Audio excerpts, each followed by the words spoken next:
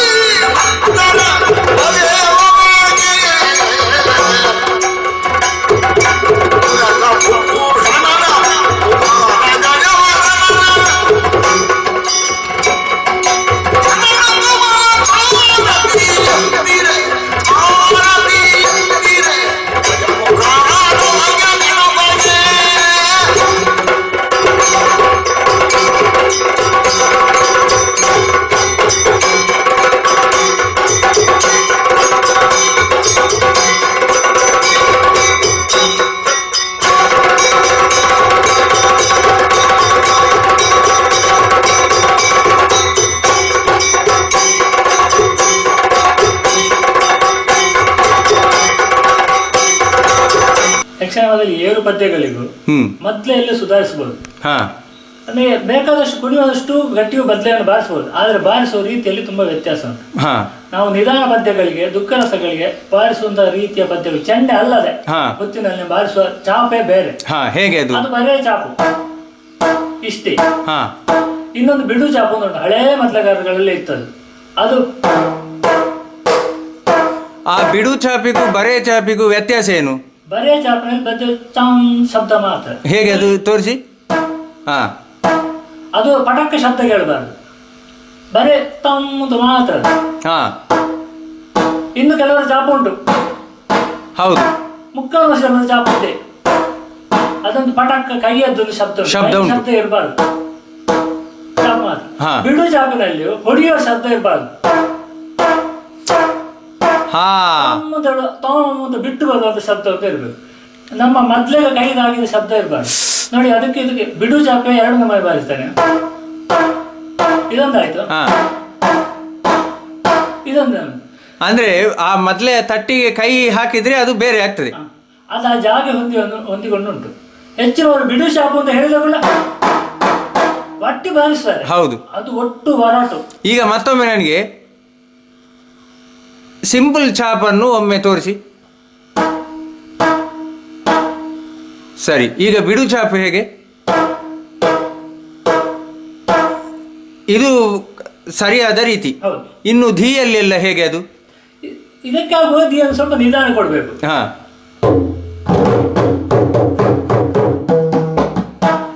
ಪದ್ಯಗಳಿಗೆ ಹಾ, ಏರು ಪದ್ಯಗಳ ಸ್ವಲ್ಪ ಜಾಸ್ತಿ ಕೊಡಬೇಕು ಅಂತ ಅಷ್ಟೇ. ಹಾ, ಒತ್ತುಬಾರದು, ಬಿಡಬೇಕು. ಹಾ, ಹಾ, ಹಾ. ಇದಕ್ಕೂ ವ್ಯತ್ಯಾಸ ಉಂಟು. ಹಾ, ಅಂದ್ರೆ ಅಲ್ಲಿ ನೀವು ಒತ್ತಿ ಹಿಡ್ಕೊಳ್ತೀರಿ ಸ್ವಲ್ಪ. ಇದು ಯಾಕೆ ಒತ್ತಿ ಹಿಡ್ಕೊಳ್ಳುತ್ತದೆ? ಹೀಗೆ ಒಂದು ಪೆಟ್ಟು ಬಾರಿಸಿದಕ್ಕೆ ರಪ್ಪು ಒತ್ತಿ ಹಿಡ್ಕೊಳ್ಳೋದು ಯಾಕಂದ್ರೆ ಈ ಪೆಟ್ಟಿನ ಶಬ್ದ ಅಲ್ಲಿ ಹೋಗುವ. ಹಾ, ನೋಡಿ, ನಾನು ಎಡವನ್ನು ಹಿಡ್ಕೊಳ್ಳದೆ ಬಲ ಮಾತ್ರ ಬಾರಿಸ್ತೇನೆ, ಈಚೆ ಬದಿಯಲ್ಲಿ ಹೋಯ್ತು. ನೋಡಿ, ಎಡ ಹಿಡ್ಕೊಂಡು ಬಾರಿಸ್ತೇನೆ, ಸರಿ ಬರ್ತದೆ. ಏರು ಬದ್ಧಗಳಿಗೆ ಜಾಸ್ತಿ ಬಾರಿಸಲಿಕ್ಕೆ ಆಗುವಾಗ ನಮಗೆ ಇಂಪುಗಳು ಸ್ವಲ್ಪ ಕಡಿಮೆ ಸಾಕು. ಹೌದು ಹೌದು, ಇಂಪುಗಳು ಕಡಿಮೆ ಸಾಕು, ಶಬ್ದ ಜಾಸ್ತಿ ಬೇಕಾಗ್ತದೆ. ಶಬ್ದ ಜಾಸ್ತಿ ಬೇಕಾಗ್ತದೆ. ಇದನ್ನು ಎಡವನ್ನು ಒತ್ತಿ ಹಿಡ್ಕೊಳ್ಳುವಷ್ಟು, ಇದನ್ನು ಬಾರಿಸಿಕೊಳ್ಳುವಷ್ಟು ಪುರ್ಸೊತ್ತಿರುವುದಿಲ್ಲ. ಹೌದು ಹೌದು ಹೌದು. ಅದಕ್ಕೆ ಅದನ್ನು ಬಿಟ್ಟೆ ಬಲ ಚಾಪು ಬಿಟ್ಟು ಬಾರಿಸುವಂಥದ್ದು, ಎಡವನ್ನು ಬಿಟ್ಟು ಬಾರಿಸುವುದು.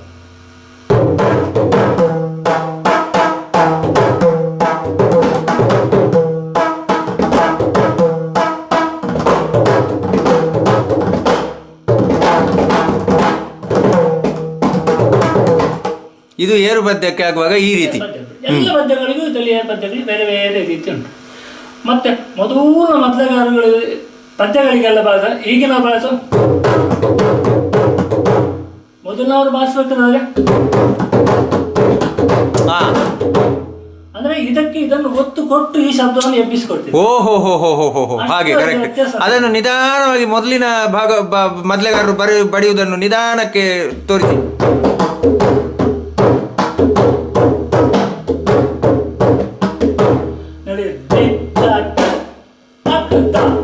ಇದು ಇರುವಂತದ್ದು ಪೆಟ್ಟು. ಅದನ್ನು ಈ ಕಾವನ್ನು ಕಡಿಮೆ ಮಾಡಿ ಅದು ಒತ್ತುದರಲ್ಲಿ ಇರುತ್ತದೆ, ಎಲ್ಲಿ ಹೊರಸುವುದು ಅಂತ. ಅದು ಒಬ್ಬೊಬ್ಬನ ಕೈಗುಣದಲ್ಲಿ ಹೊಂದಿಕೊಂಡು ಬರುವಂಥದ್ದು. ಅದೆಲ್ಲ ಪರಂಪರೆ ಅಂತ ಹೇಳಲಿಕ್ಕೆ ಸಾಧ್ಯ ಇಲ್ಲ.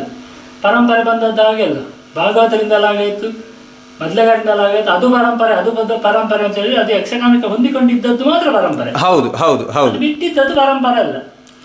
ಈಗ ಹಾಗಾದ್ರೆ ತೋಮಲ್ಲೆಲ್ಲ ಎಷ್ಟು ವಿಧ ಉಂಟು? ತೋಮಲ್ಲಿ ಒಂದು ನಿಧಾನ ಬಾರಿಸೋದು ಮತ್ತೊಂದು ದೋ ಬಾರಿಸೋದು ಅಷ್ಟೇ ಅಷ್ಟೇ. ಅವನ ಕೈಗುಣದಲ್ಲೇ ಇರುವಂತದ್ದು. ಏರು ಪದ್ಯಗಳಿಗಾಗ ದೋ ಬಾರಿಸೋದು. ಮತ್ತೆ ಈಗ ಮೈಕ ಇಡುವ ಅಂದ್ರೆ ದೋ, ಅದನ್ನು ತೋಮು ಅಂತ ಹೇಳುದಲ್ವ? ಅದನ್ನು ತೋಮ್ ಅಂತ ಹೇಳ್ತಾರೆ, ದೋ ಅಂತ ಹೇಳ್ತಾರೆ. ಇದಕ್ಕೆ ದಿ ಮೃದಂಗದಲ್ಲಿ ತುಂಬಾ ವ್ಯತ್ಯಾಸ, ಸರಿ ಉಲ್ಟಾ. ನಾವು ಮೃದಂಗದಲ್ಲಿ ತದ್ದಿತ್ತೋ ನಮ್ಮಂತಿದ್ದದ್ದು, ನಮ್ಮಲ್ಲಿ ದಿ ತೋ ಮೃದಂಗದಲ್ಲಿ, ನಮ್ಮದಲ್ಲಿ ಆಗ್ತದೆ ಕತ್ತ. ಮೃದಂಗಕ್ಕೂ ನಮಗೂ ತುಂಬಾ ಶಬ್ದಗಳು ತುಂಬಾ ವ್ಯತ್ಯಾಸ. ಅದೇ ತಬಲದಲ್ಲಿ ಆದ್ರೆ ಇದಕ್ಕಿಂತ ವ್ಯತ್ಯಾಸ ಉಂಟು. ಈಗ ನಮ್ಮ ಚಾಪಿನಲ್ಲಿ ಅದೇ ಬಿಡು ಚಾಪು ಮತ್ತೊಂದು ಚಾಪು ಅಂತ ಉಂಟು. ಅದೇ ರೀತಿಯಲ್ಲಿ ತೋಮಲ್ಲಿ ಹಾಗಾದ್ರೆ ಒಂದೇ, ಅದನ್ನು ಬಡಿಯುವುದರಲ್ಲಿ ವ್ಯತ್ಯಾಸ ಮಾಡುದು ಅಷ್ಟೇ.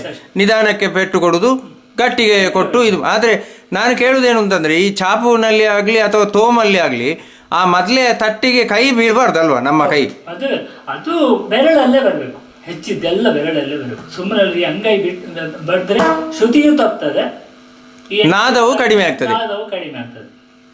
ಮತ್ತೆ ಮೊದಲೇ ಇದನ್ನು ನೋಡಿಕೊಂಡು ಚರ್ಮದ ಗುಣ ನೋಡಿಕೊಂಡು ಬಾರಿಸುವಂತದ್ದು ಅದು ಮೊದಲಗಾರನ ಕೈಯಲ್ಲಿ ಇರುವಂತದ್ದು. ಅದು ಹೇಗೆ ಮೊದಲೇ ಗುಣವನ್ನು ನೋಡಿಕೊಂಡು ಬಾರಿಸುವ ವಿಚಾರ ಅಂದ್ರೆ ಹೇಗೆ? ಅದು ಯಾವ ಮೊದಲಿಗೆ ಎಷ್ಟು ಪೆಟ್ಟು ಬೇಕು, ಯಾವ ಚರ್ಮಕ್ಕೆ ಎಷ್ಟು ಪೆಟ್ಟು ಬೇಕು, ಯಾವ ಚರ್ಮದಲ್ಲಿ ಯಾವುದು ಜಾಸ್ತಿ ಹೇಳ್ತದೆ ಮಾತ್ರ ಬಾರಿಸ್ಬೇಕು. ನೋಡಿ, ಇದು ಮೊದಲ ಒಳ್ಳೇದಿಲ್ಲ, ಈ ಮೊದಲಲ್ಲಿ ಟೇಕ್ ಹೇಳುದಿಲ್ಲ. ಹೌದು, ಇದೆಲ್ಲ ಸುಮ್ಮನೆ ಟೇಕಿನ ಕೆಲಸ ಯಾಕೆ ಮಾಡಬೇಕು? ಹೌದು, ಮಾಡಿದ್ರೆ ಇದು ಬುಡುಕ ಹುಡುಗ ಎಲ್ಲ ಕಡೆಯಲ್ಲಿ ಒಂದೇ ಕತೆ ಸಿಗುದಿಲ್ಲ ಅಂತಲ್ಲ, ಚೆಂಡೆಯಲ್ಲಿ ಅಷ್ಟೇ. ಹಾಗಾದ್ರೆ ಇಂಥ ಮೊದಲೆಯಲ್ಲಿ ಅದನ್ನು ಬಿಟ್ಟು ಆದಷ್ಟು ಚಾಪಿನಲ್ಲೇ ಜಾಸ್ತಿ ಕೆಲಸ. ಮೊದಲೇನು ಬಾರಿಸೋದು ಚಾಪು ಒಳ್ಳೇದುಂಟು, ಇದು ದೋ ಒಳ್ಳೇದುಂಟು, ಬಾಕಿದ್ದು ಒಳ್ಳೇದಿಲ್ಲ ಅಂದ್ರೆ ಅದರಲ್ಲಿ ಇಂಥ ಕೆಲಸಗಳನ್ನೇ ಜಾಸ್ತಿ ಮಾಡಬೇಕು. ಅದಕ್ಕೆ ಸರಿಯಾದ ಮಾರ್ಗದರ್ಶಕ ಒಬ್ಬರೇ ಚಿಪ್ಪಾರ ಕೃಷ್ಣಯ್ಯವಲ್ಲ, ಅವರನ್ನು ಯಾರು ಪ್ರಾತಸ್ಮರಣೀಯರು. ಮೊದಲೇಗಾರರಿಗೆ ಎಲ್ರಿಗೂ ಖಂಡಿತ ಯಾವುದೇ ಹಳೆ ಚೆಂಡೆಗಳನ್ನು ಒಳ್ಳೆದಿಲ್ಲ ಚೆಂಡೆಗಳನ್ನು ಕೊಡಿ, ಅವರು ಬಾರಿಸೋದು ಸ್ವರ ಬರ್ತದೆ. ಅವರು ಮುಟ್ಟಿದ ಗುಳ್ಳ ಗೊತ್ತಾಗ್ತದೆ ಯಾವ ಇದಕ್ಕೆ ಎಷ್ಟು ಪೆಟ್ಟು ಕೊಡಬೇಕು, ಯಾವ ಚೆಂಡೆಗೆ ಯಾವ ಕೋಲು ಬೇಕು ಅಂತ. ದಪ್ಪ ಚರ್ಮದ ಚೆಂಡೆಗೆ ಸ್ವಲ್ಪ ತೋರದ ಕೋಲು ಇಡು, ತೆಳು ಚರ್ಮದ ಚೆಂಡೆಗೆ ತೋರದ ಕೋಲು ಹಿಡ್ಕೊಂಡು ಅದು ಸುಮ್ಮನೆ ಬಾರಿಸಿದ್ರೆ ಅದು ಸ್ವರವೇ ಹೇಳುದಿಲ್ಲ. ಹೌದು, ಎಲ್ಲ ಒಳಗೆ ಅಂದ್ರೆ ತೆಳು ಚರ್ಮದಕ್ಕೆ ದಪ್ಪ ಚರ್ಮದಕ್ಕೆ ದಪ್ಪದ್ದು ಕೋಲು ಬೇಕು.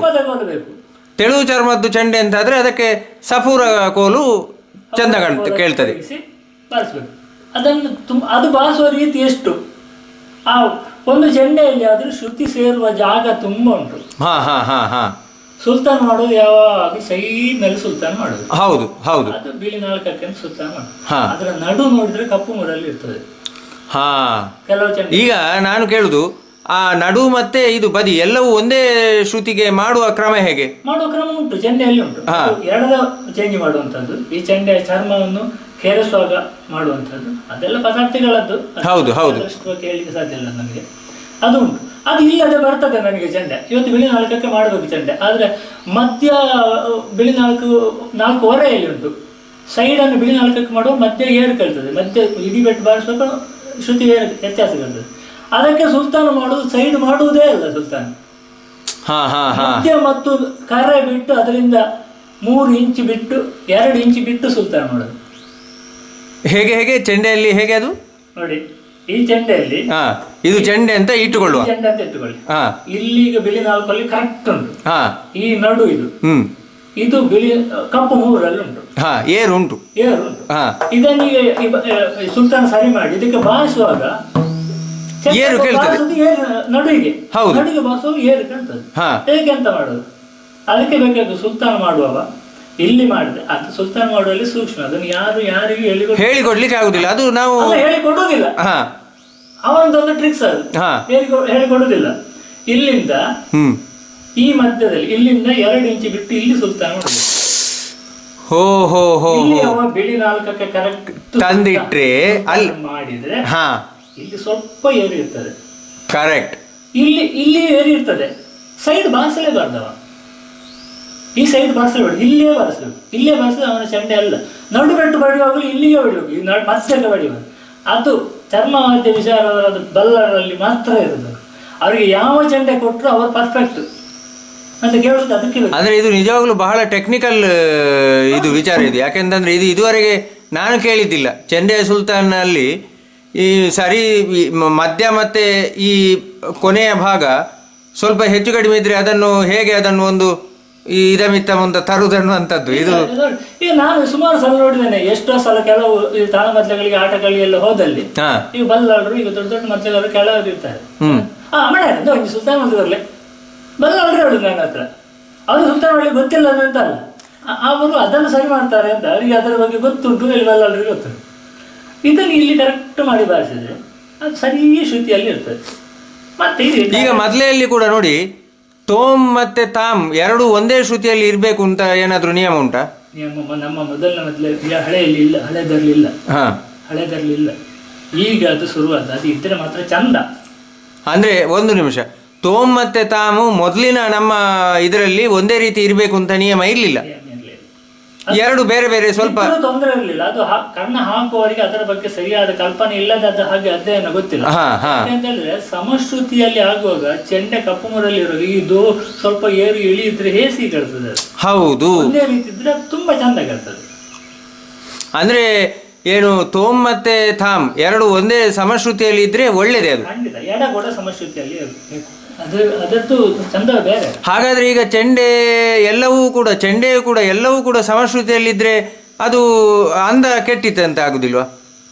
ಸಾಧ್ಯವಿಲ್ಲ, ಶ್ರುತಿ ಮಾತ್ರ ಲಯಪಿತ. ಅಲ್ಲಲ್ಲ, ನಾನು ಹೇಳುದು ಮೊದಲೇ ಕೂಡ ಬಿಳಿ ನಾಲ್ಕರಲ್ಲಿ ಉಂಟು, ಚೆಂಡೆ ಕೂಡ ಬಿಳಿ ನಾಲ್ಕರಲ್ಲಿ ಇದ್ರೆ ಭಾಗವತರು ಹೇಳುದು ಕೂಡ ಬಿಳಿ ನಾಲ್ಕು, ಅದು ಒಳ್ಳೆಯದ ಅಂತ ಕೇಳುದು ನಾನು. ಖಂಡಿತ ಒಳ್ಳೆಯದು.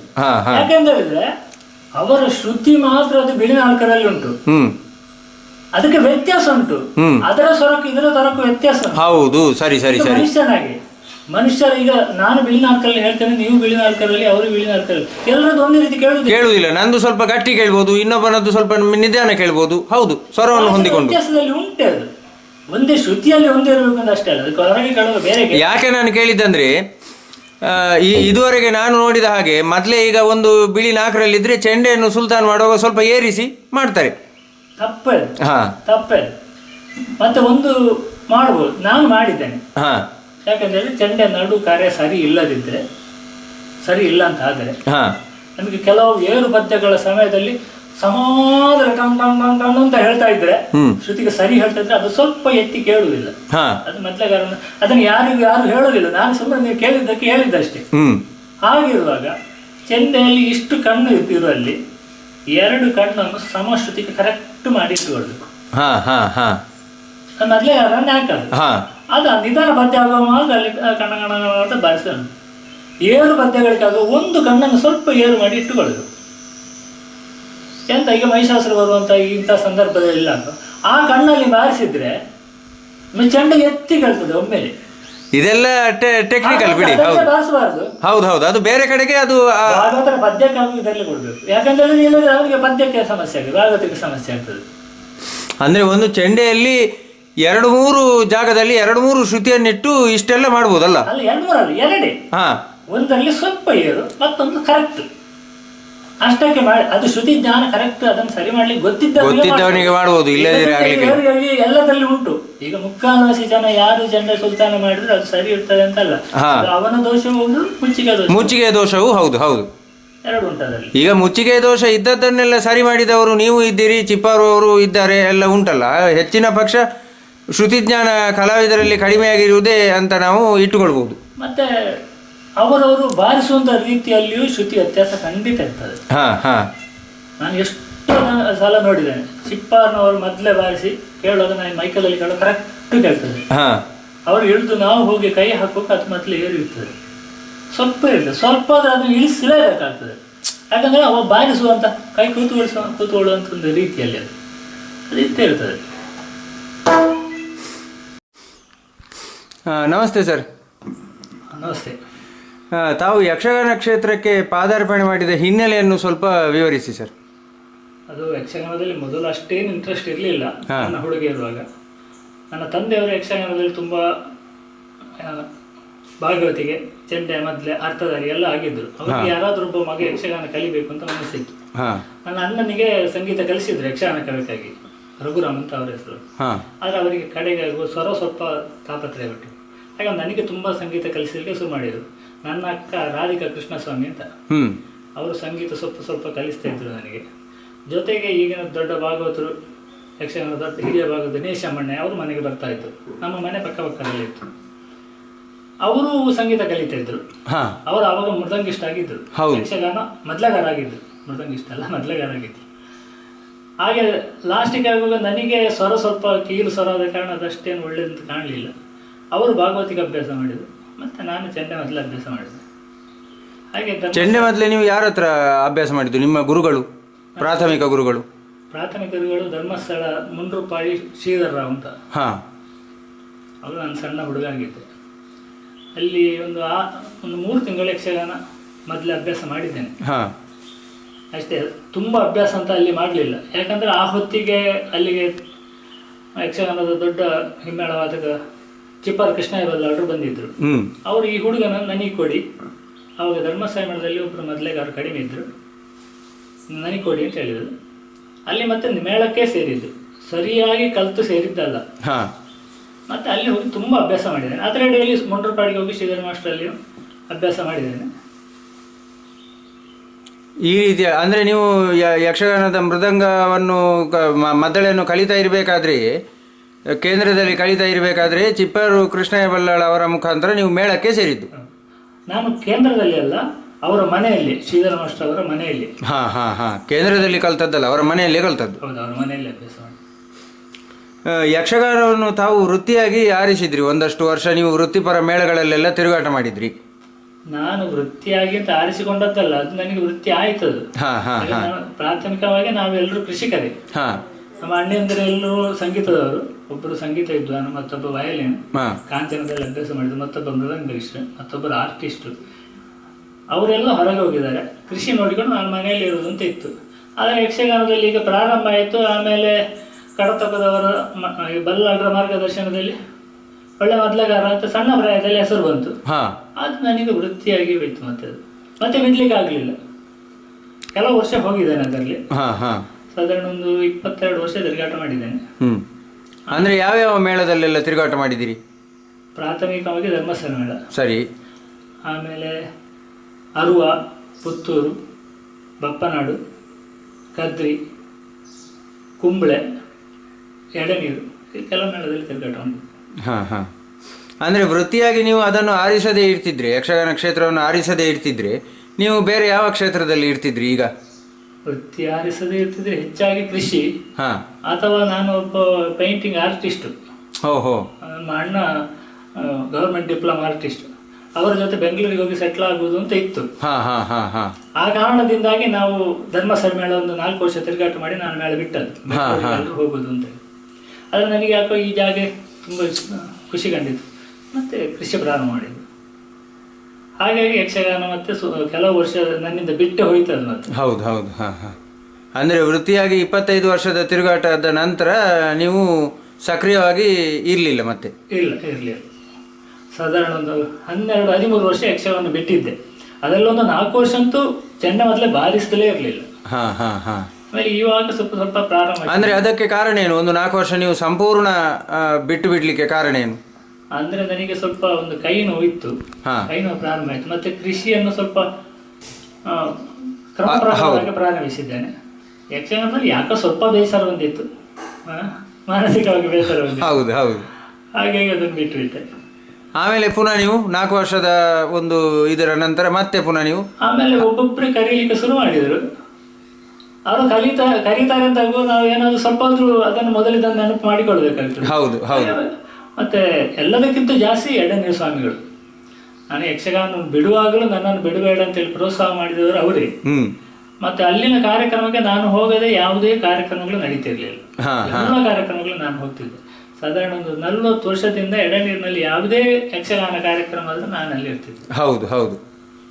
ಸ್ವಾಮಿಗಳವ್ರದ್ದೇ ಅಲ್ಲಿ ಯಕ್ಷಗಾನ ಟ್ರೂಪ್ ಎಲ್ಲ ಇತ್ತು. ಹೌದು ಹೌದು ಹೌದು. ಪೇಜಾವರ ಸ್ವಾಮಿಗಳು, ಸುಬ್ರಹ್ಮಣ್ಯ ಸ್ವಾಮಿಗಳು, ಪೇಜಾವರ ಕಿರಿಯ ಸ್ವಾಮಿಗಳು, ಇವರೆಲ್ಲ ಅರ್ಥ ಹೇಳಿ ಅದಕ್ಕೆಲ್ಲ ನಾನೇ ಇದ್ದದ್ದು ಚೆನ್ನ ಮೊದಲೇ. ಯಕ್ಷಗಾನ ಕ್ಷೇತ್ರವನ್ನು ಈಗಿನ ಕಾಲಕ್ಕೆ ಹೊಟ್ಟೆಪಾಡಿಗಾಗಿಯೇ ಆಯ್ಕೆ ಮಾಡುವ ಯುವಕರಿಗೆ ನಿಮ್ಮ ಸಲಹೆ ಏನು? ಅಂದರೆ ಯಾವ ಒಂದು ಮನೋಧರ್ಮದಿಂದ ಮುಂದುವರಿದರೆ ಅವರಿಗೂ ಏಳಿಗೆ ಆಗಬೇಕು, ಯಕ್ಷಗಾನಕ್ಕೂ ಅದು ಒಳ್ಳೆಯದಾಗಬೇಕು. ಹೊಟ್ಟೆಪಾಡಿಗಾಗಿ ಅವಲಂಬಿಸಿದ್ರೆ ತೊಂದರೆ ಇಲ್ಲ. ನಾವು ಪ್ರಾರಂಭ ಮಾಡುವ ಹೊತ್ತಿಗೆ ಯಕ್ಷಗಾನದಲ್ಲಿ ಆರ್ಥಿಕವಾಗಿ ಸಂಪಾದನೆ ತುಂಬಾ ಕಡಿಮೆ ಇತ್ತು. ಹೌದು, ಅವಾಗ ನಮಗೆ ಕಷ್ಟ ಆಗ್ತಿತ್ತು. ಇವಾಗ ಒಂದು ಉತ್ತಮ ಕಲಾವಿದ ಅಂತ ಹೇಳಿದ್ರೆ ಆರ್ಥಿಕವಾಗಿ ಏನು ತೊಂದರೆ ಇಲ್ಲ. ಹೌದು, ದಿನಕ್ಕೆ 1 ಅಲ್ಲ 2 ಕಾರ್ಯಕ್ರಮಕ್ಕೆ ಹೋಗ್ಬೋದು. ಹೌದು, ಆದ್ರೆ ಅಷ್ಟೇ ಕಲ್ತಿರ್ಬೇಕು. ಒಂದನೇ ಕಲಾವಿದ ಆಗಿರ್ಬೇಕು. 2-3ಕ್ಕೆ ಅದಕ್ಕೆ ಅಷ್ಟೇನು ಹೌದು ಈ ಡಿಮಾಂಡ್ ಇಲ್ಲ. ಹೌದು ಹೌದು, ಅಷ್ಟು ತಯಾರಿಯಾಗಿ ನೀವು ಯಕ್ಷಗಾನಕ್ಕೆ ಹೋಗಿ. ಇಲ್ಲದೆ ಯಕ್ಷಗಾನಕ್ಕೆ ಹೋದ ನಂತರ ರಾತ್ರಿ ಹಗಲು ಅದನ್ನು ಅಭ್ಯಾಸ ಮಾಡಿದ್ರೆ ಮಾತ್ರ ಪ್ರಯೋಜನ. ಅಂದ್ರೆ ಹೊಟ್ಟೆಪಾಡಿಗಾಗಿ ಆಯ್ಕೆ ಮಾಡಿದ್ರೆ ಅದರಿಂದ ಏಳಿಗೆ ಆಗ್ತದೆ. ಖಂಡಿತ ಆಗ್ಬೋದು, ಏನು ತೊಂದರೆ ಇಲ್ಲ. ಯಕ್ಷಗಾನಕ್ಕೆ ಎಲ್ಲೆಲ್ಲಿ ತುಂಬಾ ಕಲ್ತವರಿಂದೆಲ್ಲ ಆಗಾಯ್ತು, ಎಲ್ಲೆಲ್ಲಿ ಫಾರಿನ್ಗೆ ಎಲ್ಲಿಗೂ ಚಾನ್ಸ್ ಉಂಟು. ಹೌದು, ಕಲಾವಿದ ಆಗಿರ್ಬೇಕಷ್ಟೇ. ಅಂದ್ರೆ ಉತ್ತಮ ಕಲಾವಿದ ಅಂದ್ರೆ ಎಲ್ಲ ತಿಳ್ಕೊಂಡಿರ್ಬೇಕು ಅಂತಲ್ಲ, ಅಥವಾ ಜನ ಮೆಚ್ಚುಗೆಯನ್ನು ಪಡೆದಿರ್ಬೇಕು ಅಂತ ಆ ರೀತಿಯಲ್ಲಿ ಹೇಗೆ ಅದು ಉತ್ತಮ ಕಲಾವಿದ ಅಂದ್ರೆ? ಪ್ರಾರಂಭವಾಗಿ ನನ್ನ ಲೆಕ್ಕದಲ್ಲಿ ಎಲ್ಲ ತಿಳಿದಿರ್ಬೇಕು. ಎಲ್ಲ ತಿಳಿದಿದ್ರೆ ಅವನಿಗೆ ಜನ ಮೆಚ್ಚುಗೆ ಯಾವುದು ಬೇಕು ಅಂತ ಹೇಳಿ ಮತ್ತೆ ಆಯ್ಕೆ ಮಾಡಿಕೊಂಡು ಅದನ್ನು ಸ್ವಲ್ಪ ಸ್ವಲ್ಪ ಉಪಯೋಗಿಸುವುದು. ಈಗ ಎಲ್ಲರೂ ಹೆಚ್ಚು ಉಪಯೋಗಿಸುವುದು ಅದೇ. ಹೌದು, ಅವನ ಹತ್ರ ಬಂಡವಾಳ ತುಂಬ ಉಂಟು, ಆದ್ರೆ ಜನಗಳಿಗೆ ಯಾವುದು ಬೇಕು ಅದನ್ನೇ ಕೊಡ್ತಾ ಇದ್ದಾರೆ. ಅದನ್ನೇ ತುಂಬಾ ಕೊಡ್ಲಿಕ್ಕೆ ಶುರು ಮಾಡಿದ್ರೆ ಮಾತ್ರ ಹೌದು ಅದೇ ಆಗ. ಹೌದು ಹೌದು ಹೌದು, ಸರಿ ಸರಿ ಸರಿ. ಅಂದ್ರೆ ನಮ್ಮಲ್ಲಿ ಬಂಡವಾಳ ಎಲ್ಲವೂ ಬೇಕು, ಜನಕ್ಕೆ ಬೇಕಾದದ್ದನ್ನು ಮಾತ್ರ ಸಂಪೂರ್ಣ ಕೊಡುವುದು ಅಂತಲ್ಲ, ನಮ್ಮಲ್ಲಿ ಇದ್ದ ಬಂಡವಾಳದಲ್ಲೂ ನಾವು ಸ್ವಲ್ಪ ಕೊಡಬೇಕು ಅಂತ ನಿಮ್ಮ ಅಭಿಪ್ರಾಯ? ಆಯ್ಕೆ ಮಾಡಿಕೊಂಡು ಕೊಡಬೇಕಾಗ್ತದೆ. ಎಲ್ಲವನ್ನು ಜನಗಳಿಗೆ ಬೇಕಾದಾಗೆ ಕೊಡ್ತಾ ಹೋದ್ರೆ ಒಂದು ರೀತಿಯ ಜನಗಳು ಮೆಚ್ಚುತ್ತಾರೆ. ಹೌದು, 75% ಜನ ಮೆಚ್ಚುತ್ತಾರೆ, ಬಾಕಿಯವರು ಮೆಚ್ಚುವುದಿಲ್ಲ. ಕ್ರಮೇಣವಾಗಿ ಅವನ ಡಿಮಾಂಡ್ ಕಡಿಮೆ ಆಗ್ತದೆ. ಹೌದು, ಜನಕ್ಕೆ ಯಾವಾಗಲೂ ಚೇಂಜ್ ಬೇಕಲ್ಲ. ಮೊದಲನೇ ಕಲಾವಿದರು ಅಷ್ಟೇ, ಎಲ್ಲ ತುಂಬಿದ ಕಡ ಆಗಿದ್ರು. ಅವರು ಜನಗಳಿಗೆ ಬೇಕಾದ ಹಾಗೆ ಪುನಃ ಕೆಲವನ್ನೆಲ್ಲ ಆಲ್ಟ್ರೇಷನ್ ಮಾಡಿಕೊಳ್ಳಿಲ್ಲ ಅಂತಲ್ಲ, ಮಾಡಿಕೊಂಡ ಕಾರಣ ಅವರು ಪ್ರಸಿದ್ಧಿಗೆ ಹೊಂದಿದ್ರು. ಹಾಗಂತ ಅವ್ರ ಹತ್ರ ಬಂಡವಾಳ ಇತ್ತು. ಈಗ ಪ್ರಸಿದ್ಧಿ ಹೊಂದುತ್ತಾರೆ, ಆದರೆ ಬಂಡವಾಳದ ಕೊರತೆ ಉಂಟು. ಹಾಗಾದ್ರೆ ಖಂಡಿತ ಉಂಟು. ಯಕ್ಷಗಾನದ ಶಾಸ್ತ್ರೀಯತೆ ಅಥವಾ ಪಾರಂಪರಿಕ ಯಕ್ಷಗಾನ ಅಥವಾ ಸಾಂಪ್ರದಾಯಿಕ ಯಕ್ಷಗಾನ ಅಂದರೆ ಏನು, ಅದರ ಗುಣಲಕ್ಷಣಗಳ ಬಗ್ಗೆ ಹೇಳ್ತೀರಾ ಹೇಗೆ ಅಂತ? ಪಾರಂಪರಿಕ ಯಕ್ಷಗಾನ ಅಂತ ಹೇಳಿದ್ರೆ ಅದನ್ನು ನೋಡುವ ಪ್ರೇಕ್ಷಕನಿಗೂ ಅದರ ಸಂಪೂರ್ಣ ಮಾಹಿತಿ ಇರಬೇಕು. ಸರಿ, ಮಾಹಿತಿ ಇದ್ದವನಿಗೆ ಮಾತ್ರ, ಈಗ ಸಂಗೀತದ ಸ್ವಲ್ಪ ವಿಷಯ ಗೊತ್ತಿದ್ದವನಿಗೆ ಮಾತ್ರ ಸಂಗೀತದ ಬಗ್ಗೆ ತಿಳ್ಕೊಳ್ಳಿಕ್ಕೆ. ಹೌದು, ರಾಗಜ್ಞಾನದ ವಿಚಾರ ಗೊತ್ತಿದ್ರೆ ಯಾವ ರಾಗ ಅದನ್ನು ಅನುಭವಿಸ್ಲಿಕ್ಕೆ ಆಗ್ತದೆ. ಪಾರಂಪರಿಕ ಜ್ಞಾನ ಈಗ ಯಕ್ಷಗಾನ ಕಲಾವಿದರಲ್ಲಿ ಕಡಿಮೆ. ಹೌದು. ಆಮೇಲೆ ಪ್ರೇಕ್ಷಕರಲ್ಲಿ ತುಂಬಾ ಕಡಿಮೆ. ಕೆಲವರು ಹಳಬರ ಹತ್ರ ಮಾತ್ರ ಇರುವುದು. ಅಂದ್ರೆ ನಿಮ್ಮ ಒಂದು ಅಭಿಪ್ರಾಯದಲ್ಲಿ ಹೇಗೆ ಆಗ್ತದೆ ಅಂತಂದ್ರೆ, ಪಾರಂಪರಿಕ ಅಥವಾ ಸಂಪ್ರದಾಯ ಏನು ಹೇಳ್ತೇವೆ ಅದರ ಒಂದು ಜ್ಞಾನ ಎನ್ನುವಂಥದ್ದು ಕಲಾವಿದರಿಗೆ ಪರಿಪೂರ್ಣ ಪ್ರಮಾಣದಲ್ಲಿ ಬೇಕು, ಪ್ರೇಕ್ಷಕರಿಗೆ ಸ್ವಲ್ಪ ಆದ್ರೂ ಬೇಕು. ಅದನ್ನು ತಿಳ್ಕೊಳ್ಬೇಕಾದ್ರೆ ಪ್ರೇಕ್ಷಕರಿಗೆ ಬೇಕು. ಅದು ಇದ್ರೆ ಮಾತ್ರ ಅವ ಈ ಪರಂಪರೆಗೆ ಪ್ರೋತ್ಸಾಹ ಕೊಡ್ತಾನೆ, ಇಲ್ಲಾಂದ್ರೆ ಗಿಮಿಕ್ಸ್ಗೆ ಪ್ರೋತ್ಸಾಹ ಕೊಡ್ತಾನೆ. ಆಗ ಕಲಾವಿದನಿಗೆ ಪರಂಪರೆ ಯಾವುದು ಅಂತ ಹೇಳಿದ್ರೆ ಗೊತ್ತೇ ಆಗುದಿಲ್ಲ. ಈಗ ನನ್ನ ಪ್ರಶ್ನೆ ಏನು ಅಂತಂದ್ರೆ, ಈ ಪರಂಪರೆ ಅಥವಾ ಯಕ್ಷಗಾನದ ಒಂದು ಪರಂಪರೆ ಅಂತಂದ್ರೆ ಅದು ಏನು, ಅದು ಎಲ್ಲಿಂದ ನಾವು ತಗೊಳ್ಬೇಕು, ಪ್ರಾರಂಭ ಎಲ್ಲಿಂದ ತಗೊಳ್ಬೇಕು? ಈಗ ಯಾಕೆ ಕೇಳ್ತಾ ಇದ್ದೇನೆ ಅಂತಂದ್ರೆ, ಈಗ ನಾವು ಅಗರಿಯವರದ್ದು ಪರಂಪರೆ ಅಂತ ನಾವು ತಗೊಂಡ್ರೆ ಅವರ ಹಿಂದಿನದ್ದನ್ನು ಏನು ಅಂತ ಕೇಳಬೇಕಾಗ್ತದೆ. ಅವರ ಹಿಂದಿನದ್ದನ್ನು ಪರಂಪರೆ ಅಂತ ತಗೊಂಡ್ರೆ ಅದಕ್ಕಿಂತ ಹಿಂದಿನದ್ದನ್ನು ಎಂಥದ್ದು ಅಂತ ಹೇಳುದು. ನಾವು ಅದಕ್ಕೊಂದು ಕಾಲಘಟ್ಟದ ನಿರ್ಣಯ ಹೇಗೆ ನಿಮ್ಮ ಅಭಿಪ್ರಾಯದಲ್ಲಿ? ಸತ್ಯಕ್ಕಾದ್ರೆ ಇದಕ್ಕೆ ಪರಂಪರೆ ಯಾವುದು ಅಂತ ಕೇಳಿದ್ರೆ ಪರಂಪರೆ ಯಾವುದು ನನಗೆ ಗೊತ್ತಾಗುದಿಲ್ಲ. ಯಾಕಂದ್ರೆ ಅದು ತುಂಬಾ ಚೇಂಜ್ ಆಗ್ತಾ ಹೋಗ್ತದೆ. ಹೌದು. ಆದ್ರೆ ಚಿತ್ರ ಅಷ್ಟು ಬೇಕು. ಔಟ್ಲೈನ್ ಅನ್ನುವಂಥದ್ದು ಅದು ಬೇಕು. ಅದರ ಚೌಕ ಒಂದುಂಟು, ಆ ಚೌಕವನ್ನು ದಾಟಿ ಹೊರಗೆ ಹೋಗಬಾರ್ದು. ಅದರ ಒಳಗೆ ಬೇಕಾದ್ರೆ ಅವ ಎಷ್ಟು ಬೇಕಾದ್ರೆ ಏನು ಬೇಕಾದ್ರೆ ಸೇರಿಸ್ಕೊಳ್ಳೋದು. ಈಗ ವೇಷಗಳು ಯಾವ್ದಾದಿದ್ರೆ ವೇಷದ ಒಂದು ಇಂಥದ್ದೇ ರೂಪ ಅಂತ ಉಂಟು. ಕಿರೀಟದ ವೇಷ ಇಂಥದ್ದೇ ರೂಪ ಅಂತ ಉಂಟು. ಅದಕ್ಕೆ ಮೊದಲು ಮರದ್ದಿತ್ತು, ಬೇಗಟ್ಟಿತ್ತು, ಮತ್ತೆ ಸೋಗಲಿಗಳೆಲ್ಲ ಇದರದ್ದು ಬಟ್ಟೆದ್ದಿತ್ತು, ಹತ್ತಿ ಬಟ್ಟೆದ್ದಿತ್ತು. ಈಗ ರಕ್ಕಸನಿಗೆ ಚಿಟ್ಟಿಯನ್ನೇ ಇಡ್ತಿದ್ರು, ಈಗ ಅದಕ್ಕೆ ಹತ್ತಿಯನ್ನು ಇಡ್ಲಿಕ್ಕೆ ಶುರು ಮಾಡಿದ್ದಾರೆ. ಮತ್ತೆ ಆಲ್ಟ್ರೇಷನ್ ಬೇರೆ ಬೇರೆ ಪ್ಲಾಸ್ಟಿಕ್ ಇದೆಲ್ಲ ಮಾಡ್ತಾರೆ. ಮಾಡುದು ಸರಿಯಲ್ಲ, ಮಾಡಿದ್ರು ತಪ್ಪಲ್ಲ, ಆದ್ರೆ ಚಿತ್ರ ಅದೇ ಇರಬೇಕು. ಸರಿ. ಅಂದ್ರೆ ಯಮನದ್ದು ಅಂತಂದ್ರೆ ಅದಕ್ಕೆ ಬಳಸುವ ಪರಿಕರಗಳು ಬೇರೆ ಆದ್ರೂ ಕೂಡ ಯಮನ ಬಣ್ಣ ಏನು ಅದು ಸ್ಪಷ್ಟವಾಗಿ ಇರಬೇಕು, ಬಣ್ಣವಾದಿರ್ಬೇಕು. ಚಿತ್ತಿಯ ರೂಪದಲ್ಲೇ ಆ ಚಿತ್ರ ಇರಬೇಕು. ಯಾಕಂದ್ರೆ ಈಗ ಎಲ್ಲರೂ ಜನಗಳಿಗೆ ಬೇಗ ಆಗಬೇಕು. ರಾತ್ರಿಯಿಂದ ಬೆಳಿಗ್ಗೆ ತನಕ ಮಾಡ್ಬೇಕಂದ್ರೆ ಒಂದು ಬಣ್ಣದ ವೇಷದವ ಬೆಳಿಗ್ಗೆ 4 ಗಂಟೆಗೆ ವೇಷ ಆದ್ರೆ 9 ಗಂಟೆಗೆ ಚಿಟ್ಟಿ ಇಡ್ಲಿಕ್ಕೆ ಶುರು ಮಾಡ್ತಿದ್ದ. ಅಷ್ಟು ಹೊತ್ತು ಅವರು ಚಿಟ್ಟಿ ಇಟ್ಟು ಮತ್ತೆ ಅವನು 1 ಗಂಟೆಯಿಂದ ವೇಷ ಇರ್ತಿದ್ದ. ಹೌದು. ಈಗಿನ 4 ಗಂಟೆಯ ಒಂದು ಕಾರ್ಯಕ್ರಮಕ್ಕೆ ಚಿಟ್ಟಿ ಇಡುವುದು ಯಾವಾಗ? ಎಷ್ಟೊತ್ತಿಗೆ ಚಿಟ್ಟಿ ಇಡುದು? 4 ಗಂಟೆಗೆ ಮೊದಲು ಬರುವಾಗ ಅಲ್ಲಿ ಯಾರು ಇರುವುದಿಲ್ಲ. ಆ ಕಾರಣ ಅದಕ್ಕೆ ಬೇಕು ಅಂಥದ್ದೆಲ್ಲ ಪ್ರಾರಂಭ ಆಗಿದೆ. ಅದು ತಪ್ಪು ಅಂತ ಹೇಳಿದ್ರೆ ಅದಿಲ್ಲ, ಆದ್ರೆ ಚಿತ್ರಣ ಮಾತ್ರ ಅದೇ ಬೇಕು. ಕರೆಕ್ಟ್. ಸರಿ. ಮತ್ತೆ ಯಾವುದೇ ಭಾಗವತರುಗಳದ್ದಾಗ್ಲಿ ವೇಷಧಾರಿಗಳದ್ದಾಗ್ಲಿ, ಭಾಗವತರುಗಳು ಈಗ ಅವರದ್ದು ಪರಂಪರೆಯ ಇವರದ್ದು ಪರಂಪರೆಯ ಅಂತ ಕೇಳಿದ್ರೆ ಪರಂಪರೆ ಯಾವುದು ಇರಲಿ, ಆದರೆ ಅದನ್ನು ದೂರದಿಂದ ಕೇಳುವಾಗ ಇದೊಂದು ಭೂತಪ್ರೇಮದ ಹಾಡು, ಇದೊಂದು ಸಂಗೀತ, ಇದೊಂದು ಉತ್ತರಾದ ಸಂಗೀತ ಅಂತ ಹೇಳೋದು ನಮಗೆ ಎಲ್ಲಿ ಕೇಳಿದ್ರು ಗೊತ್ತಾಗ್ತದೆ. ಅದೇ ರೀತಿ ಯಕ್ಷಗಾನದ್ದು ಸಂಗೀತ ಕೇಳುವ ಭಾಗವತಿಗೆ ಕೇಳುವಾಗ ಇದು ಯಕ್ಷಗಾನದ ಹಾಡು ಅಂತ ಗೊತ್ತಾಗ್ಬೇಕು, ಇದು ಯಕ್ಷಗಾನ ಅಂತ ಗೊತ್ತಾಗ್ಬೇಕು. ಈಗ ಕೆಲವು ಕಡೆಯಲ್ಲಿ ಎಲ್ಲಿ ಹೇಗಾಗಿದೆ ಅಂದ್ರೆ ಒಂದು ಕ್ಯಾಸೆಟ್ ಉಂಟು, ಅದರಲ್ಲಿ ಯಕ್ಷಗಾನ ಹಾಡು ಹೇಳ್ತಾ ಉಂಟು, ಚೆಂಡೆ ಮೊದಲೇ ಬಾರಿಸ್ತಾ ಉಂಟು. ಆ ಚೆಂಡೆಯನ್ನು ಮೊದಲೇ 2 ಅದರಿಂದ ತೆಗೆದ್ರೆ ಇದು ಏನು ಚೂರ್ಣಿಕವ ಅಥವಾ ಇದೇನದು ಬಾಲಮುರಳಿ ಹಾಡು ಯಾವುದು ಅಂತ ಹೇಳಿ ಗೊತ್ತಾಗುತ್ತೆ. ಅದು ಇದೆಲ್ಲ ಲಾವಣಿ ಪದ್ಯವ ಯಾವುದೋ ಒಂದು ಆಗಿರ್ತದೆ. ಇದು 2 ಅದರಲ್ಲಿ ಇದ್ದ ಕಾರಣ ಇದೊಂದು ಯಕ್ಷಗಾನ, ಚೆಂಡೆ ಬೆಟ್ಟಿ ಇದ್ದ ಕಾರಣ ಯಕ್ಷಗಾನ, ಮೊದಲ ಬೆಟ್ಟಿಗೆ ಈಗ ಯಕ್ಷಗಾನ. ಹೌದು, ಬಹಳ ಮಾರ್ಮಿಕವಾದ ಮಾತು ಹೇಳಿದ್ರಿ. ಯಾಕೆಂತಂದ್ರೆ ನಿಜವಾಗಿ ಅದು ಹೌದು. ಅದು ಈಗ ಯಕ್ಷಗಾನದ ಪದ್ಯವನ್ನು ಚೆಂಡೆ ಮದ್ಲೆಯನ್ನು ನಾವು ಬಿಟ್ಟು ಕೇಳಿದ್ರೆ ಅದು ಯಕ್ಷಗಾನದ ಹಾಡಿನ ಹಾಗೆ ಇಲ್ಲವೇ ಇಲ್ಲ. ಒಂದು ಊಟಕ್ಕೆ ಕೂತ ಚೂರ್ಣಿಕೆ ಕಾಣ್ತದೆ ಕೆಲವೆಲ್ಲ. ಮತ್ತೆ ಮೊದಲೇ ಬಾರಿಸ್ತಾ ಇದ್ರು, ಅದು ನಮಗೆ ಯಕ್ಷಗಾನ ಅಂತ ಹೇಳುವ ರೀತಿಯಲ್ಲಿ ಮೊದಲೇ ಸ್ವರ ಇಲ್ಲ ಈಗ. ಹೌದು, ಸ್ವರವೂ ಇಲ್ಲ, ಬಡಿತಗಳು ಇಲ್ಲ. ಯಾಕಂದ್ರೆ ಅದು ಎಲ್ಲ ಪ್ರಭಾವ. ಯಕ್ಷಗಾನ ಭಾಗವತರು ಸಂಗೀತದ ಟಚ್ ಜಾಸ್ತಿ ಕೊಡೋದು, ಇಲ್ಲದಿದ್ರೆ ಇದರ ಲಾವಣಿ ಪದ್ಯದ ಟಚ್ ಜಾಸ್ತಿ ಕೊಡುವಾಗ ಅದಕ್ಕೆ ಬೇಕಾಗಿ ಇವ ಹಾಡ್ಲೇಬೇಕು, ಬಾರಿಸಲೇಬೇಕು. ಬಾರಿಸಲೇಬೇಕು ಅಂತ ಆಗುವಾಗ ಆ ಮೊದಲೇ ಸ್ವರ ಸ್ವಲ್ಪ ಮೃದಂಗಕ್ಕೆ ಬಂತು. ಆ ಮೊದಲೇ ಸ್ವರ ಮೊದಲನ ಹಾಗೆ ಮಾಡುವವರು ಈಗ ಇಲ್ಲ. ಹೌದು. ಮೃದಂಗ ಟಚ್ ಜಾಸ್ತಿ, ಕರ್ಣ ಹಾಕುವುದರಲ್ಲಿ ಮಾತ್ರ ಸ್ವಲ್ಪ ಮೊದಲೇ ಸ್ವರವನ್ನು ಅದಕ್ಕೆ ತರಲಿಕ್ಕೆ ಆಗ್ತದೆ. ಹೌದು, ಯಾಕಂದ್ರೆ ಮೊದಲು ನಾನು ಕರ್ಣ ಇದೆಲ್ಲ ಹಾಕ್ತಿದ್ದೆ, ಆವಾಗಲೂ ನನಗೆ ಅದರಿಂದಾಗಿ ನಿಮ್ಗೆ ಅದರ ಅನುಭವ. ಹೌದು. ಮೃದಂಗಕ್ಕೆ ಬರುವವರು ಕರ್ಣ ಹಾಕುವ ರೀತಿಯೇ ಬೇರೆ, ಮೊದಲಿಗೆ ಹಾಕುವ ರೀತಿಯೇ ಬೇರೆ. ಅದಕ್ಕೆ ಅದು ಯಾರನ್ನು ದೂರಿ ಪ್ರಯೋಜನ ಇಲ್ಲ. ಎಲ್ಲರೂ ಸಮಷ್ಟಿಯಾಗಿ ಅದು ಸ್ವಲ್ಪ ಜಾರಿಕೊಂಡು ಬರ್ತದೆ. ಹೌದು, ಅಂದ್ರೆ ಸಮಷ್ಟಿ ಎಲ್ಲರ ದೇಣಿಗೆಯೂ ಉಂಟು. ಯಕ್ಷಗಾನದ ಯಾವ ಎಲ್ಲ ಅಂಗಗಳನ್ನು ತಾವು ತಿಳಿದಿದ್ದೀರಿ? ಮತ್ತೆ ಹಿಮ್ಮೇಳ ವಾದನದಲ್ಲಿ ಅದರಲ್ಲೂ ಮುಖ್ಯವಾಗಿ ಮದ್ಲೆ ವಾದನವನ್ನೇ ಆಯ್ಕೆ ಕೊಂಡಿರುವ ಒಂದು ಕಾರಣ ಏನು? ಯಕ್ಷಗಾನದಲ್ಲಿ ಎಲ್ಲ ಭಾಗದಲ್ಲಿ ಸ್ವಲ್ಪ ಸ್ವಲ್ಪ ಪರಿಣತೆ. ಅಂದ್ರೆ ಯಾವುದನ್ನು ಅದನ್ನು ಪರ್ಫೆಕ್ಟ್ ಆಗಿ ಅಂತೇಳಿ ಅದಕ್ಕೆ ಅಂತ ಅಭ್ಯಾಸ ಮಾಡಲಿಲ್ಲ ನಾನು. ಸಾಧಾರಣ ಹೆಚ್ಚಾಗಿ ತಪ್ಪು ಯಾವುದು ಅಂತ ಹೇಳುದು ವಿಮರ್ಶೆಗೆ ಖಂಡಿತ ಗೊತ್ತುಂಟು. ಸರಿ. ಮತ್ತೆ ನಮ್ಮಲ್ಲಿ ಯಕ್ಷಗಾನ ನಾಟಕ ರಂಗ ಅಂತ ಇತ್ತು ಮೊದಲು. ಹೌದು. ತಂದೆಯವರೇ ಪರದೆ, ಚೆಂಡೆ, ಮದ್ಲೆ, ವೇಷ, ಕಿರೀಟ ಎಲ್ಲ ಇತ್ತು ನಮ್ಮ ಹತ್ರ. ಅದು ಮತ್ತೆ ಆ ಕಾಲದಿಂದ ನನಗೆ ನಾಟಕ ರಂಗ ಅದು ಯಕ್ಷಗಾನ. ಅದೇ ಯಕ್ಷಗಾನ ನಾಟಕ ಅಂತ. ಹೌದು, ಬಯಲಾಟ ಅಲ್ಲ, ಅದು ಬೇರೆ ಇನ್ನೊಂದಿತ್ತು. ಹೌದು. ಆವಾಗ ಪರದೆ ಕಟ್ಟುದು, ಸ್ಟೇಜ್ ಕಟ್ಟುದು, ಇದನ್ನೆಲ್ಲ ಕೆಲವು ವರ್ಷ ಸಣ್ಣದಿರುವಾಗಲೇ ಮಾಡಿದ್ದೇನೆ ನಾನು. ಒಂದು 7ನೇ ಕ್ಲಾಸಿಂದ ಒಂದು 5-6 ವರ್ಷ ಇದ್ದೇ ಕೆಲಸ ಮಾಡಿ ಎಷ್ಟು ಸ್ಟೇಜ್ ಕಟ್ಟಿದ್ದೇವೆ ನಾನು. ಅದರದ್ದೆಲ್ಲ ಸಾಧಾರಣ ಮಾಹಿತಿ ಉಂಟು. ಡ್ರೆಸ್ ಅದರಿಂದಾಗಿ ವೇಷಭೂಷಣದ ಬಗ್ಗೆ, ಆಹಾರ್ಯದ ಬಗ್ಗೆ ನಿಮಗೆ ಜ್ಞಾನ ಉಂಟು. ಮತ್ತೆ ಹಿಮ್ಮೇಳ ಹಾಗೆ. ಇದನ್ನೇ ಆರಿಸಿಕೊಂಡದ್ದು ಯಾಕೆ ಅಂತ ಹೇಳಿದ್ರೆ, ಇದನ್ನೇ ಆರಿಸಿಕೊಳ್ಬೇಕು ಅಂತ ಉದ್ದೇಶದಲ್ಲಿ ಅಲ್ಲ, ತನ್ನಷ್ಟಕ್ಕೆ ಅದು ನನಗೆ ಒಲಿದು ಬಂತದು. ಹೌದು. ಒಳ್ಳೆದು ಅಂದಾಗ ನಿನಗೆ ಇದು ಒಳ್ಳೇದು. ಮತ್ತೆ ಪ್ರಾರಂಭಿಕ ಕಲ್ತದ್ದು ಹಾಡಬೇಕು ಅಂತ, ಭಾಗವತ ಆಗಬೇಕು ಅಂತಲೇ ಕಲ್ತದ್ದು. ಭಾಗವತಿಕೆಯನ್ನು ನೀವು ಅಭ್ಯಾಸ ಮಾಡಿದ್ದೀರಿ? ಅಭ್ಯಾಸ ಫಸ್ಟಿಗೆ ಸ್ವಲ್ಪ ದಿವಸ ಮಾಡಿದ್ದೆ. ಅಂದ್ರೆ ಸ್ವರದ ಸ್ವಲ್ಪ ಸಮಸ್ಯೆ, ಯಾಕಂತೇಳಿದ್ರೆ ಅದು ಗಂಡು ಸ್ವರ ಅಲ್ಲ ನನ್ನದು. ಹೌದೌದು, ಹೌದು, ಗೊತ್ತಾಯ್ತು. ಏರು ಶ್ರುತಿಗೆ ಆಗುವ ತುಂಬಾ ಕೀಲು ಕೇಳ್ತದೆ. ಇದು ಯಾಕೋ ಬೇಡ ಅಂತ ಕಂಡಿತು. ಆ ಸಮಯದಲ್ಲಿ ನನ್ನ ಅಕ್ಕ ರಾಧಿಕಾ ಕಲಿಸ್ತಾ ಇದ್ರು. ದಿನೇಶ್ ಅಮ್ಮಣ್ಣವರು ನಮ್ಮಲ್ಲಿಗೆ ಮೊದಲ ವರ್ಷಕ್ಕೆ ಬರ್ತಾರೆ. ಹೌದು ಹೌದು, ಅವರಿಂದ ನನಗಿಂತ ಚೆನ್ನಾಗಿ ಹಾಡ್ಲಿಕ್ಕೆ ಶುರು ಮಾಡಿದ್ರು. ಆಗ ನನ್ನ ತಂದೆ ಹೇಳಿದ್ರು, ನೀನು ಭಾಗವತಿಗೆ ಅಭ್ಯಾಸ ಮಾಡಿ ಮೊದಲೇ ಅಭ್ಯಾಸ ಮಾಡಲಿ ಅಂತ ಹೇಳಿ. ಅದು ಸರಿ ಒಳ್ಳೆಯಾಯ್ತು. ನಾನು ಶಾಲೆಗೆ ಹೋಗ್ತಾ ಇರುವಾಗ, ಧರ್ಮಸ್ಥಳದಲ್ಲಿ ಹೈಸ್ಕೂಲ್ಗೆ ಹೋಗ್ತಾ ಇರುವಾಗ, ಅಲ್ಲಿ ಹೈಸ್ಕೂಲ್ನಲ್ಲಿ ಯಕ್ಷಗಾನ ಎಲ್ಲ ಆಗ್ತಾ ಇತ್ತು.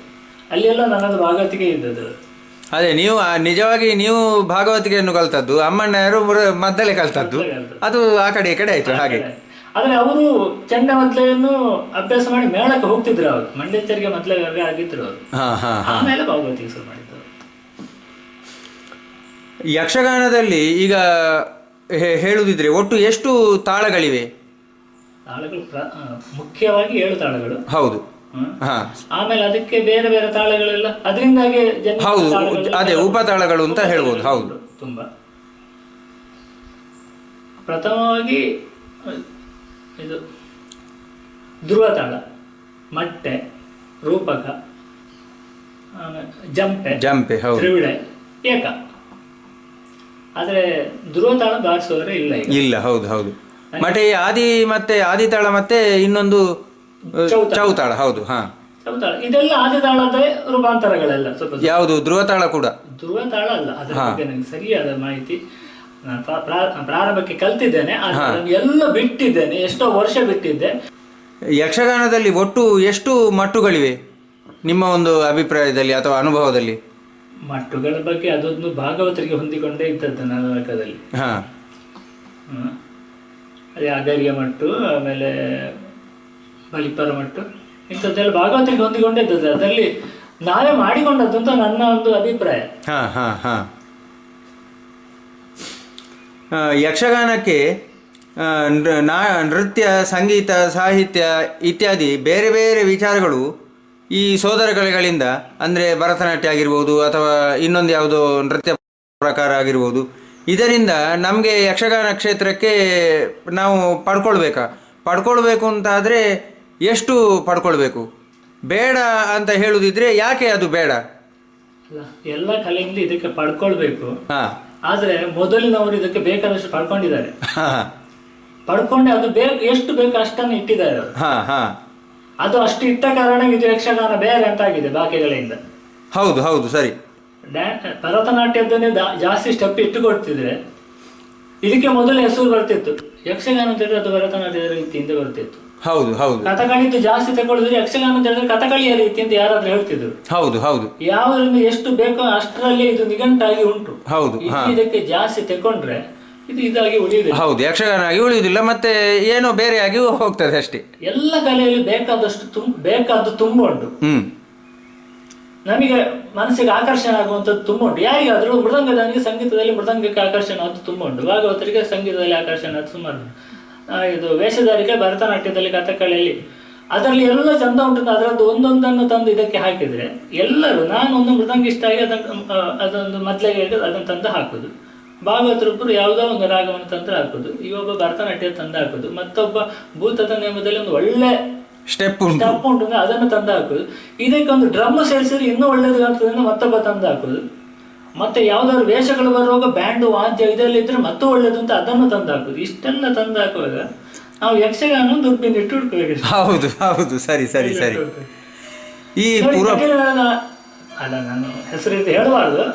ಬಯಲಾಟ ಮೇಳಗಳಲ್ಲಿ, ಹೆಚ್ಚಿನ ಮೇಳಗಳಲ್ಲಿ ಏನಾಗಿದೆ ಅಂತ ಹೇಳಿದ್ರೆ, ಈ ಬ್ಯಾಂಡು ವಾದ್ಯ ಸುಡುಮದ್ದು ಇದರಿಂದ ಯಕ್ಷಗಾನದ ಒಂದು ರೂಪವೇ ಹಾಳಾಗಿ ಹೋಗಿದೆ. ಹೌದು, ಈ ಪ್ರಶ್ನೆ ಇತ್ತು. ಹಾಗೆ ಆಗಿದೆ ಅದು. ಹೌದು, ಕಲೆಯನ್ನು ಅನುಭವಿಸುವವರು ಕಡಿಮೆ ಆಗಿದೆ. ಈ ಜಾತ್ರೆಗೆ ಆಡಂಬರಕ್ಕೆ ಮಹತ್ವ ಜಾಸ್ತಿ ಆಗಿದೆ. ಎಲ್ಲರೂ ಹೆಚ್ಚು ಹೋಗೋರು ಆಟಕ್ಕೆ ಹೋಗ್ತಾನೆ. ಮಹಿಷಾಸುರ ಬಂದು ಹೋದ ನಂತರ ನಾವು ಹೋಗುವ ಅಂತ ಹೇಳುದು. ಯಾಕಂದ್ರೆ ಅದೊಂದು ಗಲಾಟೆ ನೋಡ್ಬೇಕು ಅಂತಲೇ ಅಷ್ಟೇ. ಆಸ್ವಾದಿಸುವವರು ತುಂಬಾ ಕಡಿಮೆ ಅಂತೂ.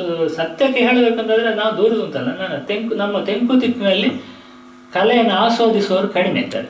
ಅಂದ್ರೆ ಪ್ರೇಕ್ಷಕ ವರ್ಗದಲ್ಲಿ ಸದಭಿರುಚಿಯ ಪ್ರೇಕ್ಷಕ ವರ್ಗ ಕಡಿಮೆ ಉಂಟು. ಅದು ಯಾರಿಂದಾಗಿ ಅಂತ ಹೇಳಿದ್ರೆ ಕಲಾವಿದರಿಂದಲಾಗಿ ಅಲ್ಲ, ಪ್ರೇಕ್ಷಕರಿಂದಲಾಗಿ ಎಲ್ಲರೂ ಎಲ್ಲರೂ ಸಮಷ್ಟಿಯಲ್ಲಿ ಸೇರಿ ಅದು ಈ ರೀತಿ ಆಗಿರುವಂಥದ್ದು. ಅಂದರೆ ಪ್ರೇಕ್ಷಕರ ಅಭಿರುಚಿ ಕೆಡಲಿಕ್ಕೆ ಕಾರಣ ಕಲಾವಿದರು ಹೌದು. ಹಾಗೆಂತ ಕೆಲವೊಮ್ಮೆ ಪ್ರೇಕ್ಷಕರಿಂದಾಗಿ ಕಲಾವಿದರು ಆ ಪ್ರೇಕ್ಷಕರ ಅಭಿರುಚಿಗೆ ಅನುಸಾರವಾಗಿ ಕಲಾವಿದರು ಕೊಟ್ಟದ್ದು ಉಂಟು. ನಾವು ಈಗಲೂ ನೋಡ್ತೇವೆ, ಒಳ್ಳೊಳ್ಳೆ ಅರ್ಥಧಾರಿಗಳೆಲ್ಲಿದ್ದಾರೆ ಅವರು ಆದಷ್ಟು ಹೊಲಸು ಮಾತುಗಳನ್ನು ಜಾಸ್ತಿ ಆಡ್ತಾರೆ ರಂಗಸ್ಥಳದಲ್ಲಿ. ನಿಜವಾಗಿ ಮೊದಲು ಅವರು ಒಳ್ಳೆ ಅರ್ಥಧಾರಿ ಆಗಿದ್ದು, ಈಗಲೂ ಅದನ್ನು ಆಡ್ತಾರೆ. ಯಾಕೆಂದರೆ ಅದನ್ನು ಆಡಿದ ಕೂಡಲೇ, ಆ ರೀತಿಯಲ್ಲಿ ಬಂದ ಕೂಡಲೇ ಅವರಿಗೆ ಡಿಮಾಂಡ್ ಜಾಸ್ತಿ. ತುಂಬ ಕ್ರಮ ಕರೀತಾರೆ, ಚಪ್ಪಾಳೆ ಬೀಳ್ತದೆ. ಹೌದು, 75 ಜನರು ಚಪ್ಪಾಳೆ, 25 ಜನ ಸುಮ್ಮನೆ ಕೂತ್ಕೊಂಡಿರ್ತಾರೆ. 75 ಜನಗಳು ಚಪ್ಪಾಳೆ ಬಿಟ್ಟರೆ ಪುನಃ 75 ಜನ ಮಾಡೋ ಪ್ರೋಗ್ರಾಮ್ಗೆ ಇವರನ್ನು ಕರೀತಾರೆ. ಹೌದು, ಅದರಿಂದಾಗಿ ಆ ರೀತಿ ಕಲಾವಿದರು ಅದನ್ನು ಜಾಸ್ತಿ ಉಪಯೋಗಿಸ್ತಾರೆ. ನಮ್ಮದು ನಾನು ಒಬ್ಬರನ್ನು ದೂರದು ಅಂತಲ್ಲ, ಭಾಗವತರನ್ನು ಅಂತಲ್ಲ, ವೇಷದಲ್ಲಿ ಹಿಮ್ಮೇಳದವರದ್ದು ಅಷ್ಟೇ. ಹಿಮ್ಮೇಳದವರದ್ದು ಈಗ ನಾನು ಮೊನ್ನೆ ಈಗ ಒಂದು 15 ದಿವಸದಿಂದ ಕೆಲವು ಕಾರ್ಯಕ್ರಮಕ್ಕೆ ಹೋದಾಗ ನನ್ನ ಅಳಿಯನೇ ಹೇಳ್ತಿದ್ದ, ಈಗ ನಿಮಗೆ ಒಳ್ಳೆ ಹೆಸರುಂಟು ಮೊನ್ನೆಯಿಂದಲ್ಲ ಆಗೈತೆ ಅಂತ ಹೇಳಿ. ಯಾಕೆಂತ ಹೇಳಿದ್ರೆ ನಾನು ಇಲ್ಲಿ ಬಂದು ಮನೆಯಲ್ಲಿ ಮಗಳ ಹತ್ರ ಹೇಳ್ತಿದ್ದೆ, ಅವಳಿಗೆ ಸಂಗೀತದ ಬಗ್ಗೆ ಎಲ್ಲ ಸ್ವಲ್ಪ ಜ್ಞಾನ ಉಂಟು, ಅವಳ ಹತ್ರ ಹೇಳ್ತಿದ್ದೆ. ಇಷ್ಟ ತನಕ ನಾನು ಗಿಮ್ಸ್ ಮಾಡ್ತಿರ್ಲಿಲ್ಲ, ಖಂಡಿತವಾಗಿ ಹೇಳ್ತೇನೆ ನಾನು. ಯಕ್ಷಗಾನದಲ್ಲಿ ಎಷ್ಟು ಬೇಕೋ ಅಷ್ಟೇ, ಪದ್ಯಕ್ಕೆ ಎಷ್ಟು ಬೇಕೋ ಇದಕ್ಕೆ ಅಷ್ಟೇ. ಸುಮ್ಮನೆ ಎಲ್ಲ ಪದ್ಯದ ಒಂದು ಸ್ವಲ್ಪ ಬಿಟ್ಟು ಕೊಡೋದು, ಮೊದಲೇ ಕೆಲಸ ಕೊಡೋದು, ಆ ಮೊದಲೇ ಸುಮ್ಮನೆ ಬಡ ಬಡ ಬಡ ಬಡ ಅಂತ ಒಂದು ಸ್ವಲ್ಪ ಹೊತ್ತು ಬಾರಿಸೋದು, ಇಂಥದ್ದನ್ನೆಲ್ಲ ಮಾಡೋದು ನಾನು ತುಂಬಾ ಕಡಿಮೆ ಇತ್ತು. ಈಗ ಮೊನ್ನೆಯಿಂದ ಏನು ಮಾಡಿದ ಅಂದ್ರೆ ಸುಮ್ಮನೆ ಎಲ್ಲ ಒಂದು ಖುಷಿಯಾಗಿ ಶುರು ಮಾಡಿದೆ ನಾನು. ಎಲ್ಲರೂ ಬೇಕು ಅಂತ ಹೇಳ್ತಾರೆ, ಭಾಗವತರು ಬಿಟ್ಟು ಕೊಡ್ತಾರೆ ಅವತ್ತಿಗಾಗ, ತಿರುಡುಗಳು ಸ್ವಲ್ಪ ಬಾರಿಸಿ ಬಿಟ್ಟು ಕೊಡ್ತಾರೆ, ಹೀಗೆ ಮಾಡ್ತಾರೆ. ಎಂತ ಮಾಡೋದು, ಬಾರಿಸಲೇಬೇಕು, ಇದನ್ನು ಬಾರಿಸಿ ಇದು. ಆಮೇಲೆ ಈಗ ಕೆಲವು ದಿವಸ ಅಂತ ಹೇಳ್ತಾ ಇದ್ದಾರೆ, ಒಳ್ಳೆ ಬಾರಿಸ್ತಾರೆ ಮಾಡಿದ್ರೆ ಅವ್ರೀಗ. ಅಂದ್ರೆ ಇಷ್ಟೇ ಜನಗಳಿಗೆ ಬೇಕಾದ್ದೇ ಇಷ್ಟು. ಹೌದು ಹೌದು, ಗಿಮಿಕ್ಸ್ಗಳೇ ಜನಗಳಿಗೆ ಬೇಕಾದ್ದು. ನಾವು ತಿಳ್ಕೊಳ್ತೀವಿ ಕೆಲವರು ಬಿಳಿಯಂಗಿ ಹಾಕಿದವರು ದೊಡ್ಡ ಮನುಷ್ಯರು, ಇವರಿಗೆ ಇದರ ಬಗ್ಗೆ ಇಚ್ಛೆ ಇರ್ಲಿಕ್ಕಿಲ್ಲ ಅಂತ. ಈಗ ನೋಡುವಾಗ ಅಂತವರು ಹೊಗಳ್ತಾ ಇದ್ದಾರೆ. ಹಾಗಾದ್ರೆ ಯಾರಿಗೆ ಇಚ್ಛೆ ಉಂಟು, ಯಾರಿಗೆ ಬೇಕು ಇದು, ಯಾರಿಗೆ ಬೇಡ ತಿಳ್ಕೊಳ್ಳಿಕ್ಕೆ ಸಾಧ್ಯ ಇಲ್ಲ, ಭಾರಿ ಕಷ್ಟ. ಪುರಾಣೇತರ ಪ್ರಸಂಗಗಳು ಅಂದರೆ ಈ ತುಳು ಆಗಿರ್ಬೋದು, ಅಥವಾ ಸಾಮಾಜಿಕ ಪ್ರಸಂಗಗಳಾಗಿರ್ಬೋದು, ಅಥವಾ ಐತಿಹಾಸಿಕ ಪ್ರಸಂಗಗಳಾಗಿರ್ಬೋದು, ಇದೆಲ್ಲ ಯಕ್ಷಗಾನಕ್ಕೆ ಪೂರಕವೇ ಅಥವಾ ಯಕ್ಷಗಾನಕ್ಕೆ ಇದರಿಂದ ಮಾರಕ ಏನಾದರೂ ಉಂಟು ಅಂತ ನಿಮ್ಗೆ ಅನ್ನಿಸ್ತದ? ಎರಡು ಉಂಟು, ಬಳಸುವುದರಲ್ಲಿ ಇರುವುದಷ್ಟೇ. ಯಕ್ಷಗಾನದ ಇದೆ, ನಾವು ಯಕ್ಷಗಾನದಲ್ಲಿ ಅದನ್ನು ತೋರಿಸ್ತೇವೆ ಅಂತ ಆಗುವಾಗ ಯಕ್ಷಗಾನದ ವೇಷದಲ್ಲಿ ಅದನ್ನು ತೋರಿಸಬೇಕು. ಅಂದ್ರೆ ಯಕ್ಷಗಾನದ ವ್ಯಾಪ್ತಿಗೆ ಒಳಪಟ್ಟು ತೋರಿಸಬೇಕು. ಚಿತ್ರಣ ಅದೇ ಬೇಕಿತ್ತು, ಅದೇ ಚಿತ್ರಣದಲ್ಲಿ ನಾವು ಅದನ್ನು ತೋರಿಸಬೇಕಿತ್ತು. ಕೋಟಿ ಚೆನ್ನೈ ಅಂತ ಹೇಳಿದ್ರೆ ಯಕ್ಷಗಾನದಲ್ಲಿಯೇ ಕೋಟಿಯನ್ನು ತರಬೇಕಿತ್ತು. ಅದೇ ಕಿರೀಟ ವೇಷದಲ್ಲಿಯೋ ಮತ್ತೊಂದು ಇದರಲ್ಲೂ ಮಾಡಬೇಕಿತ್ತು. ನಾವು ಅದರಲ್ಲಿ ಬೇರೆ ಕ್ರಮದಲ್ಲಿ ಮಾಡಿದ್ದೇವೆ. ಮಾಡಿದ ಕಾರಣ ಅದೇ ಪೌರಾಣಿಕ ವೇಷ ಕೃಷ್ಣದೇವರಾಯರದ್ದೆಲ್ಲ ಕೆಲವೆಲ್ಲ ಮೊದಲೆಲ್ಲ ಆಟ ಎಲ್ಲ ಮಾಡ್ತಿದ್ದ. ಅವು ಎಷ್ಟೋ ಸಲ ಕೋಲು ಕಿರೀಟ ಕಟ್ಟಿ ಕೃಷ್ಣದೇವರಾಯನ ಮಾಡಿದೆ. ಮತ್ತೆ ಕೆಲವು ಸರ್ತಿ ಈಗಿನ ಕೃಷ್ಣದೇವರಾಯ ಹೇಗಿರ್ತಿದ್ರು ನಾಟಿಕ ಶೈಲಿ ಅದರಲ್ಲಿ ಮಾಡಿದ್ದಾರೆ. ವ್ಯತ್ಯಾಸಗಳಲ್ಲಿ ತುಂಬಾ ಗೊತ್ತಾಗ್ತದೆ. ಈ ರೀತಿ ಮಾಡಿದ ಕೂಡಲೇ ಅದು ಏನಾಗ್ತದೆ ಅಂದ್ರೆ ಒಂದು ಯಕ್ಷಗಾನದ ರೂಪ ಬರ್ತದೆ ಅದು. ಹೌದು, ಆ ರೀತಿ ಮಾಡಿದ ಕೂಡಲೇ ಅದೊಂದು ನಾಟಕ ಏನಾದ್ರೂ ಆಗ್ತದೆ. ಅಂದ್ರೆ ಇಂಥ ಯಾವುದೇ ಪುರಾಣೇತರ ಪ್ರಸಂಗಗಳನ್ನು ರಂಗಕ್ಕೆ ತರಬಹುದು, ಆದ್ರೆ ಯಕ್ಷಗಾನದ ರೂಪದಲ್ಲಿ ಅದನ್ನು ತರಬೇಕು ಅಂತ ನಿಮ್ಮ ಅಭಿಪ್ರಾಯ? ತರಬೇಕು, ಭಾಷೆ ಕನ್ನಡ ಬೇಕು. ಭಾಷೆ ತುಳು ಇಲ್ಲದ್ರೆ ಬೇರೆ ಯಾವುದಾಗಲಿ ಅದ್ರ ಭಾಷೆ. ಆದರೆ ಕೆಲವರು ಹೇಳ್ತಾರೆ ಭಾಷೆ ಬೇರೆ ಬೇರೆ ಭಾಷೆ ಬಂದರೆ ಬೇರೆ ಬೇರೆ ದೇಶಕ್ಕೆ ಹೋಗುವಾಗ ಇಲ್ಲ ಬೇರೆ ಬೇರೆ ರಾಜ್ಯಗಳಿಗೆ ಹೋಗುವಾಗ ಪ್ರಚಾರ ಸಿಗ್ತದೆ. ತಪ್ಪು ಅಂತ ಹೇಳಲಿಕ್ಕೆ ಸಾಧ್ಯ ಇಲ್ಲ. ಅಲ್ಲಲ್ಲ, ಅದನ್ನು ನಾನು ವೈಯಕ್ತಿಕವಾಗಿ ನಾನು ಒಪ್ಪುವುದಿಲ್ಲ. ಯಾಕೆಂತಂದರೆ ಯಾವುದೇ ಒಂದು ಕಲೆಗೆ ಅದರದ್ದೇ ಆದಂತಹ ದೇಶ ಕಾಲಗಳ ಪರಿಧಿ ಉಂಟು. ಆ ದೇಶ ಕಾಲವನ್ನು ಬಿಟ್ಟು ಅದು ಹೋಯಿತು, ಅದು ತನ್ನ ಒಂದು ಶುದ್ಧತೆಯನ್ನು ಕಳ್ಕೊಳ್ತದೆ, ಅದು ಅದಾಗಿ ಖಂಡಿತ ಉಳಿಯುವುದಿಲ್ಲ. ಈಗ ನಾನು ನಿಮಗೆ ಉದಾಹರಣೆಗೆ ಹೇಳುದು, ನನ್ನ ಅಭಿಪ್ರಾಯವನ್ನು ನಾನು ಹೇಳುದು. ಈಗ ಕೋಲ ನಾವು ಭಕ್ತಿಯಿಂದ ಶ್ರದ್ಧೆಯಿಂದ ನಾವು ಅದನ್ನು ನೋಡ್ತೇವೆ, ಅದಕ್ಕೆ ಉಚಿತವಾದಂಥ ಮರ್ಯಾದೆಯನ್ನು ಕೂಡ ನಾವು ಕೊಡ್ತೇವೆ. ಅದೇ ಅದನ್ನು ಅಮೆರಿಕದಲ್ಲಿ ಲಂಡನ್ನಲ್ಲಿ ಮಾಡಿದರೆ ಅವರಿಗೆ ಅದೊಂದು ವಿಕೃತಿ ಹಾಗೆ ಕಾಣ್ತದೆ ಹೊರತು, ಅದಕ್ಕೆ ಅಪಹಾಸ್ಯ ಮಾಡ್ತಾರೆ ಹೊರತು ಅದನ್ನು ಅವರು ಭಕ್ತಿ ಶ್ರದ್ಧೆಯಿಂದ ಅಥವಾ ಒಂದು ಕಲೆಯ ರೂಪದಿಂದ ನೋಡುವ ಸಾಧ್ಯತೆ ಕಡಿಮೆ. ಯಾವನಾದ್ರೂ ನೋಡಬೇಕಾದ್ರೆ ಅದರ ಪರಿಪೂರ್ಣ ಜ್ಞಾನ ಬೇಕು ಅವನಿಗೆ. ಇದು ಯಾಕೆ ಮಾಡೋದು ಅಂತ ಹೇಳಿ ಗೊತ್ತಿರಬೇಕು ಅವನಿಗೆ. ಯಾಕೆ ಮಾಡೋದು ಅಂತ ಗೊತ್ತಿಲ್ಲದಿದ್ರೆ ಅದು ಆ ರೀತಿ ಆಗುದು. ಈಗ ಕೋಲ ನಾವು ಯಾಕೆ ಮಾಡುದು ಅಂತ ಹೇಳಿದ್ರೆ ಅದು ಬರೀ ಒಂದು ನಾಟಕ ನೋಡಿದಾಗೆ ಮಾಡುವುದಲ್ಲ, ಅದು ಭಕ್ತಿ ಅದರಲ್ಲಿ ಸೇರಿ ಇರ್ತದೆ. ಈಗ ದೇವರ ಉತ್ಸವ ಹೊತ್ತುಕೊಂಡು ಬಲಿ ಬರ್ತಾರೆ, ದರ್ಶನ ಬಲಿ ಬರ್ತಾರೆ, ಅದು ಯಾಕೆ ಮಾಡುದು? ಅವನ ನಾಟ್ಯವನ್ನು ಪ್ರದರ್ಶಿಸಲಿಕ್ಕೆ ಬೇಕಾಗಿದ್ದದ್ದಲ್ಲ. ಹೌದು, ಜನಗಳಿಗೆ ಭಕ್ತಿ ಮತ್ತು ಆ ದೇವರ ಮೇಲೆ ಅಲ್ಲಿ ಒದಗುವಂತ ರೀತಿಯನ್ನು ತೋರಿಸಲಿಕ್ಕೆ ಬೇಕಾಗಿರುವಂತದ್ದು. ಅದೇ ರೀತಿಯಲ್ಲಿ ಇದನ್ನು ಬೇರೆ ಕಡೆ ಕೊಂಡು ಹೋಗೋದು ನಿಜವಾಗಿ. ಆದ್ರೆ ಅವನಿಗೆ ಭಾಷೆಯನ್ನು ಚೇಂಜ್ ಮಾಡೋದು ಅಗತ್ಯ ಇಲ್ಲ. ಹೌದು, ಇಂಗ್ಲಿಷಿನವರಿಗೆ ಇಂಗ್ಲಿಷ್ನಲ್ಲಿ ಹೇಳಬೇಕು ಅಂತ ಇಲ್ಲ, ಕನ್ನಡದಲ್ಲೇ ಹೇಳಬೇಕು. ಅದ್ರ ಚಂದವೇ ಬೇರೆ. ಅವು ಮತ್ತೆ ಇಂಗ್ಲಿಷ್ನಲ್ಲಿ ಅದನ್ನು ತರ್ಜುಮೆ ಮಾಡಬಹುದು. ಹೌದು, ಆ ರೀತಿ ಇದ್ರೆ ನನಗೆ ತುಂಬಾ ಒಳ್ಳೆದಂತ ಕಾಣ್ತದೆ. ಆದ್ರೆ ನಮ್ಮಂತ ಕಲಾವಿದರು ಅದನ್ನೆಲ್ಲ ಹೇಳಿದ್ರೆ ಕೇಳುವವರು ಯಾರಿಲ್ಲ. ಹಿಮ್ಮೇಳ ವಾದಕರಾಗಿ ಅಂದ್ರೆ ಮೊದಲೇ ವಾದಕರಾಗಿ, ಚೆಂಡೆ ವಾದಕರಾಗಿ ನಿಮ್ಗೆ ಎದುರಾಗಿರಬಹುದಾದಂತಹ ಸವಾಲುಗಳೇನಾದ್ರೂ ಇತ್ತ? ತುಂಬಾ ಸವಾಲುಂಟು. ಅದನ್ನು ಹೇಳಿದ ಅವನಿಗೆ ಯಕ್ಷಗಾನದಲ್ಲಿ ಹಿಮ್ಮೇಳದವನಿಗೆ ಎದುರಾದಷ್ಟು ಸವಾಲುಗಳು ಯಾರಿಗೂ ಆಗುದಿಲ್ಲ. ಅದು ಯಾಕೆ ಆ ರೀತಿ? ಯಾಕೆಂದ್ರೆ ಇದು ಎಲ್ಲರ ಹಿಂದೆ ಹೋಗುವಂತ ಪರಿಸ್ಥಿತಿ. ನಿಜವಾಗಿ ಮೊದಲಲ್ಲಿ ಹೇಗಿತ್ತಂತೆ ಬಾರಿಸಿದ್ದಕ್ಕೆ ಕುಣಿಯುದು ಅಂತ ಹೇಳಿತ್ತಂತೆ. ಹೌದು, ಅಂದ್ರೆ ಹಿಮ್ಮೇಳಕ್ಕೆ ಸರಿಯಾಗಿ ಮುಮ್ಮೇಳ ಕುಣಿಯುವುದು ಅಂತ ಇದ್ದದ್ದು. ಹೌದು ಹೌದು, ಅದೇ ಇರ್ಬೇಕಾದ್ದು. ನಾವು ಪ್ರಾರಂಭ ಮಾಡುವ ಹೊತ್ತಿಗೆ ಅದು ಹೋಗಿದೆ, ಅಷ್ಟು ಇಲ್ಲ. ಅಂದ್ರೆ ಮುಮ್ಮೇಳಕ್ಕೆ ಸರಿಯಾಗಿ ನಾವು ಬಡಿತಗಳನ್ನು ಬಡಿಯುವುದು ಅಂತಾಗಿದೆ. ಹಾಗಾದ್ರೆ ಯಾಕಂದ್ರೆ ಅದರಲ್ಲಿ ಬರುವಂತ ವೇಷಧಾರಿಗಳು ಅಷ್ಟು ಪರ್ಫೆಕ್ಟ್ ಆಗಿ ಕಲ್ತು ಬಂದವರಿಲ್ಲ. ಕಲಿಯದೆ ಬಂದವರು ನಾಲಿಗೆ ಬಲದಿಂದ ದೊಡ್ಡ ಕಲಾವಿದರಾಗಿರ್ತಾರೆ. ಹೌದು, ಆವಾಗ ಅವರಿಗೆ ದೊಡ್ಡ ವೇಷ ಸಿಗ್ತದೆ. ಹೌದು, ಅಂತವರನ್ನು ಇಲ್ಲದಿದ್ರೆ ಮಾತಿನಲ್ಲಿ ಅಭಿನಯದಲ್ಲಿ ತುಂಬಾ ಹುಷಾರಿರ್ತಾರೆ, ನಾಟ್ಯದಲ್ಲಿ ಕಡಿಮೆ ಇರ್ತಾರೆ. ಅಂತವರನ್ನು ತೋರಿಸಿಕೊಡ್ಲಿಕ್ಕೆ ಬೇಕಾಗಿ ಮೇಳದ ಯಜಮಾನನಿಗೆ ಬೇಕಾಗಿ ಹಿಮ್ಮೇಳದವರು ಬಾರಿಸಲೇಬೇಕು. ಹೌದು, ಅಂದ್ರೆ ಹೆಜ್ಜೆಗೆ ಎಷ್ಟೋ ದೊಡ್ಡವರು. ಹೌದು, ಯಾರಾದ್ರೂ. ಹೌದು ಹೌದು, ಈಗ ದೊಡ್ಡ ಬಣ್ಣ ವೇಷಧಾರಿ ಒಬ್ಬರಿಗೆ ತಾಳ ಜನ ಲಯ ಸರಿ ಇಲ್ಲದವರು ಎಷ್ಟು ಜನ ನೋಡಿದ್ದಾನೆ. ದೊಡ್ಡ ದೊಡ್ಡ ಭಾಗವತರುಗಳನ್ನು, ಈಗಿನವರನ್ನಲ್ಲ ಹಿಂದಿನ ಭಾಗವತರುಗಳನ್ನು ನೋಡಿದ್ದಾನೆ. ಕೆಲವು ಮೇಳದಲ್ಲಿ ತಾಳಜ್ಞಾನವೇ ಇಲ್ಲದ ಭಾಗವತರುಗಳನ್ನು ನೋಡಿದ್ದೇವೆ ನಾವು. ಅವರು ತೆಗೆಯುವುದೇ 4ನೇ ಕಾಲದಲ್ಲಿ. ಆದರೂ ನಾವು ಬಾರಿಸಿಕೊಂಡು ಹೋಗಬೇಕಾಗ್ತದೆ. ಇದನ್ನು ಅಡ್ಜಸ್ಟ್ಮೆಂಟ್ ಮಾಡಿಕೊಂಡು ಹೋಗಬೇಕಾದ್ರೆ ಹಿಮ್ಮೇಳದಾನೆ ಅವ ಒಂದು ತಾಯಿ ಇದ್ದಾಗೆ ಎಲ್ಲರೂ ಕ್ಷಮಿಸೋದು. ಇವು ಎಲ್ಲರೂ ಏನಾದರೂ ಮಾಡೋದು, ಇವು ಎಲ್ಲರನ್ನು ಕ್ಷಮಿಸಿಕೊಂಡು. ಆದರೆ ನಮಗೆ ಮಾತಾಡ್ಲಿಕ್ಕೆ ಬಾಯಿ ಇಲ್ಲ. ಇವರಿಗೆಲ್ಲ ಮಾತಾಡ್ಲಿಕ್ಕೆ ಬಾಯಿ ಉಂಟು, ಹಿಮ್ಮೇಳದವರಿಗೆ ಬಾಯಿ ಇಲ್ಲ. ಯಾವ ಹಿಮ್ಮೇಳದವರಂತ ಕೇಳಿ ನೀವು ಇಡೀ ನಮ್ಮ ಕಲೆಯಲ್ಲಿ ಎಲ್ಲದಲ್ಲಿ ನೋಡಿದರೆ ಎಲ್ಲ ವಿಭಾಗಗಳಂತೂ ಬೇರೆ ಬೇರೆ ಬೇರೆ ಬೇರೆ. ಹೌದು, ಗಣಿತ ವಿಜ್ಞಾನ ಈಗ ಇದ್ದಾಗ ಬೇರೆ ಬೇರೆ ತಗೊಂಡ್ರೆ ತುಂಬಾ ವಿಧ ಉಂಟು. ಒಂದು ಬೇಕಾದ್ರೆ ಒಂದು ಬಣ್ಣದ ವೇಷ, ಕಿರೀಟ ವೇಷ, ಪುಂಡು ವೇಷ, ಆ ರೀತಿ ಬೇರೆ ಬೇರೆ ವಿಭಾಗಗಳು ಉಂಟು. ಹೌದು, ಭಾಗವತಿಗೆ ಇಂಥದ್ದನ್ನೆಲ್ಲ ಬಣ್ಣ ಇಂಥದ್ದೆಲ್ಲ ತಗೊಂಡ್ರೆ ಉಂಟು. ಎಲ್ಲರೂ ಒಂದೊಂದು ವಿಭಾಗದಲ್ಲಿ, ಒಬ್ಬ ಬಣ್ಣದ ವೇಷದ ಅವನ ವಿಭಾಗದಲ್ಲಿ ಅವನಿಗೆ 90% ಬಾಕಿದಲ್ಲಿ ಏನು ಇಲ್ಲದಿದ್ರೆ ಅವ ದೊಡ್ಡ ವೇಷಧಾರಿ ಆಗಿರ್ತಾನೆ. ಹೌದು, ಭಾಗವತರಿಗೆ ಕೆಲವು ತಾಳ ಬಡಿಲಿಕ್ಕೆ ಗೊತ್ತಿಲ್ಲ, ಕೆಲವು ರಾಗಗಳೇ ಗೊತ್ತಿಲ್ಲ, ಆದ್ರೂ ಅವರು ಗೊತ್ತಿಲ್ಲ, ಪ್ರಸಂಗದ ನಡೆಯೇ ಗೊತ್ತಿಲ್ಲ ಅಂತ ಇದ್ರು ಅವರು ದೊಡ್ಡ ಭಾಗವತರು ಆಗಿಬಿಡ್ತಾರೆ. ಆದ್ರೆ ಹಿಮ್ಮೇಳನೆ ನೀವು ಹತ್ರ ಅದಾಗುದಿಲ್ಲ. ಎಲ್ಲವೂ 40% ಗೊತ್ತಿರಲೇಬೇಕು ಅವನಿಗೆ. ಕೊನೆಯ ಪಕ್ಷ 40% ಗೊತ್ತಿರಲೇಬೇಕು. ಇದ್ರೆ ಮಾತ್ರ ಒಳ್ಳೆ ಹಿಮ್ಮೇಳದವ ಆಗಿರ್ತಾನೆ, ಇಲ್ಲದಿದ್ರೆ ಆಗುದಿಲ್ಲ. ಹಿಮ್ಮೇಳದವ ಆಗಿರ್ತಾನೆ, ತೊಂದರೆ ಇಲ್ಲ.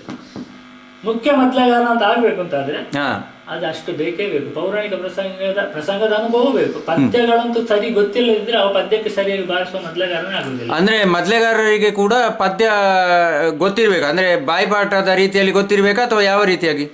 ಸಾಧಾರಣ ಬಾಯಿಪಾಠದ ರೀತಿ ಗೊತ್ತಿಲ್ಲ. ಸಾಧಾರಣ ಈಗ ನಮಗೆ ಆದ್ರೂ ಪೌರಾಣಿಕ ಪ್ರಸಂಗಗಳ ಪದ್ಯಗಳು, ಒಳ್ಳೆ ಪದ್ಯಗಳು ಯಾವುದುಂಟು ಮೊದಲೇ ಬಾರಿಸಲಿಕ್ಕೆ ಆಗೋದು ಅದು ಸಾಧಾರಣ ಗೊತ್ತಿರ್ತದೆ. ಗೊತ್ತಿದ್ರೆ ಮಾತ್ರ ಬಾರಿಸುವುದಷ್ಟೇ, ಇಲ್ಲದಿದ್ರೆ ಪದ್ಯಕ್ಕೆ ಸರಿಯಾಗಿ ಮೊದಲೇ ಬಾರಿಸಲಿಕ್ಕೆ ಸಾಧ್ಯ ಇಲ್ಲ. ಹೌದು, ಪದ್ಯ ಹೇಳ್ತಾ ಹೋಗ್ತಾನೆ, ನಾವು ಮೊದಲೇ ಬಾರಿಸ್ತಾ ಹೋಗ್ತೇವೆ. ಅಷ್ಟೇ ಆಗ್ತದೆ ಅಷ್ಟೇ. ಅದೇ ಆ ಭಾಗವತರ ಭಾವಕ್ಕೆ ಸರಿಯಾಗಿ ನುಡಿಸ್ಲಿಕ್ಕೆ ಆಗುದಿಲ್ಲ. ಭಾವಕ್ಕೆ ಸರಿಯಾಗಿ ನುಡಿಸ್ಬೇಕಾದ್ರೆ ಸ್ವಲ್ಪ ಸಂಗೀತ ಜ್ಞಾನ ಬೇಕಾಗ್ತದೆ. ಇದರೊಟ್ಟಿಗೆ ತಾಳ ಜ್ಞಾನ ಅಂತೂ ತುಂಬಾ ಬೇಕು. ಹೌದು ಹೌದು, ಅದರಲ್ಲಿ ನಿಖರತೆ ಬೇಕು. ಹೌದು, ತಾಳ ಗೊತ್ತಿಲ್ಲದೋ ಬಂದು ಕುಣಿತಾನೆ, ಅವು ಎಲ್ಲೆಲ್ಲಿ ಕುಣಿದ್ರೆ ಅವನ ಕಾಲಿಗೆ ಬಡ್ದು ಪುನಃ ತಾಳಕ್ಕೆ ಇವ ಬಂದು ನಿಲ್ಬೇಕಾದ್ರೆ ಒಂದು ಬದಿಯಲ್ಲಿ ಇವನಿಗೆ ತಾಳದ ಬಗ್ಗೆ ಕಲ್ಪನೆ ಇರ್ಲೇಬೇಕು. ಹೌದು ಹೌದು, ಬಾರಿಸಿದ್ರು ತಾಳದ ಬಗ್ಗೆ ಒಂದು ಕಲ್ಪನೆ ಇರ್ಲೇಬೇಕಾಗ್ತದೆ, ಇಲ್ಲದ್ರೆ ಬಾರಿಸಲಿಕ್ಕೆ ಸಾಧ್ಯವೇ ಇಲ್ಲ. ಈಗ ತಪ್ಪು ಮಾಡಿದ್ರು ಬೇಕಾದ್ರೆ ನಾನು ಉದಾಹರಣೆ ಕೊಡ್ತೇನೆ.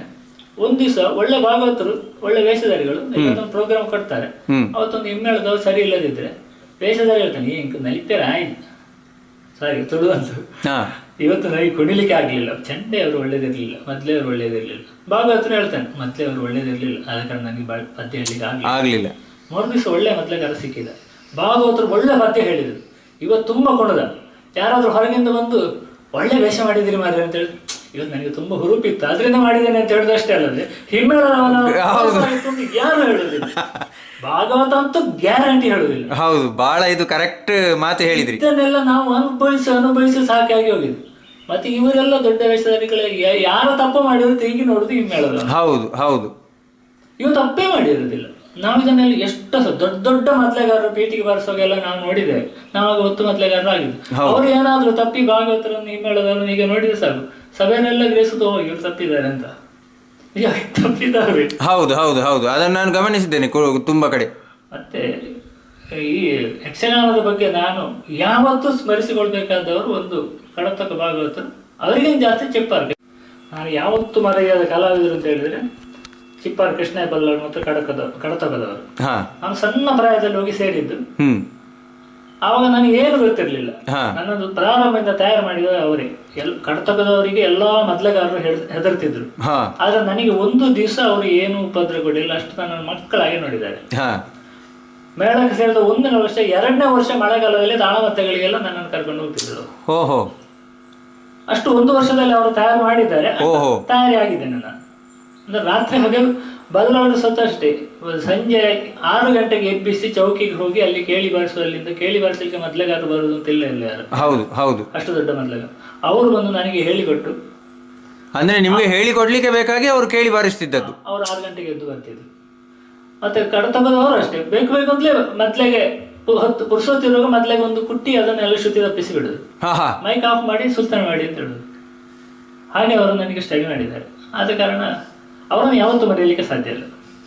ಮತ್ತೆ ಅದೇ ನೀವು ಆಗ ನನ್ನ ಹತ್ರ ಹೇಳ್ತಾ ಇದ್ರಿ, ಅಂತೂ ಈ ಮುಖ್ಯ ಸ್ತ್ರೀ ವೇಷಕ್ಕೆ ಅಥವಾ ಸ್ತ್ರೀ ವೇಷಕ್ಕೆ ಅವರು ಬಂದು ಚಿಪ್ಪಾರ್ ಅವರು ಕುಳಿತುಕೊಳ್ತಿದ್ರು, ಅದು ಯಾಕೆ ಆ ರೀತಿ ಮಾಡ್ತಾ ಇದ್ದದ್ದು? ಯಾವುದೇ ಮೊದಲೆಗಾರಗಳು, ದೊಡ್ಡ ಮೊದಲೆಗಾರರು ಅವಾಗ ಇಬ್ಬರು ಭಾಗವತರು, ಕಡತಕದವರು ಭಾಗವತರು, ಬಲ್ಲಾಳರು, ಚೆಂಡೆ ಅವರು. ನಾನು ಹೊತ್ತು ಮೊದಲಿಗೆ 8:30 ಗಂಟೆಗೆ ಶುರು ಮಾಡಿದ್ರೆ ಮರುದಿವಸ 6 ಗಂಟೆ ತನಕ ಕಂಟಿನ್ಯೂಸ್, ಅದು ನಿಲ್ಲಿಸಲಿಕ್ಕೆ ಇಲ್ಲ. ಅಂತದಲ್ಲಿ ನನಗೆ ಪ್ರಥಮವಾಗಿ 2 ತಿಂಗಳು ಕಲಿತು ನಾನು ಹೋಗಿ ಸೇರಿದವ. ಹೌದು ಹೌದು, ಬರೇ ನನ್ನಲ್ಲಿ ವಿದ್ಯೆ ಎಷ್ಟುಂಟು ಅಂತ ಅಲ್ಲ, ಆವಾಗ ನನ್ನ ಕೈ ಚುರುಕು ನೋಡಿ ಬಲ್ಲಾಳರು ಈ ಮಾಣಿ ನೆಂಕು ಕೊರ್ಲಿ ಅಂತ ಕರ್ಕೊಂಡು ಹೋದ್ರು. ಹೌದು ಹೌದು, ಅಲ್ಲಿ ಹೋದ ನಂತರ ನನಗೆ ಪ್ರಾರಂಭಕ್ಕೆ ಅಷ್ಟೇನು ಗೊತ್ತಿರಲಿಲ್ಲ. ನಿತ್ಯ ವಿಷಯದೆಲ್ಲ ಕಲಿಸಿದ್ರು ಶ್ರೀಧರಯ್ಯರು, ಆದ್ರೆ ಪ್ರದರ್ಶನ ಪಾಂಡಿತ್ಯ ಇರ್ಲಿಲ್ಲ ಅವಾಗ. ಸ್ವಲ್ಪ ಗೊತ್ತಿತ್ತು ಅಷ್ಟೇ.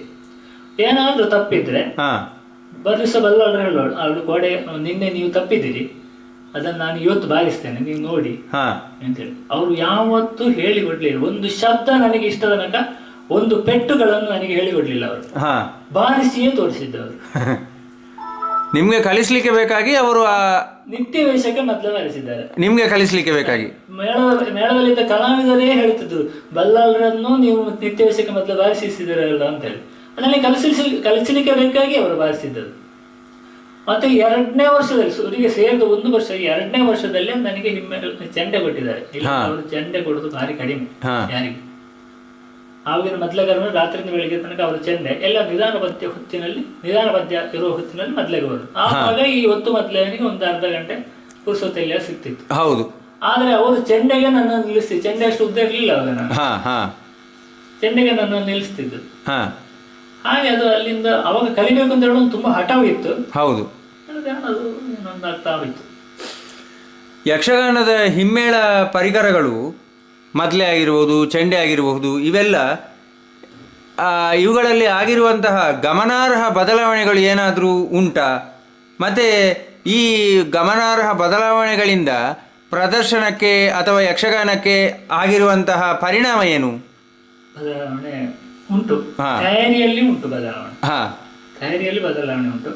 ಅದು ಇದು ಕುತ್ತಿಯಲ್ಲಿ, ನಾನು ಕುತ್ತಿ ಚಂಡಮದ್ದಲೆ ಕುತ್ತಿಯನ್ನು ಮಾರಾಟ ಕೆಲಸವು ನನಗೆ ಗೊತ್ತುಂಟು. ಕಡಿಚಿಲಿ ಹಿಡಿದು ಅದನ್ನು ಒಳಗೆ ತೂತು ಮಾಡಿ ಎಲ್ಲ ಮಾಡ್ತಿದ್ದೆ. ಮುಚ್ಚಿಗೆ ಹೇಗೆ ಮಾಡಿದ್ದೇನೆ, ಕನ್ನಡವು ಹಾಕಿದೆ. ಮಾಡುವ ರೀತಿಯಲ್ಲಿ ವ್ಯತ್ಯಾಸ ಉಂಟು. ಯಾಕಂದ್ರೆ ಅದಕ್ಕೆ ಬೇಕಾದ ಚರ್ಮಗಳು, ನಾದ ಬರುವ ಚರ್ಮಗಳನ್ನೇ ಹಾಕಬೇಕು. ಈಗ ಆ ಚರ್ಮ ಸಿಗುವುದಿಲ್ಲ, ಒಂದನೇ ಕಾರಣ. ಯಾವ ಚರ್ಮಗಳನ್ನು ಅದಕ್ಕೆ ಉಪಯೋಗ ಮಾಡ್ತಾ ಇದ್ದದ್ದು ಮುಂಚೆ? ಕರುವಿನ ಚರ್ಮ, ದನದ ಚರ್ಮ, ಇದನ್ನೆಲ್ಲ ಉಪಯೋಗ ನಾನು ಮಾಡ್ಲಿಲ್ಲ. ಯಾಕಂದ್ರೆ ನಾನು ಆ ಉದ್ಯೋಗಕ್ಕೆ ಹೋಗ್ಲಿಲ್ಲ. ಅದರ ಬಗ್ಗೆ ಎಲ್ಲಿಯಾದ್ರೂ ಸ್ವಲ್ಪ ಹಾಳಾದ್ರೆ ಎಲ್ಲ ಬಿಚ್ಚಿಸಿ ನಾನು ಸರಿ ಮಾಡ್ತಿದ್ದೆ ಕಟ್ಟಿ. ಆಮೇಲೆ ಆ ಕುತ್ತಿ ಯಾವುದು ಬೇಕಿತ್ತು? ಕುತ್ತಿ ಹಲಸಿದ್ದು, ಕಾಚಿ. ಇವಾಗ ಯಾವ ಕುತ್ತಿ ಆಗ್ತದೆ, ಆಗುದಿಲ್ಲ ಅಂತಲ್ಲ. ಅದು ಆ ಸ್ವರ ಬರಬೇಕಾದ್ರೆ ಅದೇ ರೀತಿ ಇರ್ಬೇಕು. ಅದರ ಆಯಗಳ ಅಳತೆಗಳು ಇದೆಲ್ಲ ಕ್ರಮ ಪ್ರಕಾರ ಉಂಟದು. ಈಗ ಎಲ್ಲಿವರೆಗಾಗಿ ಅದಕ್ಕೆ ಹಾಕುವಂತ ಹಗ್ಗ, ಅದ ಹುರಿಯ ಹಗ್ಗವೇ ಆಗ್ಬೇಕು. ಅದ್ರ ಜುಂಕು, ಅದಕ್ಕೆ ಜುಂಕು ಅದೊಂದು ಹಗ್ಗ ಉಂಟು. ಯಾವ್ದ್ರದ್ದು? ಮೊದ್ಲೇ ಅದೇ ಚೆಂಡೆ ಅದೇ ಹಗ್ಗ ಹಾಕ್ಬೇಕು. ಈಗ ಪ್ಲಾಸ್ಟಿಕ್ನ ಹಗ್ಗ ಹಾಕ್ತಾರೆ. ಹೌದು ಹೌದು. ಯಾವ್ದಾದ್ರು ಒಂದು ವಸ್ತು ಸೇರಿದ್ರೆ ಅದರ ಸ್ವರದಲ್ಲಿ ವ್ಯತ್ಯಾಸ ಬಂದೇ ಬರ್ತದೆ. ಯಾಕಂದ್ರೆ ಒಂದು ಚೆಂಡೆಯನ್ನು ನೋಡಿ, ಹೆಗಲಿಗೆ ಇಟ್ಟು ಬಾರಿಸಿ, ನೀವು ನೆಲದಲ್ಲಿ ಇಟ್ಟು ಬಾರಿಸಿ, ಅದರ ಕಂಪನದಲ್ಲಿ ವ್ಯತ್ಯಾಸ ಉಂಟು. ಹೌದು ಹೌದು, ಸ್ವರ ಬೇರೆ ಬರ್ತದೆ.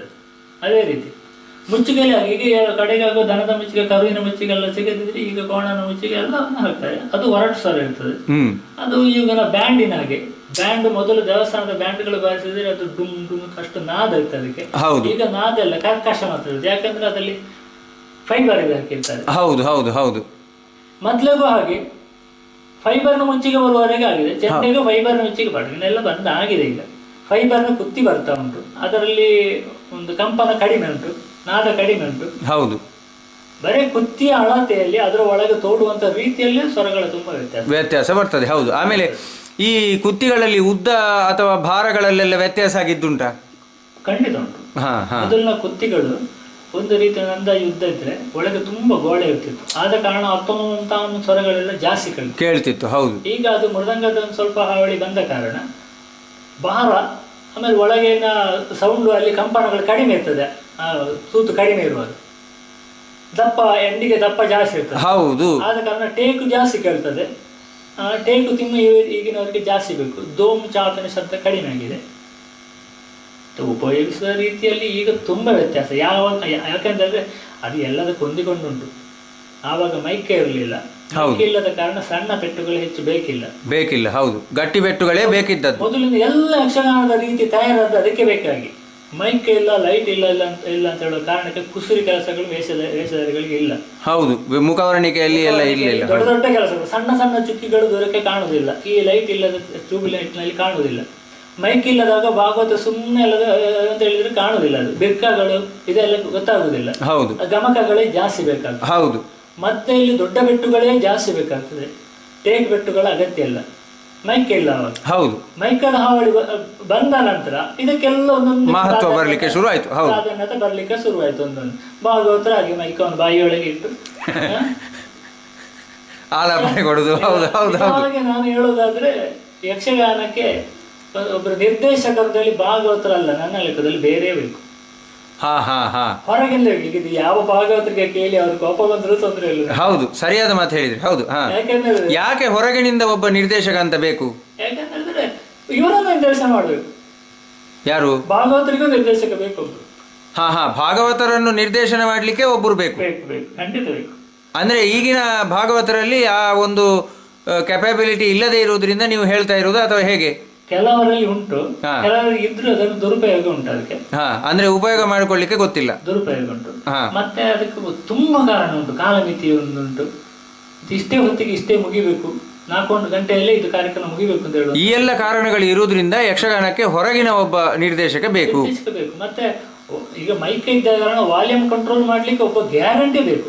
ಓಹೋ, ಅಂದ್ರೆ ನೀವು ಬಹಳ ವ್ಯಾಪಕವಾಗಿ ಹೇಳುವಂಥದ್ದು, ಬಹಳ ಸೀಮಿತವಾಗಿ ಅಲ್ಲ. ಯಕ್ಷಗಾನಕ್ಕೆ ಒಬ್ಬ ನಿರ್ದೇಶಕ ಅಂತ ಅಂದ್ರೆ ಅದು ವ್ಯವಸ್ಥಾಪನೆ ಆಯ್ತಲ್ಲ ಹಾಗಾದ್ರೆ ಎಲ್ಲದಕ್ಕೂ. ಅದೇ ನಾನು ಹೇಳುದು, ಅರ್ಥಧಾರಿಯಿಂದ ಹಿಡಿದು ವೇಷಧಾರಿಗಳು 4 ಗಂಟೆಯ ಪ್ರೋಗ್ರಾಮ್ ಅಂತ ಅವ್ರಿಗೆ ಎಷ್ಟು ಹೇಳಬೇಕು ಅಂತ ಹೇಳುದನ್ನು ಫಸ್ಟಿಗೆ ರೆಡಿ ಮಾಡಬೇಕು. ಭಾಗವತರಿಗೆ ಇಷ್ಟೇ ಪದ್ಯವನ್ನು ಹೇಳಿ ಅಂತ ಹೇಳಿ, ಇಷ್ಟೇ ಹೊತ್ತು ಎಳಿಬೇಕು ಅಂತ ನಿರ್ದೇಶನ ಬೇಕು. ಹೌದು, ಹೇಳೋದವನಿಗೆ ಬೇಕು.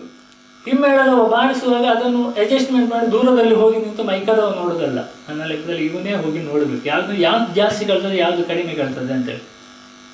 ಆಟದಲ್ಲಿ ಅಂತೂ ನೀವು ಬೇಕಾದ್ರೆ ನೋಡಿಬೇಕು, ಮೈಕವನು ಭಾಗವತರ ಹತ್ತಿರ ಕೊಟ್ಟಿರ್ತಾರೆ, ಅದಕ್ಕೆ ಹೀಗೆ ಅಂತದ ಯಾಕೋ ಎಲ್ಲ ಕೊಡ್ತಾರೆ, ಕೊಟ್ಟಿರ್ತಾರೆ. ಅವನ ಪದ್ಯ ಒಂದು 3 ಮೇಲೆ ಬಹುದು ಕೇಳ್ತದೆ. ಪದ್ಯ ನಿಂತ ಕೂಡಲೇ ಈ ಅರ್ಥಧಾರಿಗೆಯನ್ನು ಮೈಕವನಲ್ಲಿ ದೂರ ನೇತಾಡಿಸಿರ್ತಾನೆ, ಅವಾಗ ಹಿಂಗೆ ಮಾತಾಡಿದ್ದು ಕೇಳ್ತದೆ. ವಾಲ್ಯೂಮ್ ಇದಕ್ಕೆ ಅದಕ್ಕೆ ತುಂಬಾ ಡಿಫರೆನ್ಸ್. ನಾಟಕದಲ್ಲಿ ಆಗಲಿ ಸಿನಿಮಾದಲ್ಲಿ ನೋಡಿ ನೀವು, ಹಾಡು ಎಷ್ಟು ಗಟ್ಟಿ ಕೇಳ್ತದೆ ಅಷ್ಟೇ ಗಟ್ಟಿ ಮಾತು ಕೇಳ್ತದೆ. ಕರೆಕ್ಟ್. ಇದು ಬಹಳ ಅದು ಇಲ್ಲೂ ಇಲ್ಲ. ಹಾಡೊಂದು ಗಟ್ಟಿ ಕೇಳಿದ್ರು, ಮಾತು ಏನೇ ಅಲ್ಲ ಕೇಳುದು. ಇಷ್ಟ ಆಯ್ತಾ? ಹಿಮ್ಮೇಳಕ್ಕೆ ಒಂದು ಮೈಕ ಶುರು ಮಾಡಿದ್ರು. ಸತ್ಯಕ್ಕಾದ್ರೆ ಯಕ್ಷಗಾನದಲ್ಲಿ ನಾನೇ ಟೌನ್ ಹಾಲಿನ ಆಟದಿಂದಲಾಗಿತ್ತು, ಧರ್ಮಸ್ಥಳ ಮೇಳದಿಂದ ಶುರು ಆದದ್ದು.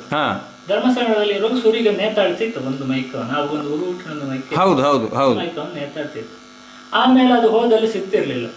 ಆಮೇಲೆ ಹೇಳಿ ಬಲಕ್ಕೊಂದು ಮೈಕ ಕೊಟ್ಟ ಕೂಡ ಅದು ಮಾತ್ರ ಜಾಸ್ತಿ ಕೇಳ್ತದೆ, ಎಡಕ್ಕೂ ಬೇಕು ಅಂದ್ರೆ ಎಡಕ್ಕೂ ನಾನು ಶುರು ಮಾಡಿದೆ. ಅಲ್ಲ, ಮೈಕ ಮೊದಲಿಗಾದ್ರೆ ಎಡಕ್ಕೆ ಮತ್ತೆ ಬಲಕ್ಕೆ ಎರಡಕ್ಕೂ ಬೇಕೇ ಬೇಕು. ಮೈಕ ಕೊಟ್ರೆ ಎರಡಕ್ಕೂ ಬೇಕೇ ಬೇಕು.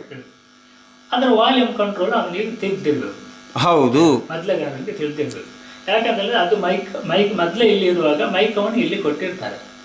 ಟೇಕು ಬಾರಿಸುವಂಥದ್ದು ಮೈಕದಲ್ಲಿ ಅಲ್ಲಿ ಹೊರಗೆ ಟುಮ್ ಅಂತ ಕೇಳ್ತಾರೆ. ಹೌದು, ಆ ರೀತಿ ಅದು ಗಟ್ಟಿ ಕೇಳುವಾಗ ಇವ ದೋಮನ್ನು 4 ಬೆರಳು ತೆಗೆದು ಹೊಡೆದ್ರೆ ಹೇಗೆ ಕೇಳಿತ್ತು. ಹೌದು ಹೌದು, ಆ ಕಲ್ಪನೆ ಮೊದಲ. ಅದರಿಂದಾಗಿ ತೋಮ್ ಕೂಡ ಬಹಳ ಮೆತ್ತಗೆ ಬರಿಸಬೇಕು. ಹೌದು, ಇದು ಬಾಂಬು ಹೊಡೆದಾಗ ಕೇಳ್ತದೆ. ಅಲ್ಲಿ ಕಡೆಗೆ ಎಲ್ಲಿವರೆಗೆ ಅಂತ ಹೇಳಿದ್ರೆ ಚೆಂಡೆ ಬಾರಿಸೋದು ಕೇಳುದಿಲ್ಲ. ಹೌದು ಹೌದು ಹೌದು, ಕರೆಕ್ಟ್. ಅಲ್ಲಿವರೆಗೆ ಮೊದಲಾಗಿದೆ. ಈಗ ಇದನ್ನು ಕಂಟ್ರೋಲ್ ಮಾಡ್ಲಿಕ್ಕೆ ಅವನಿಗೆ ಮೊದಲಿಗೆ ಗೊತ್ತಿದ್ರೆ ಮಾಡ್ಬೋದು. ನಾನು ಎಲ್ಲಿ ಹೋದ್ರು ಮಾಡ್ತೇನೆ ನಾನು. ಈಗ ನಿಮ್ಮ ಅಭಿಪ್ರಾಯದಲ್ಲಿ ನನಗೆ ಇದು ವ್ಯಾಪಕವಾಗಿ ನೀವು ಹೇಳಿದ್ರಿ, ಬಹಳ ಒಂದು ಲೈನಲ್ಲಿ ಹೇಳುವುದಿದ್ರೆ ಯಕ್ಷಗಾನಕ್ಕೆ ಭಾಗವತ ನಿರ್ದೇಶಕ, ಭಾಗವತನೇ ಸೂತ್ರಧಾರ ಅನ್ನುವಂಥದ್ದು ಎಲ್ಲರೂ ಒಪ್ಪಿಕೊಳ್ಳುವಂಥ ವಿಚಾರ. ಈಗ ನೀವು ಹೇಳ್ತೀರಿ ಯಕ್ಷಗಾನಕ್ಕೆ ಭಾಗವತ ಅಲ್ಲದೆ ಒಬ್ಬ ಹೊರಗಿನಿಂದ ಒಬ್ಬ ನಿರ್ದೇಶಕ ಬೇಕು ಅಂತಂದ್ರೆ ಯಾವೆಲ್ಲ ಕಾರಣಕ್ಕೆ ಬೇಕು? ಲಿಸ್ಟ್ 1 2 3 4 ಅಂತ ಹೇಳಿಕೊಡಿ ನನಗೆ. ಒಂದನೇ ಕಾರಣ ಇಷ್ಟೇ ಹೊತ್ತಿಗೆ ಮುಗಿಬೇಕು ಅಂತ ಹೇಳುವಂಥದ್ದು. ಅಂದ್ರೆ ಇಷ್ಟು ಹೊತ್ತಿಗೆ ಶುರು ಆಗಬೇಕು, ಇಷ್ಟು ಹೊತ್ತಿಗೆ ಮುಗಿಬೇಕು, ಅದಕ್ಕೆ ಒಬ್ರು ಬೇಕು. ಮೊದಲು ಹೇಗಿತ್ತು ಅಂದ್ರೆ ಒಬ್ಬ ಭಾಗವತ ರಾತ್ರಿಯಿಂದ ಬೆಳಿಗ್ಗೆ ತನಕ 8 ಗಂಟೆಯ ಆಟ, ಅವು ಅದನ್ನು ಫುಲ್ ಸ್ಟಡಿ ಮಾಡಿ ಕಂಟ್ರೋಲ್ ನಲ್ಲಿ ಸುರಿಗೆ ಇಷ್ಟನೇ ಕಾಲದಲ್ಲಿ ಹೋಗ್ಬೇಕು, ಇಷ್ಟೇ ಹೊತ್ತಿಗೆ ಇದು ಮುಗಿಬೇಕು, ಇಷ್ಟು ಹೊತ್ತಿಗೆ ಅಂದ್ರೆ ಅವಾಗ ಮಾಡಿಕೊಂಡು ಹೋಗಿರ್ತಾರೆ. ಹೌದು. ಇವಾಗ ಏನಾಗಿದೆ ಅಂತ ಹೇಳಿದ್ರೆ ರಾತ್ರಿಯಿಂದ ಬೆಳಿಗ್ಗೆ ಆಟ ಇದ್ರೆ 4 ಜನ ಭಾಗವತರು. ಹೌದು, 4 ಜನ ಭಾಗವತರು ಅಂತ ಆಗುವಾಗ ಅವರಿಗೆ ಸುರಿನ ಭಾಗವತರಿಗೆ ನನಗೆ ಸ್ಪೀಡ್ ಪದ್ಯ 4ನೇ ಕಾಲದ ಪದ್ಯ ಇಲ್ಲ ಅಂತ ಹೇಳುವ ಕಾರಣಕ್ಕೆ ಅವರು ಸುರಿಗೆ ಹೇಳ್ತಾರೆ. ನನಗೆ ಉದಯ ಕಾಲದ ರಾಗ ಹೇಳಲಿಕ್ಕೆ ಆಗುದಿಲ್ಲ ಅಂತ ಹೇಳಿ ಅವರು ಸುರಿಗೆ ಹೇಳ್ತಾರೆ. 11 ಗಂಟೆಗೆ ಮೋಹನ ರಾಗ ಎಲ್ಲವೂ ಹೇಳ್ತಾರೆ. ಹೌದು, 11 ಗಂಟೆ ತನಕ ಇದ್ದ ಭಾವನೆಗಳನ್ನು ಹೇಳುದು ಅವರು ರೈಸಿ ಹೋಗ್ತಾನೆ. ಹೌದು, ಅವಾಗ ಮತ್ತೊಬ್ಬ ಭಾಗವತನಿಗೆ ಬಂದಾಗ ನಾನೇನು ಕಡಿಮೆ ಅಂತ ಅವನು ಅದನ್ನೇ ಮಾಡ್ತಾನೆ. ಸೂರ್ಯನಿಂದ 9 ಗಂಟೆಯಿಂದ ಶುರುವಾದ ಬೆಳಿಗ್ಗೆ ತನಕ ಒಂದೇ ಲೆವೆಲ್ ನಲ್ಲಿ ಹೋಗ್ತದೆ, ವ್ಯತ್ಯಾಸ ಇಲ್ಲ. ಕರೆಕ್ಟ್. ಕಾಲ ನಿಘಂಟು ತಪ್ಪುವುದು ಇದೇ ಕಾರಣ. ಹೌದು, ಚೆಂಡ ಮೊದಲೇ ಇದೆ. ರಾತ್ರಿಯಿಂದ ಬೆಳಿಗ್ಗೆ ತನಕ ಆಗಿದ್ದು ಒಬ್ಬ ಚೆಂಡ ಒಬ್ಬ ಮೊದಲೇ. ಅವ ಲೆಕ್ಕಾಚಾರ ದೇವೇಂದ್ರ ಒಡ್ಡಾಲ ಅದೆಲ್ಲ ಒಂದಿನ ಕಾಲದಲ್ಲಿ ಅಷ್ಟು ಚಂದ ಹೋಗಿ ಬಹಳ ನಿಧಾನ. ಹೌದಪ್ಪ, ಅಭಿಮನ್ಯುನ ಪ್ರವೇಶದಲ್ಲಿ ಸ್ವಲ್ಪ ಸ್ಪೀಡ್, ಅದಕ್ಕೂ ಸ್ಪೀಡ್ಗೆ ಲೆಕ್ಕಾಚಾರ ಉಂಟು. ಇದೆಲ್ಲ ಆಗಿ ಬೆಳಿಗ್ಗೆ ಆಗ್ಬೇಕು ಒಂದು ರೈಸುವಂತ ಪ್ರಸಂಗಗಳು ಬರ್ತದೆ. ಹೌದು, 4ನೇ ಕಾಲದಲ್ಲಿ ಸರಿಯಾಗಿ ಹೋಗ್ತಿತ್ತು ಕಾಲ ನಿರ್ಣಯದ ಪ್ರಕಾರ. ಒಬ್ಬನೇ ಕಂಟ್ರೋಲ್ ಮಾಡಿಕೊಂಡು ಹೋಗ್ತಾನೆ. ರಾತ್ರಿಯಿಂದ ಬೆಳಗ್ಗೆ ಭೂತಳನಾಗಿ ಬರ್ತಾರೆ, ಅವನು ಸತ್ತೋದ. ಅಂದ್ರೆ ಈಗ ಹೊರಗಿನ ಒಬ್ಬ ನಿರ್ದೇಶಕ ಬೇಕು ಅನ್ನುವುದಕ್ಕೆ ಬಹಳ ಒಂದು ಮಹತ್ವದ ಕಾರಣ ಏನು ಅಂತಂದ್ರೆ, ಮೊದಲಿಗಾಗುವಾಗ ಆಟ ಶುರುವಾದ ಸಮಯದಿಂದ ಕೊನೆಯವರೆಗೆ ಒಬ್ಬನೇ ಭಾಗವತ ಇದ್ದ, ಇಬ್ಬರು ಹಿಮ್ಮೇಳದವರು ಅಂದ್ರೆ ಮೊದಲಿಗೆ ಮತ್ತೆ ಚೆಂಡೆಗೆ ಅಂತ ಒಬ್ಬೊಬ್ಬರೇ ಇರುವುದರಿಂದ ಆಗ ಭಾಗವತನೇ ನಿರ್ದೇಶಕ ಎನ್ನುವಂಥದ್ದು ನೀವು ಹೇಳಿದಾಗೆ ಪರಿಪೂರ್ಣವಾಗಿ ಒಪ್ಪತಕ್ಕಂಥದ್ದೇ. ಮತ್ತೊಂದು ಏನು ಅಂತ ಹೇಳಿದ್ರೆ ಆಗಿನ ಭಾಗವತರುಗಳು ಇದನ್ನು ಅಷ್ಟು ಸ್ಟಡಿ ಮಾಡಿದ್ರು. ಹೌದು, ಅದು ಹೇಗೂ ಹೌದಲ್ಲ. ಹೌದು, ಅದು ಹೇಗೂ ಭಾಗವತನಿಗೆ ಪರಿಪೂರ್ಣತೆ ಇತ್ತು, ಮತ್ತೆ ಒಬ್ಬನೇ ಇರುವುದರಿಂದ ಹೊರಗಡೆ ನಿರ್ದೇಶಕನ ಅವಶ್ಯಕತೆ ಇರಲಿಲ್ಲ. ಈಗ ಒಂದು ರಾತ್ರಿಯ ಆಟಕ್ಕೆ 3 ಜನ, 4 ಗಂಟೆ ಆಟಕ್ಕೆ 2 3 ಜನ ಭಾಗವತರು ಇದ್ದಾರೆ. ಈಗ ನೀವು ಹೇಳಿದ್ದು ನಿಜವಾಗಿಯೂ ಇದು ಚಿಂತನೆ ಮಾಡಬೇಕಾದಂತಹ ವಿಚಾರ. ಒಬ್ಬ ಹೊರಗಡೆ ನಿರ್ದೇಶಕ ಬೇಕು ಅನ್ನುವಂಥದ್ದು ನಿಜವಾಗ್ಲೂ ಇದು ಏನು ನಾವೆಲ್ಲರೂ ನಾವೇ ಹಿಮ್ಮೇಳದವಾಗಿದ್ರಿ. ಈಗ 3 ಜನ ಹಿಮ್ಮೇಳಕ್ಕೆ ಇದ್ದಾರೆ. ಒಂದು 4 ಗಂಟೆ ಹೊತ್ತು, ಈಗ 7 ಗಂಟೆಗೆ ಶುರುವಾಗಿ 12 ಗಂಟೆಗೆ ಆಟ ಮುಗಿತದೆ ಅಂತ ಹೇಳಿದ್ರೆ 4 ಜನ ಚೆಂಡೆಯವರು ಇದ್ದಾರೆ ಅಂತ ಹೇಳಿದ್ರೆ, ಸೂರ್ಯನ ಚೆಂಡೆಯವರು ದೇವತೆಗೂ ಒಂದೇ ರೀತಿ, ಬಲಕ್ಕೂ ಒಂದೇ ರೀತಿ, ಅವ ಬಾರಿಸುವ 3/4 ಗಂಟೆಯಲ್ಲಿ ಬೇವರು ಸುರಿಸಿ ಪಡ ಮಾಡಿ ಎದ್ದುತ್ತಾನೆ. ಆಮೇಲೆ ಮಹಿಷಾಸುರ ಬರುವ ಹೊತ್ತಿಗೆ ಆಚೆ 2ನೇ ಚೆಂಡೆ ಏನು ಮಾಡಬೇಕು, ಅವನು ಅಷ್ಟೇ ಬಾರಿಸ್ತಾನೆ. ಮತ್ತಿನವನು ಅಷ್ಟೇ ಬರ್ತಾರೆ. ಎಲ್ಲರೂ ನನ್ನದು ಕಾಣಬೇಕು ಅಂತೇಳಿ ಎಲ್ಲರೂ ಊಸಿನಲ್ಲಿ ಬಾರಿಸ್ಕೊಂಡು ಹೋಗ್ತಾರೆ. ಶ್ರೀವೇಷಧಾರಿಯ ವೇಷಗಳು ಯಾವುದು ಎಷ್ಟು ಕುಣಿಬೇಕು ಅಂತ ಹೇಳುವಂಥದ್ದು ಅದನ್ನು ಕಂಟ್ರೋಲ್ ಮಾಡಲೇಬೇಕು.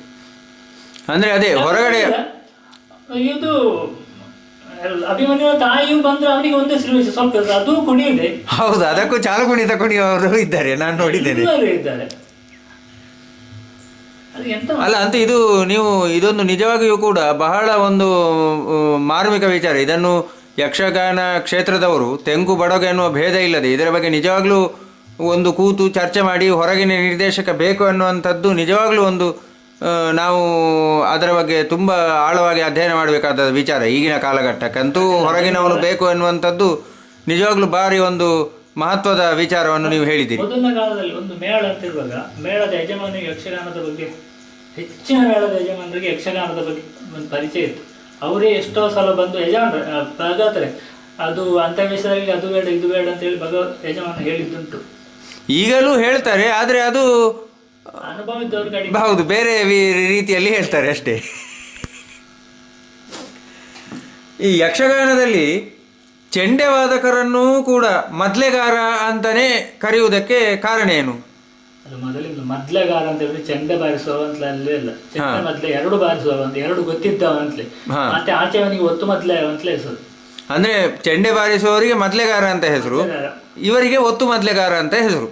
ಮುಖ್ಯ ಮುಖ್ಯ ಬಡಗಿನಲ್ಲಿ ಮುಖ್ಯ ಅಂತ ಹೇಳುದು ಮದ್ಲೆಗಾರನಿಗೆ, ಮೊದ್ಲೆ ಬಾರಿಸುವವನಿಗೆ ಮದ್ಲೆಗಾರನೇ ಮುಖ್ಯ ಅಲ್ಲಿ. ಹೌದು, ಚೆಂಡೆ ಬಾರಿಸುವ ಅಲ್ಲಿ ಒತ್ತು ಆಗಿರ್ತದೆ. ಹೌದು, ಇದರಲ್ಲಿ ನಮ್ಮಲ್ಲಿ ಚೆಂಡೆ ಬಾರಿಸುವವರು ಮುಖ್ಯ ಅಲ್ಲ, ಮದ್ಲೆಗಾರರೇ ಮುಖ್ಯ ಅಲ್ಲ. ನಮ್ಮಲ್ಲಿ ಚೆಂಡೆ ಬಾರಿಸುವವರು ಮುಖ್ಯ, ಅವರಿಗೆ ಮೊದ್ಲೇ ಗೊತ್ತಿರ್ಬೇಕು, ಅಂದ್ರೆ ಪರಿಪೂರ್ಣವಾಗಿ ಗೊತ್ತಿರ್ಬೇಕು, ಅಷ್ಟೇ ಗೊತ್ತಿರ್ಬೇಕು.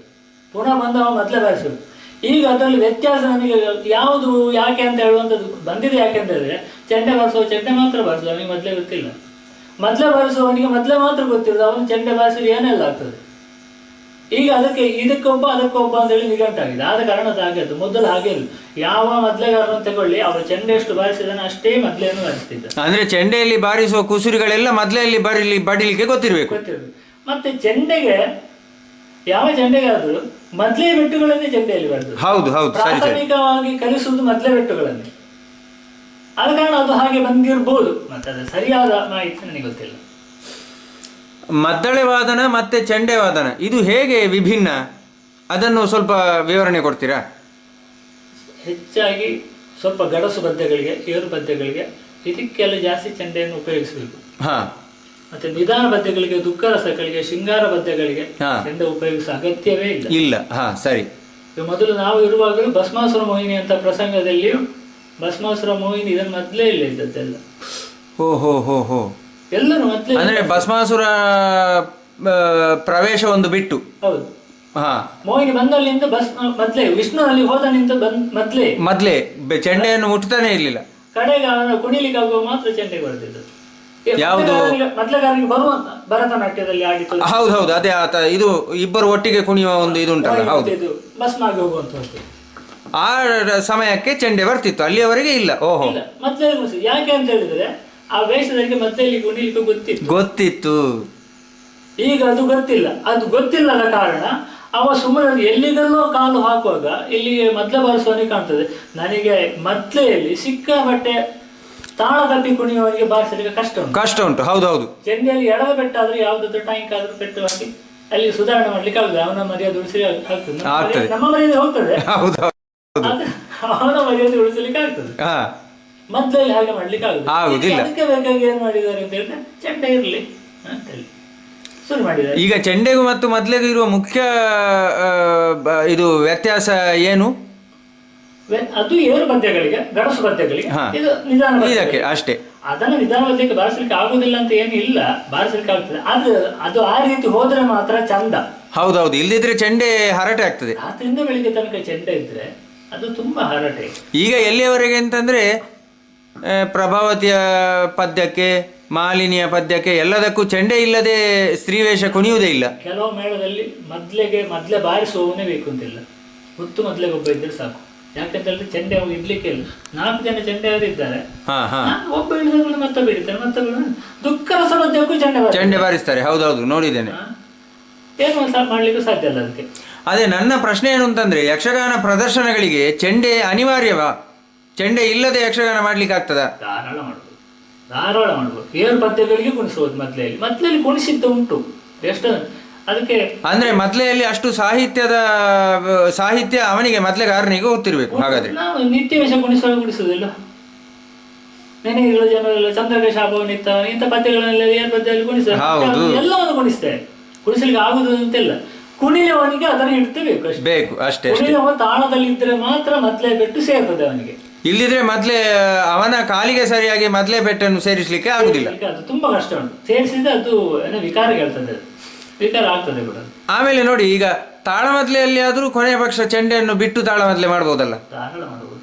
ಮಾಡಲಿ ಎಷ್ಟು ಕಡೆ ಮಾಡ್ತೇವೆ ನಾವು. ಈ ಚೆಂಡೆ 7 ಪದ್ಯಗಳಲ್ಲಿ, ಅದೇ ಈ 7 ಪದ್ಯಗಳಿಗೆ ಮೊದಲೇ ಬಾರಿಸುವುದರಲ್ಲಿ ಈಗಿನ ಮೊದಲಗಾರಿಗೆ ಭಾರಿ ಕಡಿಮೆ ಗೊತ್ತಿರೋದು. ಕೆಲವರು ಇದ್ದಾರೆ, ಯಾರು ಅಂತ ಬೇಡ. ಹೌದು ಹೌದು, ಯಾರು ಗೊತ್ತಿಲ್ಲ ಅಂತಲೂ ಬೇಡ. ಹೌದು, ಭಾರಿ ಕಡಿಮೆ. ಕೆಲವು ಹಳೆ ಮೊದಲಗಾರಗಳೆಲ್ಲ ಅದಕ್ಕೆ ಬಾರಿಸುವ ರೀತಿಯೇ ಬೇರೆ, ಅದಕ್ಕೆ ಬಾರಿಸುವ ಚಾಪು ಬೇರೆ, ದೋವು ಬೇರೆ. ಬಿಡು ಚಾಪು ಬಾರಿಸುವ ಮೊದಲಗಾರಗಳು ಮೊದಲಿದ್ದವರು ಒಂದು ವೆಂಕಟ ಮೊದಲಗಾರರು, ಕೃಷ್ಣ ಮೊದಲಗಾರರು. ಬಿಡು ಚಾಪು ಅಂದ್ರೆ ಏನದು? ಅದು ಮೇಲಿಂದ ಅದು ಬಾರಿಸಿ ತೋರಿಸಬೇಕು. ಮೊದಲೇ ಚಾಪಿನಲ್ಲಿ ಬಾರಿಸುವಂತರಲ್ಲಿ 7 ಪದ್ಯಗಳಿಗೆ ಬೇರೆ, ನಿಧಾನ ಪದ್ಯಗಳಿಗೆ ಬೇರೆ, ಎಡ ಕೊಡುವಾಗ ಬೇರೆ, ಚೆಂಡೆಗೆ ಎಡ ಕೊಡುವಂತ ರೀತಿಯೇ ಬೇರೆ, ನಾವು ಸುಮ್ಮನೆ ಎಲ್ಲಾದ್ರೂ ಬಾರಿಸುವಂತ ರೀತಿಯೇ ಬೇರೆ. ಅದು ತುಂಬಾ ವ್ಯತ್ಯಾಸ ಉಂಟು. ಸುಮ್ಮನೆ ಎಲ್ಲಾದ್ರೂ ಬಾರಿಸುವ ರೀತಿಗಳನ್ನೆಲ್ಲ ಲಾಸ್ಟಿಗೆ ಹೋಗುವಾಗ ನಾವು ತಾಳದಲ್ಲಿ ದೋನಲ್ಲಿ ನಿಲ್ಲಲಿಕ್ಕೆ ಇಲ್ಲ. ದದಿಗಿಣ ತೋಮಲ್ಲಿ ನಿಲ್ಬೇಕು. ತೋಮಲ್ಲಿ ನಿಲ್ತಾರೆ ಕೆಲವು. ಹೇಳುದು ಮಾತ್ರ ದದಿಗಿಣತ್ತು ಅಂತ ಹೇಳುದು ದಿತೋಗತನವೇ. ಅಂದ್ರೆ ದಿದೋಗ ಅಲ್ಲಲ್ಲ. ಈಗ ದದಿಗಿಣತೋ ಇದು ಮತ್ತೊಂದೇನೋ ಹೇಳಿದ್ರಲ್ಲ, ಅದು ಏನದು? ದಿದೋಗತನ. ಎಲ್ಲರೂ ಬಾರಿಸೋದು, ನೀವು ದದಿಗಿಣತ ಬಾರಿಸಬೇಕು, ಪರಂಪರೆ ಬಾರಿಸಬೇಕು ಅಂತೆಲ್ಲ ಹೇಳ್ತಾರೆ. ದದಿಗಿಣತು ಅಂತ ದದಿಗಿಣತ ಅಲ್ಲ. ಅದರ ಸ್ಪೆಲ್ಲಿಂಗಿನ ನಿಜವಾದ ಅಕ್ಷರದಲ್ಲಿ ನಾವು ಬಾರಿಸೋದು ದಿದೋಗತನ. ದೀನಿಂದಲೇ ಶುರು ಆಗುದು. ಹೇಗೆ ಅದು ಸ್ವಲ್ಪ ನನಗೆ ತೋರಿಸಿಕೊಡಿ. ಅಲ್ಲ, ಮೊದಲು ಇದು ಈಗ ದದಿಗಿಣತೋ ಅಂದ್ರೆ ಹೇಗೆ ಅದು ತೋರಿಸಿ. ದದಿಗಿಣತೋ ಇದೆ.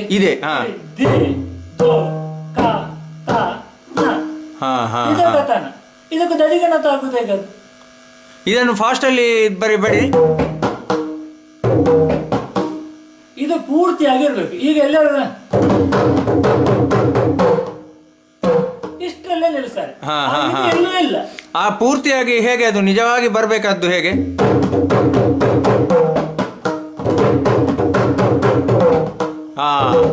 ಇಷ್ಟು ಮಾಡಬೇಕು. ಇಷ್ಟಲ್ಲ, ಶಬ್ದಗಳೇ ಇಲ್ಲ. 7 ಪದ್ಯಗಳಿಗೆಲ್ಲ ಬಾರಿಸುವಾಗ ಈಗ ಇದಕ್ಕೆ 7 ಪದ್ಯದಲ್ಲಿ ಇದು ಇಲ್ಲದೆ, ಚೆಂಡೆ ಇಲ್ಲದೆ ನಾವು ಈಗ ಪದ್ಯಕ್ಕೆ ಬಾರಿಸುವಾಗ ಇದು ಚಾಪು. ಹೀಗೆ 7 ಪದ್ಯಕ್ಕೆ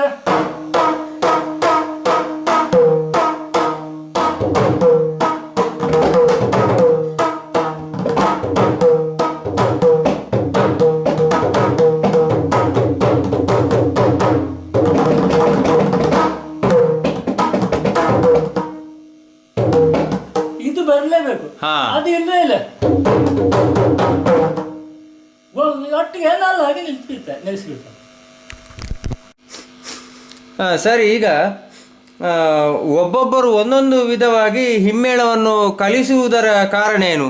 ಬಾಲಪಾಠಕ್ಕೆ ಹೀಗೆ ಅಂತ ರೂಪುರೇಷೆ ಏನಾದರೂ ಉಂಟಾ? ರೂಪುರೇಷೆ ಉಂಟು. ಆದ್ರೆ ಅವ ಕಲಿತ ರೀತಿಯಲ್ಲಿ ಅವ ಕಲಿಸುದು, ಶಬ್ದಗಳು ಅದೇ, ಮತ್ತೆ ಬಾರಿಸುವಂತ ರೀತಿಯು ಎಲ್ಲ ಒಂದೇ. ಅದರಲ್ಲಿ ವ್ಯತ್ಯಾಸ ಇಲ್ಲ. ಸ್ವಲ್ಪ ವ್ಯತ್ಯಾಸ ಇರ್ತದೆ. ನಾನು ಆಗ ಹೇಳಿದ್ರೆ ಚಾಪಿನಲ್ಲಿ ಇದರಲ್ಲಿ ಸ್ವಲ್ಪ ಇರ್ತದೆ. ಮತ್ತೆ ಶಬ್ದಗಳಲ್ಲಿ ತೊಂದರೆ ಇಲ್ಲ, ಅದರಲ್ಲಿ ಏನು ತೊಂದರೆ ಇಲ್ಲ. ಅದು ಮೃದಂಗದಲ್ಲಿ ಆದ್ರೂ ತುಂಬಾ ಉಂಟು. ತುಂಬಾ ಮೃದಂಗದಲ್ಲಿ ಆದ್ರೂ ಬಾಲಪಾಠ ಕಲಿಸುವಾಗ ತದ್ದಿತ್ತೋನಂ ಇಷ್ಟು ಬಿಟ್ರೆ ಮತ್ತೆ ಅವ ಉಪಯೋಗಿಸುವ ರೀತಿಗಳೆಲ್ಲ ಉಂಟಲ್ಲ, ತತ್ತರಿದರಿಗಿಡನ ಕಥಾಂತರಿಗಿಡ ಕತ್ತರಿದರಿಗಿಡ, ಅದು ತುಂಬಾ ಉಂಟು. ಅವ ಬೇರೆ ಬೇರೆ ನಮ್ಮದನ್ನು ಹೇಳಿಕೊಡ್ತಾನೆ. ಒಂದನ್ನು ಹೇಳಿಕೊಡುವುದಿಲ್ಲ. ಸಂಗೀತದಲ್ಲಿ ಆದ್ರೆ ಅದು ಒಂದೇ ಬರಲೇಬೇಕು, ಅದು ಯಕ್ಷಗಾನದಲ್ಲಿ ಆದ್ರೆ ಒಂದೇ ಬರಲೇಬೇಕು. ಯಾಕಂದ್ರೆ ಅದು ಸ್ವರ, ಅದು ಆ ಸ್ವರಕ್ಕೆ ಬರಬೇಕಾದ್ರೆ ಅದೇ ಸ್ವರ ಬರಲೇಬೇಕು. ಇದರಲ್ಲಿ ಶಬ್ದ ಮಾತ್ರ ಅದು. ಹೌದು. ಅದರಲ್ಲಿ ತೊಂದರೆ ಇಲ್ಲ. 1ನೇ ಕಾಲ, 2ನೇ ಕಾಲ, 3ನೇ ಕಾಲ, 4ನೇ ಕಾಲ, ಈ ರೀತಿ ಕಾಲ ನಿರ್ಣಯ ಯಕ್ಷಗಾನದಲ್ಲಿ ಉಂಟು ಇಡೀ ರಾತ್ರಿ ಆಟಕ್ಕೆ ಆಗುವಾಗ. ಅಥವಾ 4 ಗಂಟೆದ್ದಾದ್ರೂ ಅದನ್ನು ನಾವು ಅಷ್ಟು ಆ ಕಾಲ ನಿರ್ಣಯ ಉಂಟು. ಈ ಕಾಲ ನಿರ್ಣಯ ಪ್ರಸಂಗಕ್ಕೋ ಅಥವಾ ಹಿಮ್ಮೇಳಕ್ಕೋ? ಎಲ್ಲದಕ್ಕೂ. ಹಾ, ಇಡೀ ಯಕ್ಷಗಾನಕ್ಕೆ ಸಂಬಂಧಪಟ್ಟು. ಹಿಮ್ಮೇಳಕ್ಕಂತೂ ಉಂಟೆ, ಭಾಗವತರಿಗೆ ಉಂಟೆ, ವೇಷಧಾರಿಗಳಿಗೆ ಉಂಟೆ, ಕುಣಿತಕ್ಕುಂಟು, ಎಲ್ಲದಕ್ಕೂ ಸಂಬಂಧ. ಹಿಮ್ಮೇಳಕ್ಕೆ ಸಂಬಂಧಪಟ್ಟದ್ದು ಹೌದು ಅಂತಾದ್ರೆ ಅದು ವೇಷಧಾರಿಗೆ ಬರಲೇಬೇಕು. ಯಾಕಂದ್ರೆ ನಾವು ತಾಣವದ್ಲೆಗಾದ್ರೆ ಬಿಡುವ, ಆಟಕ್ಕಾದ್ರೆ ಅವ ಕುಣಿಯುವಾಗ ಅವನಿಗೆ ಕಾಲಿಗೆ ಬರಲೇಬೇಕಲ್ಲ. ಹೌದು, ಅಂದ್ರೆ ಹಿಮ್ಮೇಳ ಪ್ರಸಂಗ ಎಲ್ಲದಕ್ಕೂ ಅನ್ವಯವಾಗಿ ಇದು ಕಾಲ ನಿರ್ಣಯ ಇರುವಂತದ್ದು. ಖಂಡಿತ ಎಲ್ಲದಕ್ಕೂ. ಈ 1ನೇ ಕಾಲ, 2ನೇ ಕಾಲ, 3ನೇ ಕಾಲ, 4ನೇ ಕಾಲ, ಈ 4 ಕಾಲಗಳ ಭಿನ್ನತೆಯನ್ನು ಕಲಾವಿದರು ತೋರಿಸುವ ಬಗೆ ಹೇಗೆ ಒಂದು, ಇನ್ನೊಂದು ಅದು ಪ್ರೇಕ್ಷಕರಿಗೆ ಗೊತ್ತಾಗುವುದು ಹೇಗೆ? ತೋರಿಸುವ ಬಗೆ ಹೇಗೆ ಅಂತ ಹೇಳಿದ್ರೆ, ಅದು ಸುರಿಯಿಂದ ಕಡೆ ತನಕ ಒಂದು ಅರ್ಜುನ, ಯಾವ್ದಾದ್ರು ಒಂದು ಪ್ರಸಂಗದಲ್ಲಿ ಅರ್ಜುನ ಅವ ಸುರಿಯಿಂದ ಕಡೆ ತನಕ ಒಬ್ಬನೇ ಅರ್ಜುನ ಆದ್ರೆ ಅವ ಕರೆಕ್ಟ್ ಆಗಿ ತೋರಿಸಬಹುದು. ಒಬ್ಬನೇ ಭಾಗವತರ ಸರಿಯಾಗಿ ತೋರಿಸ್ತಾನೆ. ಹಿಮ್ಮೇಳದವರು ಎಲ್ಲ ಸರಿಯಾಗಿ ತೋರಿಸ್ತಾರೆ. ಒಬ್ಬನೇ ಆದ್ರೆ ಹಗಲಿನವರೆಗೆ 4 ಗಂಟೆ ಹೊತ್ತಿಗೆ ಒಬ್ಬನೇ ಹಿಮ್ಮೇಳ, ಒಬ್ಬನೇ ಭಾಗವತ, ಒಂದು ದೇವೇಂದ್ರ ಸೂರ್ಯದಿಂದ ಕಡೆ ತನಕ ದೇವೇಂದ್ರ ಒಬ್ಬನೇ ಅಂತ ಆದ್ರೆ ಅವ್ರು ತೋರಿಸಬಹುದು. 2, 3 ಜನ 4 ಜನ ಅಂತ ಆದ್ರೆ ಅದು ತೋರಿಸಲಿಕ್ಕೆ ಕಷ್ಟವೇ ಉಂಟು. ಅಂದ್ರೆ ಎಲ್ಲರೂ 1ನೇ ಕಾಲದಲ್ಲೇ ಇರ್ತಾರೆ. 1ನೇ ಕಾಲದಲ್ಲಿ ಇರುವುದಿಲ್ಲ ಎಲ್ಲರೂ.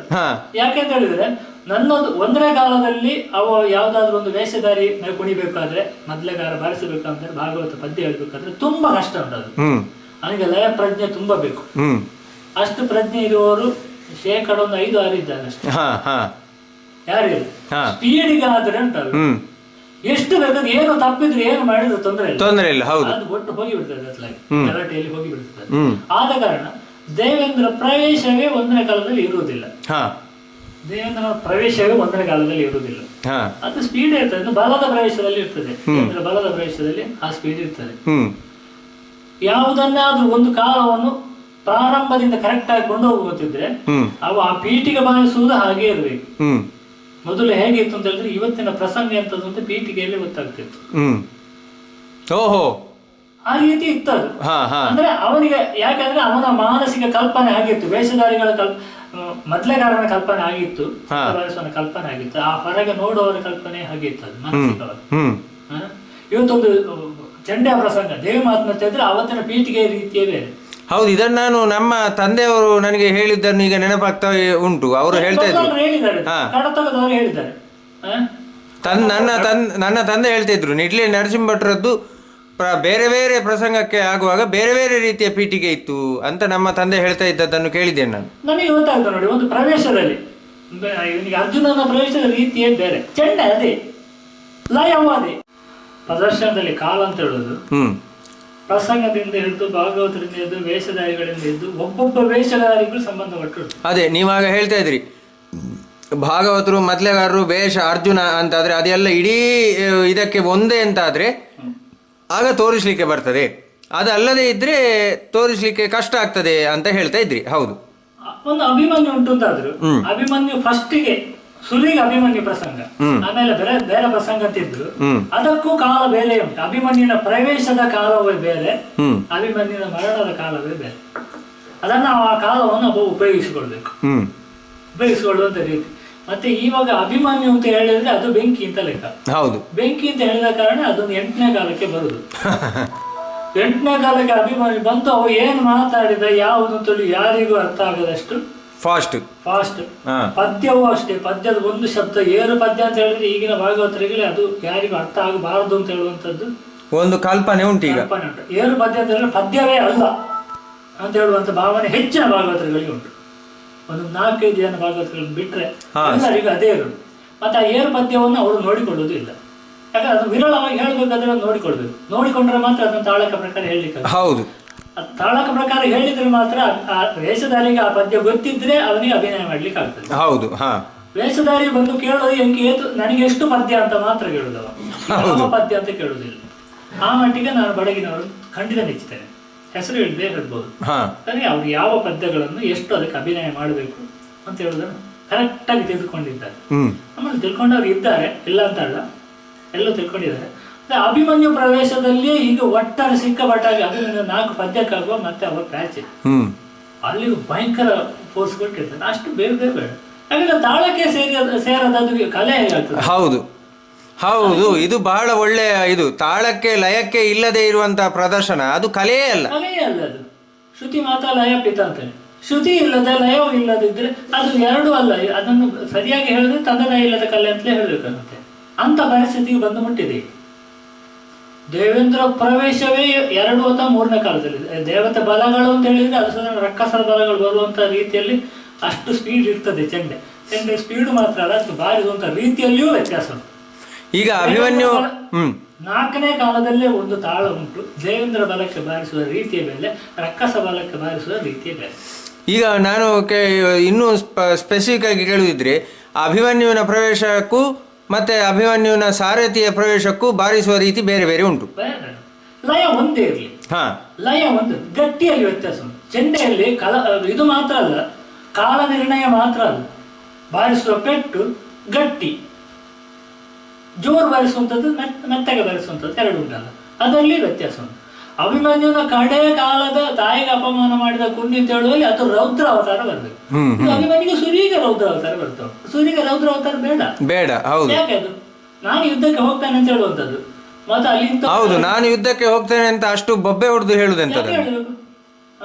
ಕಡೆಗೆ ಅವಾಗ ಅಲ್ಲಿ ಇಂಥವ್ರಲ್ಲ ಇದ್ದಾರೆ ಅಂದ್ರೆ ಯಾರು ನನಗೆ ಗಣ್ಯಲ್ಲ ಅಂತ ಹೇಳೋದು, ಅದಕ್ಕೆ ಸ್ವಲ್ಪ ಏರು ಕೊಡ್ಬೇಕು. ಹೌದು, ಮಾರಿಗೆ ಔತಣ ಅದು ಜೋರಲ್ಲಿ ಬೇಕು. ಹೌದು, ಈಗ ಅದೇ ಗೊತ್ತಿಲ್ಲ, ಮಾರಿಗೌತಣ ಅಲ್ಲಿ ಕೆಲಸ ಮಾಡಬೇಕು ಅಭಿಮನ್ಯು. ಈಗ ಏನು ಅಂತಂದ್ರೆ ಮೊದಲಿನಿಂದಲೇ ಶುರುವಾಗಿ ಬಿಡ್ತದೆ. ಎಲ್ಲವೂ ಅಷ್ಟೇ. ಆ ಸ್ವಭಾವವನ್ನು ತಿಳ್ಕೊಳ್ಳದಿದ್ದ ಕಾರಣ ಇದಕ್ಕೆ ನಾನು ಹೇಳೋದು, ಒಬ್ಬ ನಿರ್ದೇಶಕ ಒಬ್ಬ ಬೇರೆ ಹೊರಗಿನಿಂದ ಬೇಕು. ನಿರ್ದೇಶಕ ಯಾರು ಬೇಕು ಅಂತ ಹೇಳಿದ್ರೆ ಅವ ಕಲೆಗಾರ ಆಗ್ಬಾರ್ದು, ಆಗ್ಬಾರ್ದು. ಸರಿ, ಅವ ಒಂದು ಅರ್ಥ ಮಾತಾಡ್ತಾನ, ಭಾಗವತಿಗೆ ಮಾತಾಡ ಇದಾಗಬಾರ್ದು. ಇದ್ರ ಬಗ್ಗೆ ಪೂರ್ಣ ಜ್ಞಾನ ಇದ್ದವ ಬೇರೆ ಆಗಬೇಕು. ಅವ ಒಬ್ಬ ವಿಮರ್ಶಕ ಆಗಿರ್ಬೇಕು. ವಿಮರ್ಶಕ. ತಾಳ್ಮದ್ಲೆಲ್ಲ ನೋಡ್ತೇನೆ, ನಾವು ಮೊನ್ನೆಯಿಂದ ತಾಳ್ಮದ್ಲಿಗೆ ಹೋಗ್ತಾ ಇದ್ದೇವೆ, ಸರಿಗೆ ನೋಡ್ತಾ ಇದ್ದೇವೆ. ಸುಮ್ಮನೆ ಅವರು ಭಾಗವತರು ಏನು ಬದ್ದೆ ಕೊಟ್ಟರು, ಚೆಂಡೆ ಬಾರಿಸಿದ್ದು ಎಲ್ಲ ಆಯ್ತು. ಇವರು ಎಲ್ಲಡಿಕೆ ತಿಂಕೊಂಡು ಜಗಲಿಯಲ್ಲಿ ಕೂತ್ಕೊಂಡು ಮಾತಾಡಿದಾಗೆ ಕರ್ಣಾರ್ಜುನರು ಕೂಡ ನೆಗಾಡಿಕೊಂಡು ಮಾತಾಡ್ತಾನೆ. ಅಂದ್ರೆ ನೀವು ಹೇಳುದು ಕೇವಲ ಯಕ್ಷಗಾನದ ಆಟದ ಬಯಲಾಟದ ಪ್ರದರ್ಶನಗಳಿಗೆ ಮಾತ್ರ ಅಲ್ಲದೆ ತಾಳಮದ್ದಳೆಗೂ ಒಬ್ಬ ಹೊರಗೆ ನಿರ್ದೇಶಕ ಬೇಕು. ಖಂಡಿತ ಬೇಕು. ಯಾಕಂದ್ರೆ ಅದೊಂದು ಏರು ಪದ್ಯಗಳನ್ನು ಕೊಟ್ಟದ್ದಕ್ಕಾದ್ರೂ ಮರ್ಯಾದೆ ಕೊಡ್ಬೇಕು. ಹೌದು, ಯಾಕೆ ಪಂಚಾಯತಿಗೆ ಮಾತಾಡ್ಬೇಕು? ಈಗ ವಾಲಿ ಸುಗ್ರೀವರ ಕಾಲದಲ್ಲಿ ವಾಲಿ ಸುಗ್ರೀವರ ಯುದ್ಧ ಆರಂಭ ಆಯ್ತು ಅಂತ ಆದ್ರೆ, ವಾಲಿ ಮತ್ತು ಸುಗ್ರೀವರ ಯುದ್ಧದಲ್ಲಿ ಏರು ಪದ್ಯದಲ್ಲಿ ಫೋರ್ಸ್ನಲ್ಲೇ ಮಾತಾಡಬೇಕು ಬಿಟ್ಟು ಅವರಲ್ಲಿ ಸರಿಯಾಗಿ ಒಂದು ಸಂಧಾನಕ್ಕೆ ಕೂತುಕೊಂಡು ಮಾತಾಡಿದಾಗೆ ಮಾತಾಡಿದ್ರೆ ರಾಮ ಬರಬೇಕಾ? ಹೌದು, ರಾಮ ಯಾಕೆ ಬರಬೇಕು? ಅಷ್ಟೊಂದು ತಾಳ್ಮೆಯಲ್ಲಿ ವಾಲಿ ಸುಗ್ರೀವರು ಮಾತಾಡ್ಬೇಕು ಅಂತ ಆದ್ರೆ ರಾಮ ಯಾಕೆ ಬರ್ಬೇಕು? ಅವರಿಗೆ ನಿವೃತ್ತಿ ಮಾಡಿಕೊಳ್ಳಿಕ್ಕೆ ಆಗುದಿಲ್ಲ. ಇಂಥದ್ದನ್ನು ತುಂಬಾ ನನಗೆ ಅಂದ್ರೆ ನೀವು ಹೇಳಿದ್ದನ್ನು ಬಹಳ ಒಂದು 2-3 ಲೈನಲ್ಲಿ ಹೇಳುದಿದ್ರೆ, ಪಾತ್ರದ ಔಚಿತ್ಯ, ಪಾತ್ರ ಚಿತ್ರಣ, ಸನ್ನಿವೇಶ, ಸಂದರ್ಭ ಅದನ್ನೆಲ್ಲ ನೋಡಿಕೊಂಡು ಯಕ್ಷಗಾನದ ಚೌಕಟ್ಟಿನ ಒಳಗಡೆ ಪ್ರದರ್ಶನ ಈಗ ಕಡಿಮೆ ಆಗ್ತಾ ಉಂಟು. ಖಂಡಿತ ಕಡಿಮೆ ಆಗ್ತಾ ಉಂಟು. ಅದು ಮಾಡಲೇಬೇಕು, ಅದು ಮಾಡದಿದ್ರೆ ಸಾಧ್ಯವೇ. ಮತ್ತೆ ಲೆಕ್ಕದಲ್ಲಿ ಜಾಸ್ತಿ ಹಿಮ್ಮೇಳದವರು, ಒಂದು ಪ್ರದರ್ಶನಕ್ಕೆ ಜಾಸ್ತಿ ಹಿಮ್ಮೇಳದವರು, ಜಾಸ್ತಿ ಭಾಗವತರು, ಜಾಸ್ತಿ ಕಲಾವಿದರನ್ನು ಹಾಕಿದ್ರೆ ಈ ಸಮಸ್ಯೆ. ಹೌದು, ಅಂದ್ರೆ ಈ ಲೆಕ್ಕಾಚಾರದಲ್ಲಿ ಇರಬೇಕು.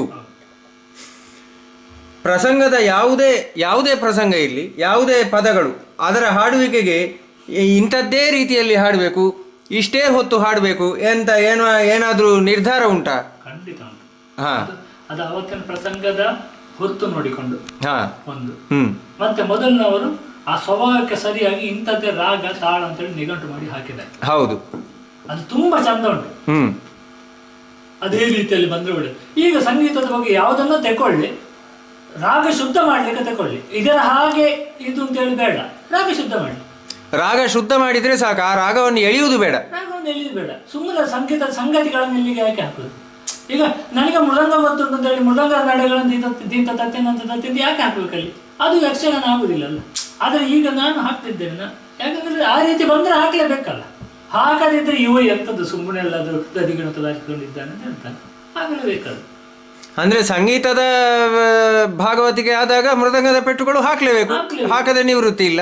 ಅನಿವಾರ್ಯವಾಗಿ ಯಕ್ಷಗಾನ ಪೌರಾಣಿಕ ಪ್ರಸಂಗದಲ್ಲೂ ಲಾವಣಿ ಪದ್ಯಗಳನ್ನು ಹಾಡ್ತಾರೆ. ಎಲ್ಲಿವರೆಗೆ ಸ್ವಭಾವ ವ್ಯತ್ಯಾಸ ಆಗಿದೆ ಅಂತ ಹೇಳಿದ್ರೆ, ಸರ್ಪಾಸ್ತ್ರ ಬಂದ್ರೆ ಸರ್ಪಾಸ್ತ್ರಕ್ಕೆ ಇದು ಪುನ್ನಾಗವರಾಳಿ ಹಾಕಿ ಅದನ್ನು ಕುಣಿಸ್ತಾರೆ. ಯಾಕೆ ಹೇಳ್ಬೇಕು? ಎಲ್ಲಿದ್ದೆ ಅಂತ ಕೇಳಿದ ಕೂಡಲೇ ನಾನು ಇಂಥ ಒಂದು ವನದಲ್ಲಿ ಇದ್ದೆ ಅಂತ ಹೇಳುವ ಒಂದು ಪದ್ಯವನ್ನು ಅಂತೇಳಿ ಕುಣಿಸ್ತಾರೆ. ಅಗತ್ಯವೇ ಇಲ್ಲ. ಅಸಂಬದ್ಧ ಅಂತ ಹೇಳಿದ್ರೆ ಅಸಂಬದ್ಧ. ಯಾಕಂದ್ರೆ ಇದು ನಾಗವಂತಲ್ಲ, ನಾಗವಂತ ಕೂಡಲೇ ಇದನ್ನು ಹಾಕೋದು. ಇಂಥದ್ದಕ್ಕೆಲ್ಲ ಇನ್ನೊಬ್ಬನೇ ಹೇಳ್ಬೇಕಷ್ಟೇ. ಕಲಾವಿದ ಹೇಳಿಕೆ ನನ್ನಂತ ಕಲಾವಿದ ಇದ್ರೆ ಅವನಿಗೆ ಬಾರಿಸಲಿಕ್ಕೆ ಗೊತ್ತಿಲ್ಲ, ಆದ ಕಾರಣ ಹಾಗೆ ಹೇಳ್ತಾನೆ ಅಂತ ಹೇಳ್ತಾರೆ. ಹೌದು, ನಾನು ಸ್ವಲ್ಪ ನಿಧಾನ ಬಾರಿಸ್ಬೇಕು ಅಂತ ಹೇಳಿದ್ರೆ ಅವನಿಗೆ ಕೈ ಬರುವುದಿಲ್ಲ. ಅವ ಸುಮಾರು ವರ್ಷ ಮೇಳ ಬಿಟ್ಟು ಮನೇಲಿ ಇದ್ದಾನೆ, ಕೈ ಬರುದಿಲ್ಲ, ಅದಕ್ಕಾಗಿ ಹೇಳ್ತಾನೆ ಅಂತ ಹೇಳ್ತಾನೆ. ಪೀಠಿಗೆ ಈಗ ಪ್ರಸಂಗಗಳು ಯಾವ್ದಾದ್ರು ಶುರು ಆದ್ರೆ ಒಂದು ಪೀಠಿಗೆ ಬರ್ಸೋಡಿ, ನನಗೆ 3 ನಿಮಿಷ ಪೀಠಿಗೆ ಪಕ್ಕ ನಿಂತು ಅದು ಪರವಾಗಿಲ್ಲ, ಅದು ಆಡು ಮಾತಲ್ಲಿ ಪೀಠಿಗೆ ಅಂತ. ಇವ 4ನೇ ಕಾಲದಲ್ಲಿ ಪೀಠಿಗೆ ರೆಡಿಂಗ್ ಹೀಗೆ ಹೋಗ್ತದೆ ಅದು ಪೀಠಿಗೆ. ಯಾಕೆ ಅಂತ ಹೇಳಿ ಅವ ಮೊದಲಗಾರ ಸ್ವಲ್ಪ ಆಲೋಚನೆ ಮಾಡಿಕೊಳ್ಳಬೇಕು.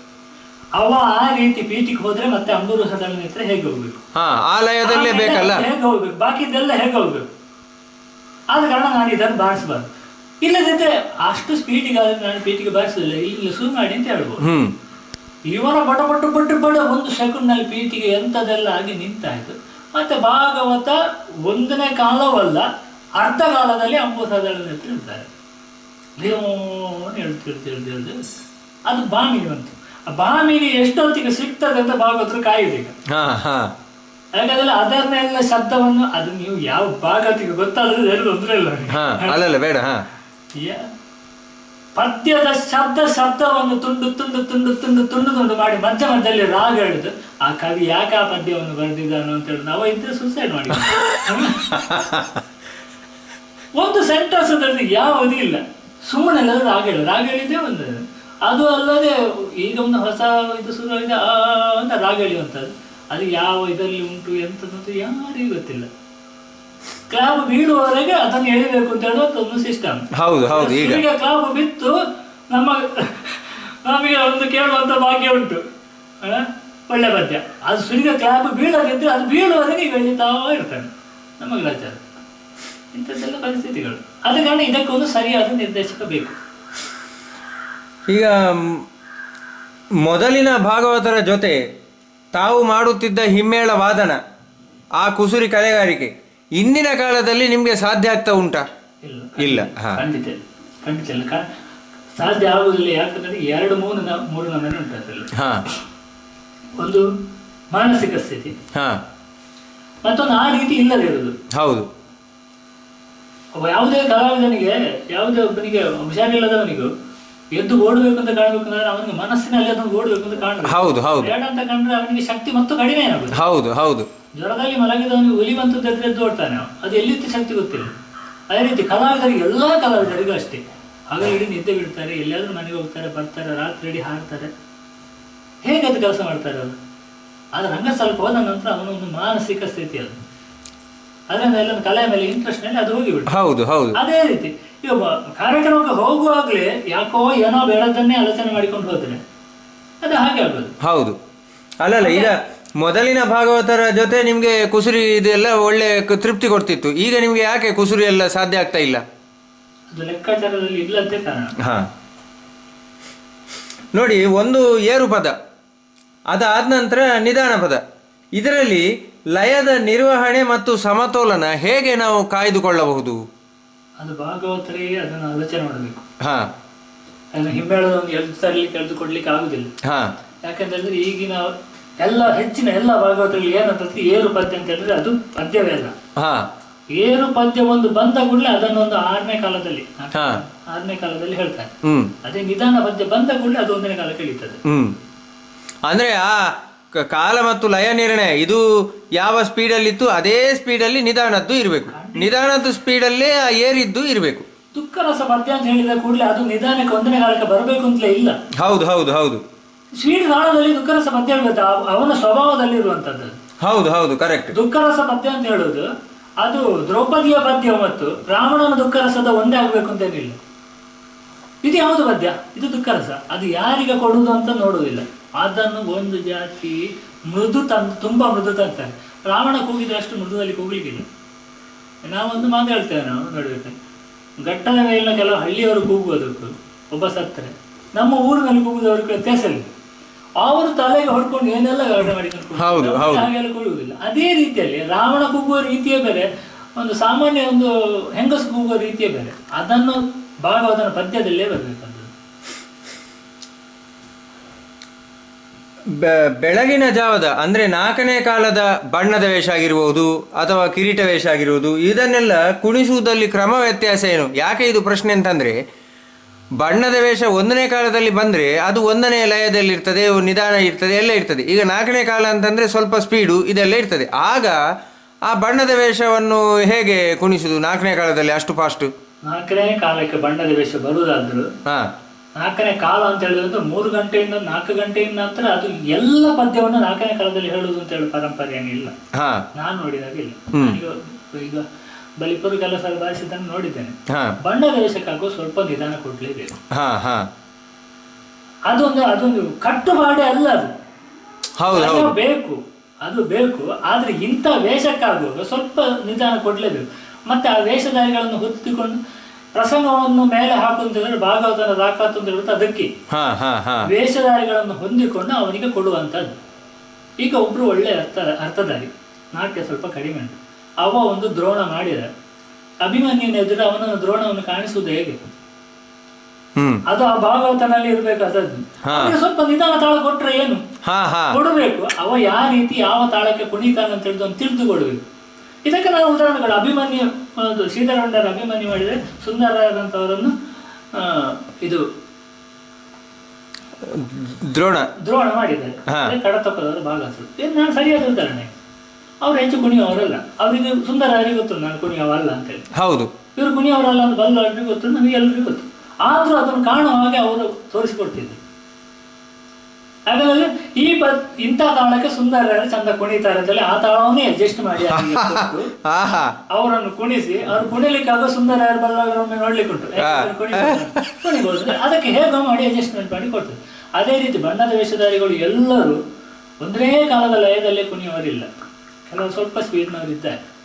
ಅದನ್ನು ಪ್ರದರ್ಶನದ ಚಂದಕ್ಕೆ ಬೇಕಾಗಿ ಸ್ವಲ್ಪ ಭಾಗವತ ಅಡ್ಜಸ್ಟ್ ಮಾಡಿ. ಹೌದು, ಅಂದ್ರೆ ಈಗ ಭಾಗವತ ಆದವನು ಎಲ್ಲಾ ವೇಷಧಾರಿಗಳ ಅವರ ಎಲ್ಲ ಏನು ಪಾಸಿಟಿವ್ ನೆಗೆಟಿವ್ ಎಲ್ಲವನ್ನೂ ತಿಳ್ಕೊಂಡು ಅದನ್ನು ಎದ್ದು ಕಾಣಿಸುವ ಹಾಗೆ ಮಾಡುವ ಜವಾಬ್ದಾರಿ ಭಾಗವತನದ್ದು. ಹಾಗಾದ್ರೆ ಅದೇ ಹಿಮ್ಮೇಳದವನಿಗೆ, ಅದೇ ಚಂಡ ಮೊದಲವರಿಗೆ ಅಷ್ಟೇ. ನಮಗೆ ಯಾವ ಮೊದಲಗಾರರು ಎಲ್ಲಿ ದಸ್ಸು ಕೊಡ್ತಾರೆ, ಯಾವ ರೀತಿ ಕೊಡ್ತಾರೆ ಅಂತ ಹೇಳುದು ಸಾಧಾರಣವಾಗಿ ಎಲ್ಲ ಕಲ್ಪನೆ ಇರಲೇಬೇಕು. ಇದ್ರೆ ಮಾತ್ರ ಅವನಿಗೆ ಸರಿ ಬಾರಿಸಲಿಕ್ಕೆ ಆಗ್ತದೆ.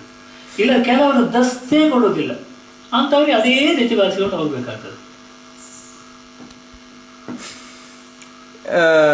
ಧೀಂಗಿಣಕ್ಕೆ ಮತ್ತೆ ಧೀಂಗಿಣದ ನಂತರ ತಿರುಗುವುದಕ್ಕೆ ಗಿರಿಕಿಗೆ, ಇದಕ್ಕೆ ಸಂಖ್ಯೆ ನಿರ್ಣಯ ಅಂತ ಏನಾದ್ರೂ ಉಂಟಾ? ಸಂಖ್ಯೆ ನಿರ್ಣಯ ಇಲ್ಲ.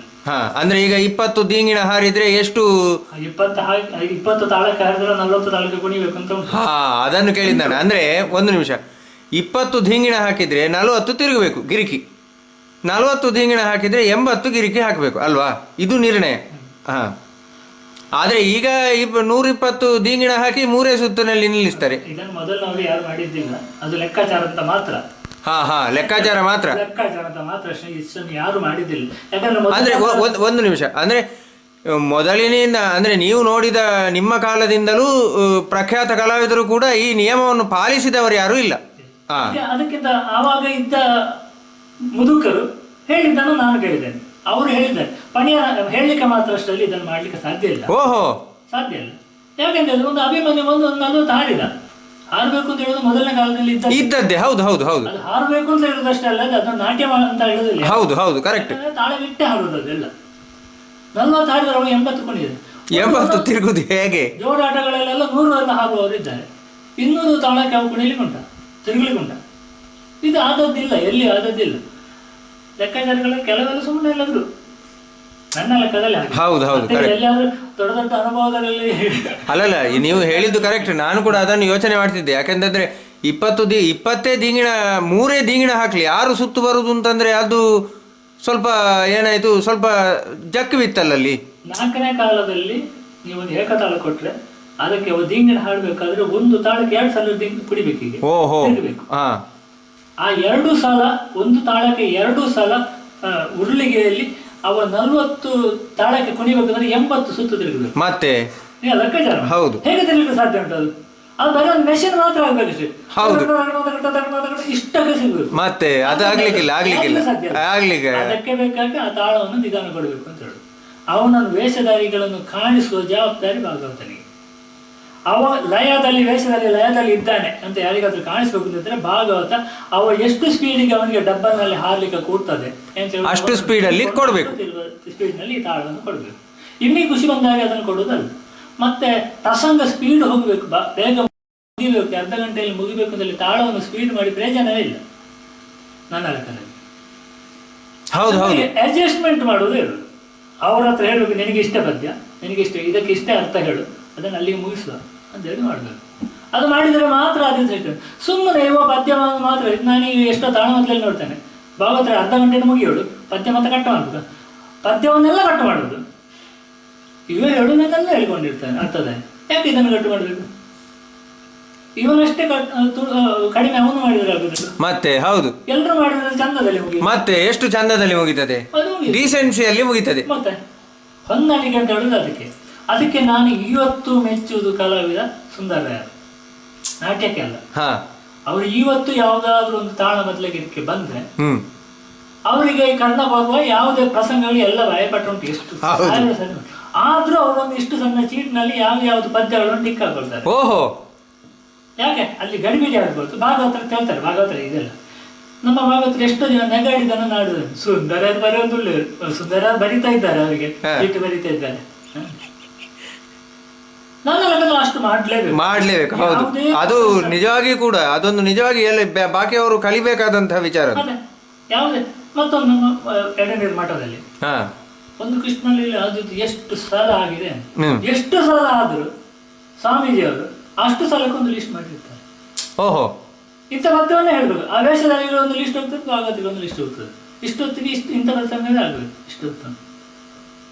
ಅದು ನಿಜವಾದ ಕ್ರಮ, ಅದು ತುಂಬಾ ಚಂದ. ಅದು ಅಂದ್ರೆ ನಾವು ತಯಾರಾಗಿರ್ಬೇಕು ಅಂತ ಯಾವತ್ತಿಗೂ ನಾವು ಈ ರೀತಿಯ ಏನು ಹೋಮ್ವರ್ಕ್ ಅಂತ ಏನು ಹೇಳ್ತೇವೆ ಅದನ್ನು ಮಾಡಿಕೊಂಡು ಹೊರಟ್ರೆ ಒಳ್ಳೆಯದು. ಪ್ರತಿ ಪ್ರದರ್ಶನಕ್ಕೂ ಅವ ತಯಾರಿಯಾಗಿ ಹೋಗಬೇಕು. ನಾನು ತಯಾರಿಯಾಗಿದ್ದೇನೆ ಅಂತ ಸುಮ್ಮನೆ ರಂಗಸ್ಥಳಕ್ಕೆ ಗೊತ್ತಲ್ಲ, ನಮ್ಮಲ್ಲಿ ಮೊದಲಿಂದ ಅಭ್ಯಾಸ ಆಗಿದೆ. ಈಗ ಈ ದೊಂದಿರಾಳ ಎಲ್ಲ ಯಾವೆಲ್ಲ ವೇಷಗಳಿಗೆ ಅನಿವಾರ್ಯ, ಅಂದ್ರೆ ಅದರ ಸಾಂಪ್ರದಾಯಿಕವಾಗಿ ಬಳಸುವ ವಿಧಾನ ಹೇಗೆ? ಯಾಕೆ ಇದು ಪ್ರಶ್ನೆ ಅಂತಂದ್ರೆ ಇತ್ತೀಚೆಗೆ ಇದ್ದ ಎಲ್ಲ ವೇಷಗಳಿಗೂ ದೊಂದಿರಾಳ ಉಪಯೋಗ ಮಾಡುವ ಒಂದು ಕೆಲವು ಕಡೆ ಕ್ರಮ ಬಂದಿದೆ, ಅದೊಂದು ಉಜ್ವಲತೆ ಕೊಡ್ಲಿಕ್ಕೆ.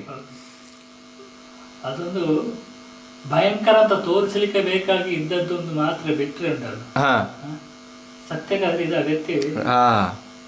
ಭಯಂಕರ ಅಂತ ತೋರಿಸಿ ಯಾವುದಕ್ಕೆ ಬೇಕು ಅದಕ್ಕೆ ಇಲ್ಲ, ಕೆಲವದಕ್ಕೆ. ಹೌದು ಹೌದು, ಯಾವುದಕ್ಕೆ ಬೇಕು ನಿಮ್ಮ ಪ್ರಕಾರ? ಈ ಚಂಡಮುಂಡರಿಗೆಲ್ಲ ಯಾಕೆ ಅದು ಕೊಡ್ತಾರೆ? ಯಾಕಂದ್ರೆ ಅದನ್ನು ಭಯಂಕರ ತೋರಿಸ್ಬೇಕು ಅಂತ ಹೇಳುವಂತ ಕೆಲವು ಸೃಷ್ಟಿ ಆಗುವಂತದ್ದಕ್ಕೆ ಬೇಕು. ಹೌದು, ಸೃಷ್ಟಿ ಆಗುವ ವೇಷವೇ ಬೇರೆ, ಪ್ರವೇಶ ಆಗುವ ವೇಷವೇ ಬೇರೆ, ಅದನ್ನು ಕೊಡುವಂತ ರೀತಿಯೇ ಬೇರೆ. ಕರೆಕ್ಟ್. ಸೃಷ್ಟಿಯಾಗುವುದಕ್ಕೆ ದೊಂದಿರಾಳೆ ಇದ್ರೆ ಅದೊಂದು ಉಜ್ವಲತೆ ಬರ್ತದೆ. ಹೌದು, ಅದು ನಾನು ಹೇಳಿದನ್ನು ಕೇಳಿದ್ದೇನೆ, ಅದರ ವ್ಯತ್ಯಾಸ ಅದರಲ್ಲಿ ತುಂಬಾ ವ್ಯತ್ಯಾಸ ಇರಬಹುದು. ಯಾಕಂದ್ರೆ ಈಗ ನಾನು ಹೇಳಿದನ್ನು ಮತ್ತೊಬ್ಬ ಕೇಳಿದ್ರೆ ಅದು ಅವರಿಗೆ ತಪ್ಪು ಮಾಹಿತಿ ಅಂತ ಹೇಳಲಿಕ್ಕೂ ಸಾಕು. ಅಲ್ಲಲ್ಲ, ನೀವು ನಿಮ್ಮ ಅಭಿಪ್ರಾಯವನ್ನು ಹೇಳುದು. ಹೇಳಿದಾಗೆ ಇದು ಮಧುಕೈಟಭದ ಸೃಷ್ಟಿ ಆಗುವ ವೇಷ. ಹೌದು, ಅದು ಸೃಷ್ಟಿ ಆಗಿ ಆರ್ಭಟ ಆಗಿ ಅಲ್ಲಿ ದೊಂದಿದಾಳದಲ್ಲಿ ರಂಗಸ್ಥಳಕ್ಕೆ ಬರುವವರೆಗೆ ಬಂದು ಮತ್ತೆ ದದ್ದಿಂಗಣವೇ. ಕರೆಕ್ಟ್, ಹೌದು, ದದ್ದಿಂಗಣದಲ್ಲೇ ಬರುದು. ಸೃಷ್ಟಿಯಾದ ವೇಷಗಳು ದದ್ದಿಂಗಣದಲ್ಲೇ ಬರುದು. ದದ್ದಿಂಗಣದಲ್ಲಿ ಬಂದ ನಂತರ ಪುನಃ ತೈತದ ಕಥೆ ಎಲ್ಲೂ ಇಲ್ಲ. ದದ್ದಿಂಗಣದಲ್ಲಿ ಬರುವುದು ಅಲ್ಲಿ 2 ಸಲ ದೊಂದಿ ಬಿಸಾಡುದು ಮತ್ತೆ ಪ್ರವೇಶ. ಇಷ್ಟೇ. ದದ್ದಿಂಗಣ ಅಂದ್ರೆ ಹೇಗೆ? ಅದು ಬಾಯ್ತಾಳದಲ್ಲಿ ಹೇಳಿ. ಕರೆಕ್ಟ್. ಇದು ದದ್ದಿಂಗಣ. ಹೌದು. ಸೃಷ್ಟಿ ಆಗುವಂತ ವೇಷಗಳು ಹಾಗೆ. ಈಗ ಚಂಡಮುಂಡರು ಅದು ಆರ್ಭಟ ಕೊಟ್ಟು ತೈತದಕದಲ್ಲಿ ಬರುದು. ತೈತದಕತೆ ಅಂದ್ರೆ ಹೌದು, ಗೊತ್ತಾಯ್ತು. ಹೋಗುವಂತ ಬರುವಂತ ವೇಷ ಅದರಲ್ಲೇ ಬರುವಂತದ್ದು. ಅದರಲ್ಲೇ ಬರುವಂತ ಅವರಿಗೆ ದದ್ದಿಂಗಣ ಇಲ್ಲವೇ ಇಲ್ಲ. ಅಲ್ಲಿ ಒಂದು ದಿಂಗಣವೇ. ಮತ್ತೆ ಕಾಳಿ ಬಂದ ನಂತರ, ಕೊಲ್ಲಿಕ್ಕೆ ಕಾಳಿ ಬಂದ ನಂತರ, ದದ್ದಿಂಗಣದಲ್ಲಿ ಬಂದ ನಂತರ ಅಲ್ಲಿ ಯುದ್ಧ ಆಗಲಿ ಅದು ಆಗಲಿ ತೈತ ತಕಲಾಗಲಿ ಸರ್ಕಸ್ ಕುಣಿತ ಯಾವುದೂ ಇಲ್ಲ ಲೆಕ್ಕ ಪ್ರಕಾರದಲ್ಲಿ ನಾನು ಮೊದಲು ನೋಡಿದಾಗ. ಈಗ ಕಾಳಿಯನ್ನು ನೋಡಿದ ಕೂಡಲೇ ರಕ್ಕಸರೆ ಆಗಲಿ ಎಂತ ದುಷ್ಟದಾಗಲಿ ಓಡಿ ಹೋಗಬೇಕು, ಮತ್ತೆಂತದು ಚಂಡಮುಂಡರು ಓಡುದೇ, ಮತ್ತೆ ಅಲ್ಲಿ ದದ್ದಿಂಗಣದಲ್ಲಿ ಕೊಲ್ಲುದೇ. ಅದು ಏನಿಲ್ಲ, ಇದು ಬಂದ ಕೂಡಲೇ ಕಾಳಿ ಬಂದ ಕೂಡಲೇ ಪುನಃ ಯುದ್ಧ ಉಂಟು ಕಾಳಿಯಲ್ಲಿ, ಆಮೇಲೆ ದದ್ದಿಂಗಣ ಉಂಟು, ಆಮೇಲೆ ತೈತ ತಗಲಿ ಇಡೀ ಸಭೆಯಲ್ಲಿ ಓಡ್ಲಿಕ್ಕೆ ಏನೆಲ್ಲ ಉಂಟು. ಮಹಿಷಾಸುರ ಬರೋದು, ತೈತಕದಲ್ಲಿ ಬರೋದು, ಬಂದು ರಂಗಸ್ಥಳದಲ್ಲಿ ಒಮ್ಮೆ ದದ್ದಿಂಗಣ, ಆಮೇಲೆ ಪುನಃ ತೈತಕದಲ್ಲಿ ಒಳಗೆ ಹೋಗುದು, ಪುನಃ ಹೊರಗೆ ಬಂದು ಹೀಗೆಲ್ಲ ಮಾಡ್ತಾ ಇದ್ದಾರೆ. ಆದ ಕಾರಣ ಈಗ ಯಾವುದೇ ಮೇಳಕ್ಕೆ ಹೋದ್ರೆ ಮಹಿಷಾಸುರ ಯಾರು ಅಂತ ಕೇಳಿದ್ರೆ ಮಹಿಷಾಸುರ ಮೇನ್ ವೇಷಧಾರಿ. ಹಿಮ್ಮೇಳದ ಹೋಗಿ ಅವ್ರ ಹತ್ರ ಕೇಳಿದಷ್ಟೇ. ಹೌದು, ನೀವು ಹೇಗೆ ಮೇಳಗಾರ ಆದ್ರು ನಿನ್ನೊಂದು ಮಹಿಷಾಸುರ ಹೇಗೆ ಬರುದು ಅಂತ ಕೇಳಲೇಬೇಕಷ್ಟೇ. ಮಹಿಷಾಸುರ ಹೇಗೆ ಬರುದು ಗೊತ್ತುಂಟು ಇವರಿಗೆ. ಹೌದು, ಆದ್ರೆ ಅವರದ್ದು ಹೇಗೆ ಬರುದು ಅಂತ ಗೊತ್ತಿಲ್ಲಲ್ಲ. ಅವ್ರ ಹತ್ರ ಹೋಗಿ ಕೇಳಬೇಕು. ಕೇಳದಿದ್ರೆ ಏನಾಗ್ತದೆ ಅಂತ ಹೇಳಿ. ಒಂದು ನಿಮಿಷ, ಈಗ ಸೃಷ್ಟಿಯಾಗುವ ಎಲ್ಲ ವೇಷಗಳು ಕೂಡ ದದ್ದಿಂಗಿಣದಲ್ಲಿ ಬರುವಂಥದ್ದು, ಬೇರೆ ಎಲ್ಲ ತೈತತಗತದಲ್ಲಿ ಬರುವಂಥದ್ದು. ಆಯಿತು. ಆಮೇಲೆ ಸೃಷ್ಟಿಯಾಗುವಂಥದ್ದಕ್ಕೆ ಮಾತ್ರ ದೊಂದಿರಾಳದ ಅವಶ್ಯಕತೆ ಇದೆ, ಬೇರೆದಕ್ಕೆ ಬೇಕಾಗಿಲ್ಲ. ಹಾಂ ಹಾಂ, ಹಾಗೆ ನನ್ನ ಗೊತ್ತಿನಲ್ಲಿ. ಹೌದು, ಮತ್ತೆ ನನಗಿಂತ ಹಳಬರಿಗೆ ತುಂಬಾ ಜನ ಇದ್ದಾರೆ. ಹೌದೌದು. ಈ ಸಭಾ ಕ್ಲಾಸ್ ಅನ್ನುವಂಥದ್ದು ಯಾವೆಲ್ಲ ಪಾತ್ರಗಳಿಗೆ ಉಂಟು? ದೇವೇಂದ್ರನಿಗೆ, ಹಾ, ಅರ್ಜುನನಿಗೆ, ಹಾ, ನನ್ನ ತಿಳುವಳಿಕೆಯಲ್ಲಿ ಎರಡೇ. ಮತ್ತೆ ಎಲ್ಲ ಮಾಡ್ತಾರೆ ಗೊತ್ತಿಲ್ಲ ನನಗೆ. ಹಾ ಹಾ, ನನ್ನ ತಿಳುವಳಿಕೆಯಲ್ಲಿ ಲಕ್ಷ್ಮಣ ಮತ್ತೆ ಇದು ಯಾವುದು ಕಾರ್ತವೀರ್ಯ, ಇದಕ್ಕೆಲ್ಲ ಸಭಾ ಕ್ಲಾಸ್ ಉಂಟಾ? ಇಲ್ಲ.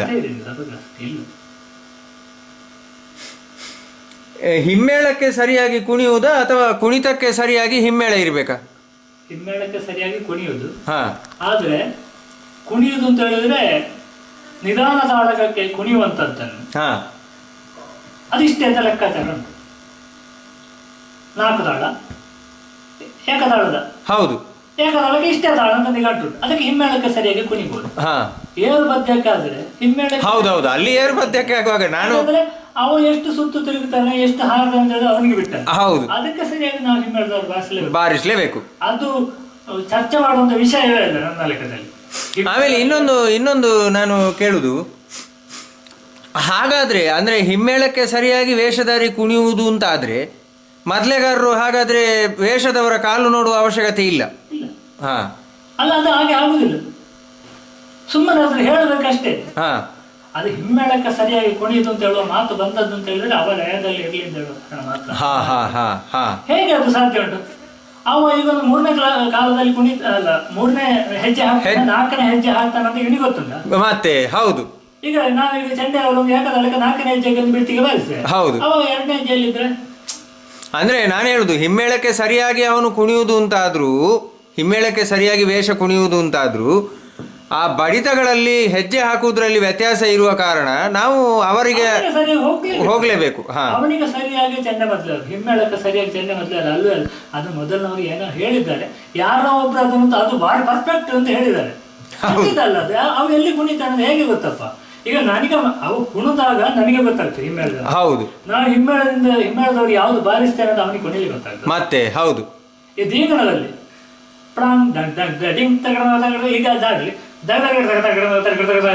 ಪ್ರಾಣ್ ಡಾಂಗ್ ಡಿಂಗ್ ಅಂತ ಹೇಳುವಾಗ ಅಲ್ಲಿಗೆ ದಸ್ತು ಬರಬೇಕು. ಹೌದು, ಚೌಕಿ ಸ್ವಲ್ಪ ದೂರ ಉಂಟು. ಹೌದು, ಸ್ಟೇಜ್ ಮೆಟ್ಲು ಸ್ವಲ್ಪ ಎತ್ತರ ಉಂಟು.